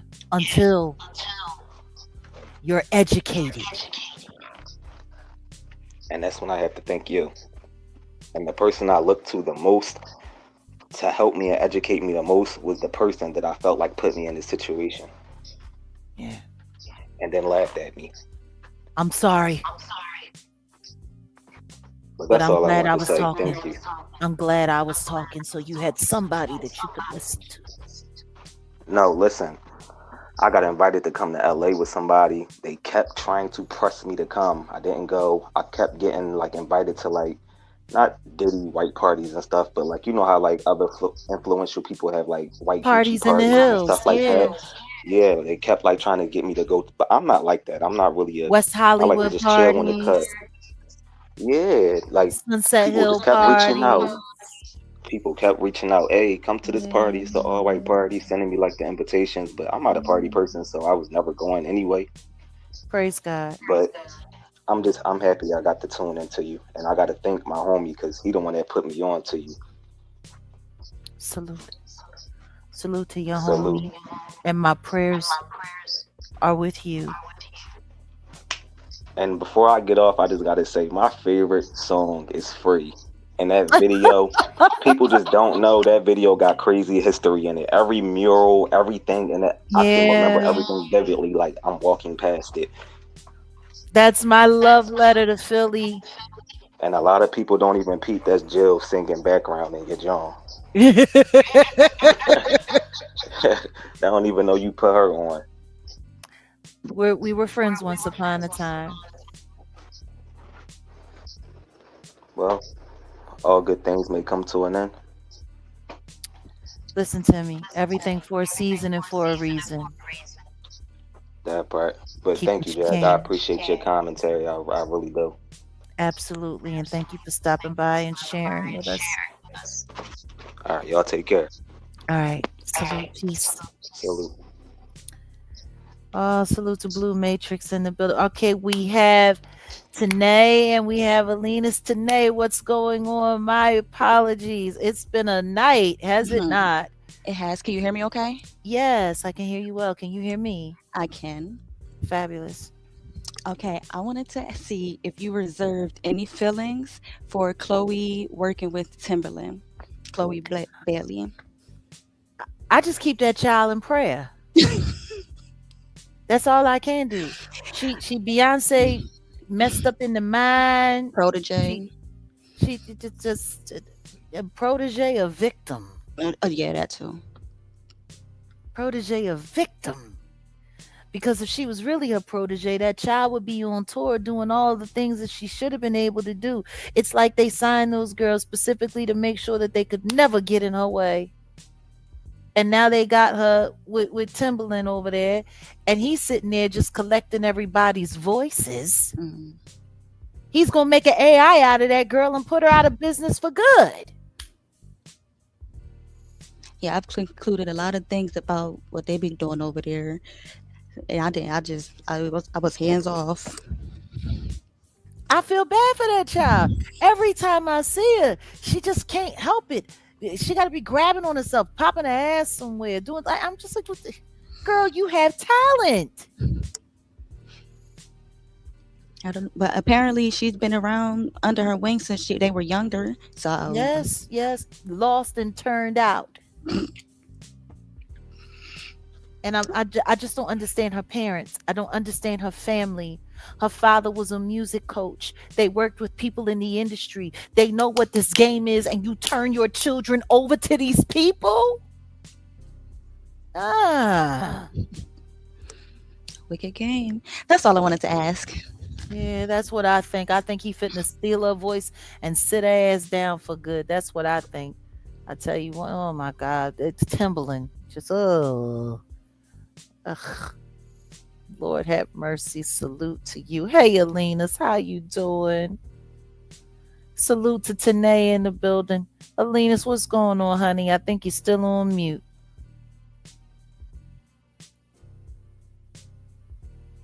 Alina, oh, well, it's just me now.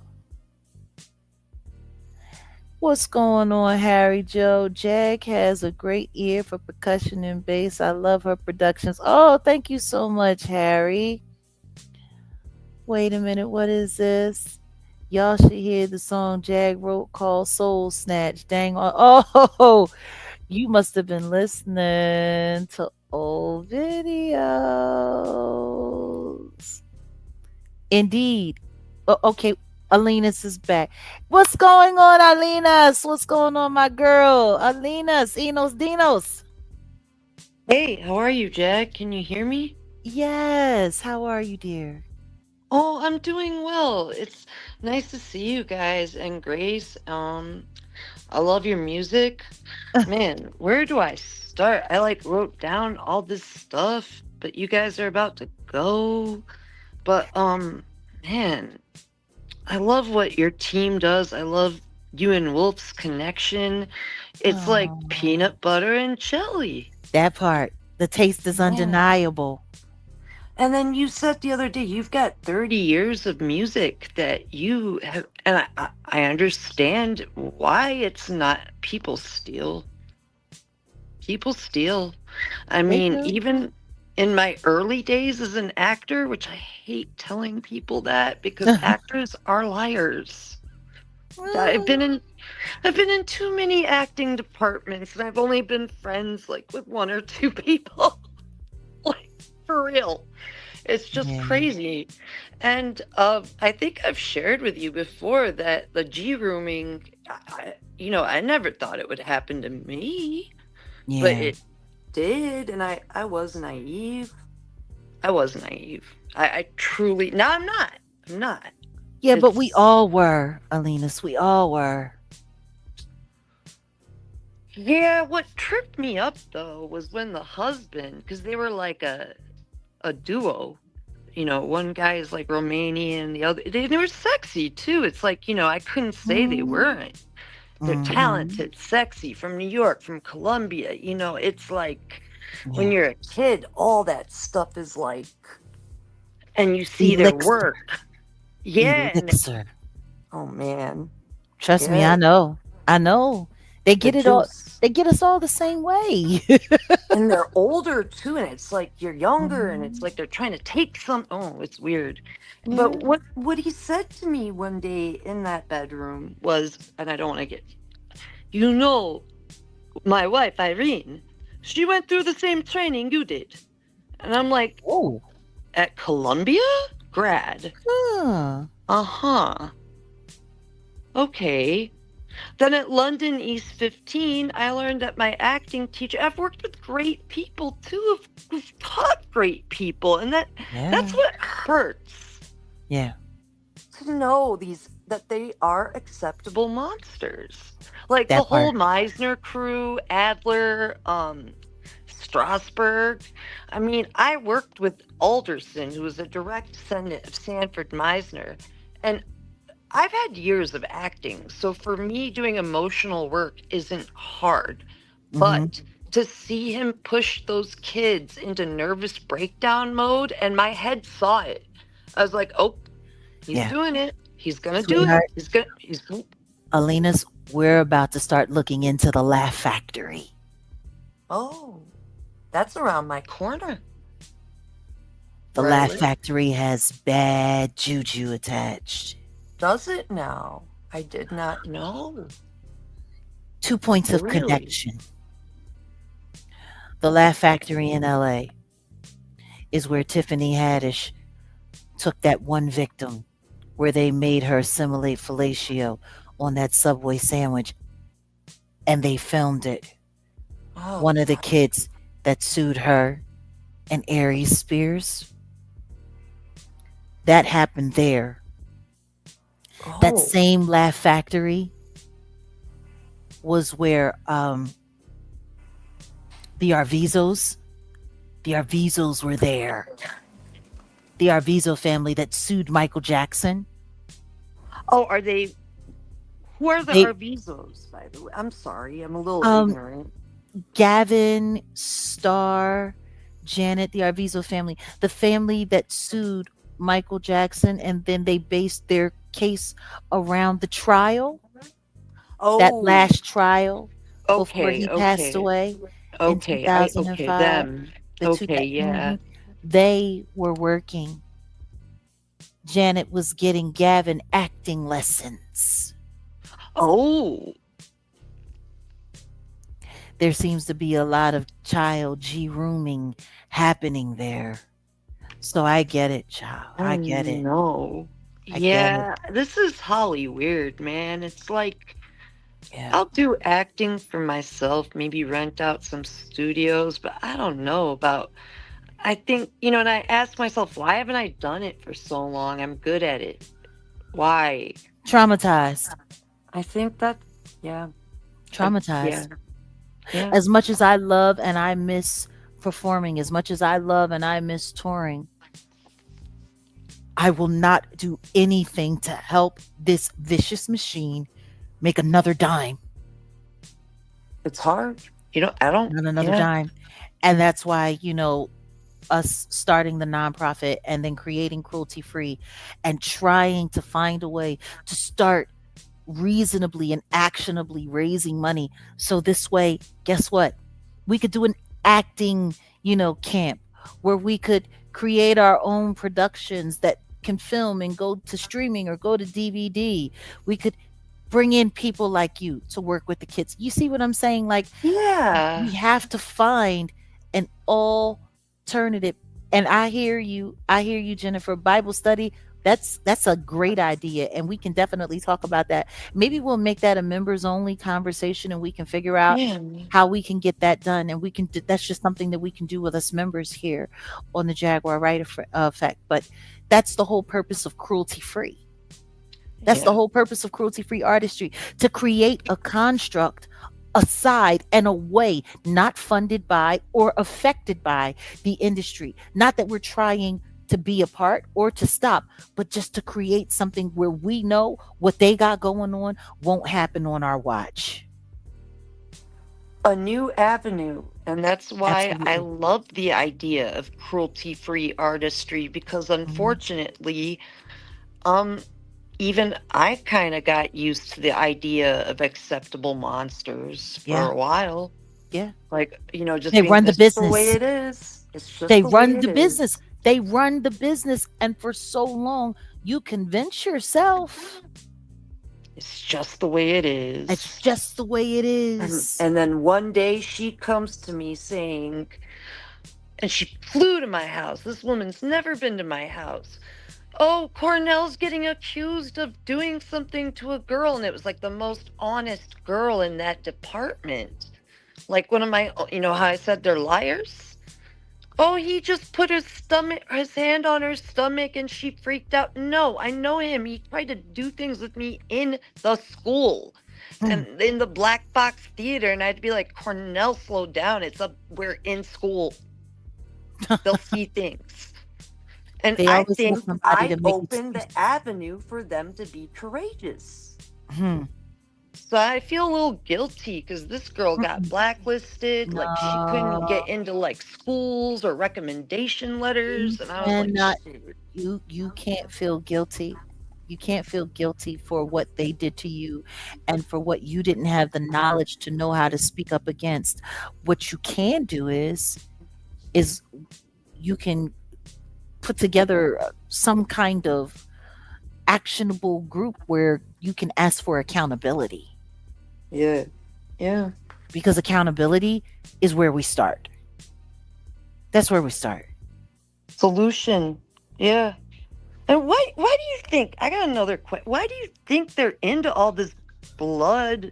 I mean, blood, Yeah. see, sacrifice things. It's not required I to be a don't magical human. I don't It's, think you understand the whole thing behind the blood sex magic stuff that Aleister Crowley taught. I've never explored it that deeply. Oh yeah, yeah, it's real. It's real. It's real. Yeah. It's And like real. you said, everything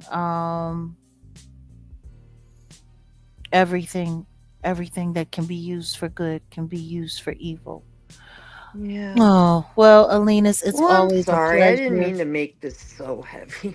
I feel like No, I ended it's this not. on the heaviest note ever. No, it's not about ending it on the heavy note. This is why we're here. And you know, we were supposed to be out of here an hour and a half ago. Oh no. And guess what?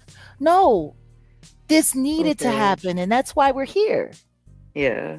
Yeah. We're here so everyone can get it off their chest. We're here so everyone can share, so people can talk, so everyone knows that they're not crazy. It happened to you. It happened to you. It happened to you.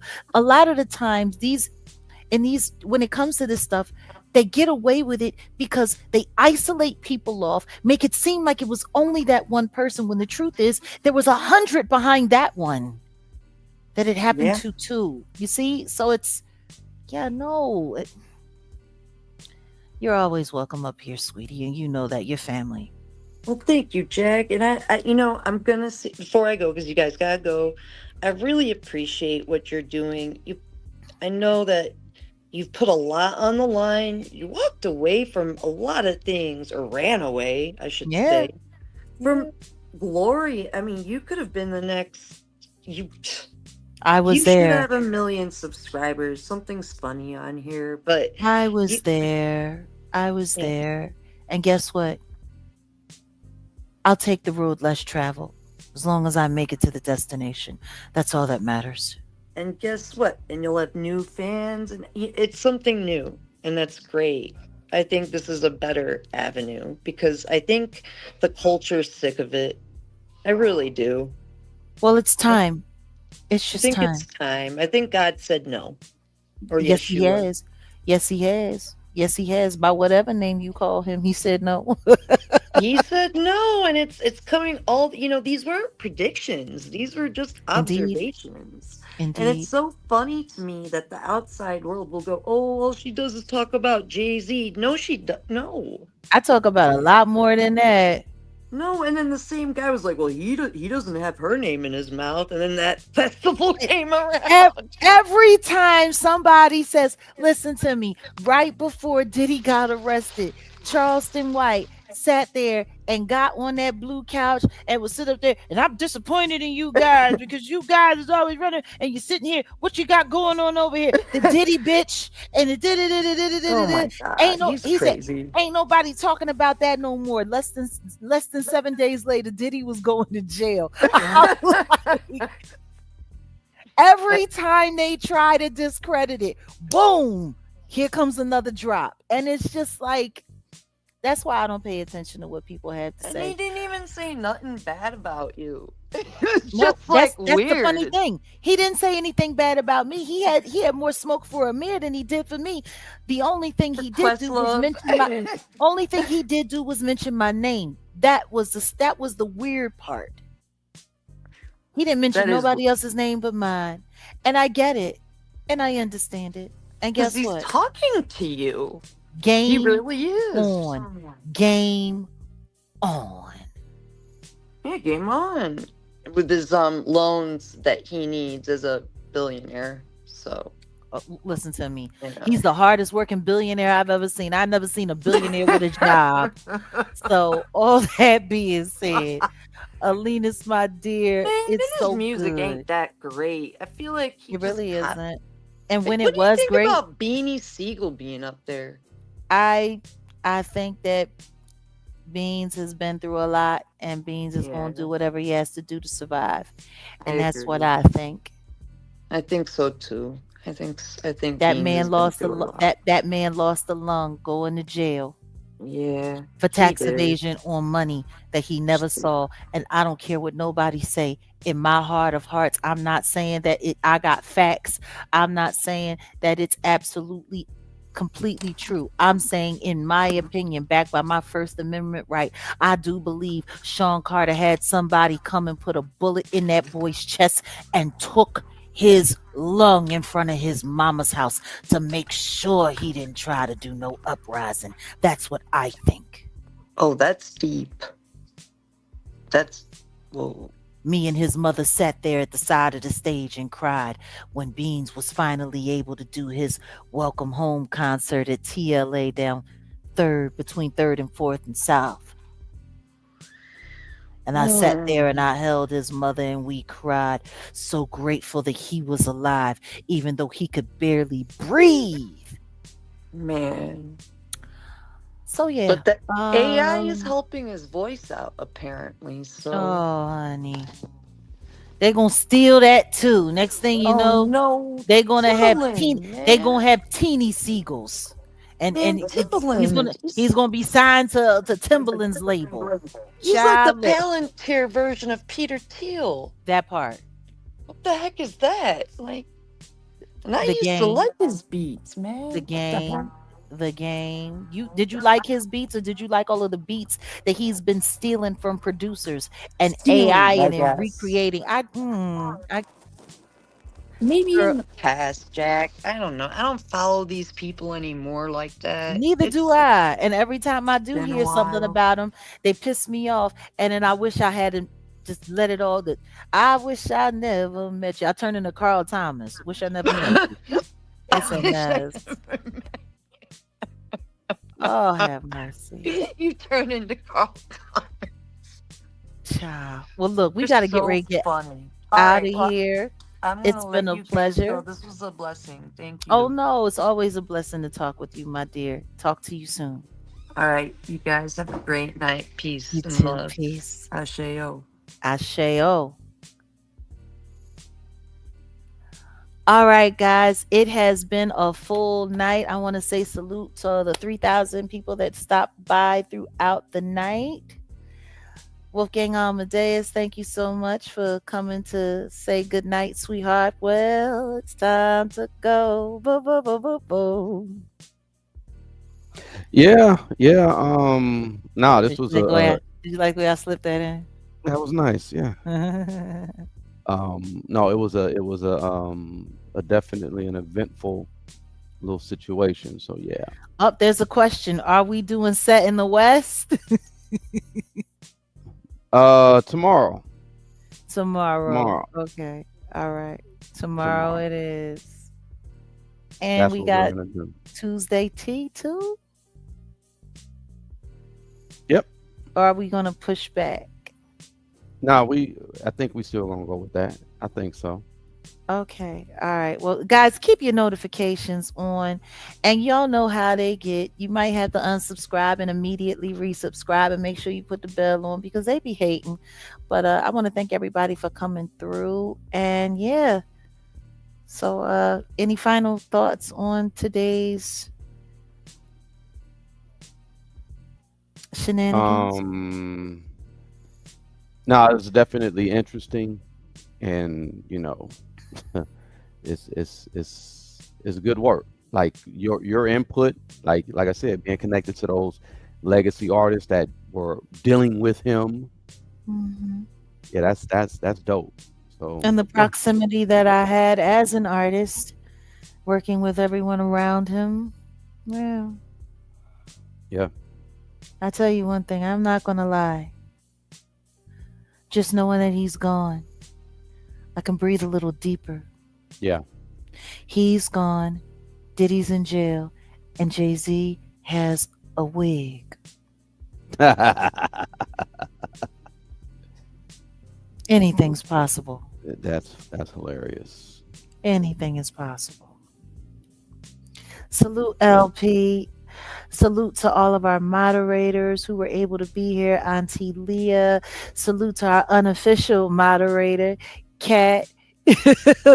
Killing it in the game. To all of our regulars, to Alina's, to everyone who stepped up, to Blue Matrix, to Tanae. Um, who else? Our earlier panelists that came through it. We've been here for so long. I think I forgot some of your names, but for everyone who stepped up on the panel, upper echelon, um, just y'all just keep on keeping on. And salute to Grace. I'm sure she had to step away and take care of some stuff. I mean, it's been a full day. And on that note, it's time to. Yes, Joey Los Angeles. Please make sure you keep popping in and stopping through. Blue Matrix, thank you for stopping through. Uh, what's going on, Judah Boy? Yeah, it's been a nice little day in Jaguar Country. All right, guys. I'm Jaguar, right? Co-host, producer, Wolfgang Amadeus from Set in the West. Yeah, we're Jag Nation and we out of here. Cruelty free. Until next time. Peace. I won't forget about Bible study. I promise you that. We got to set that up. That and the Auntie podcast. These guys come through with such great ideas.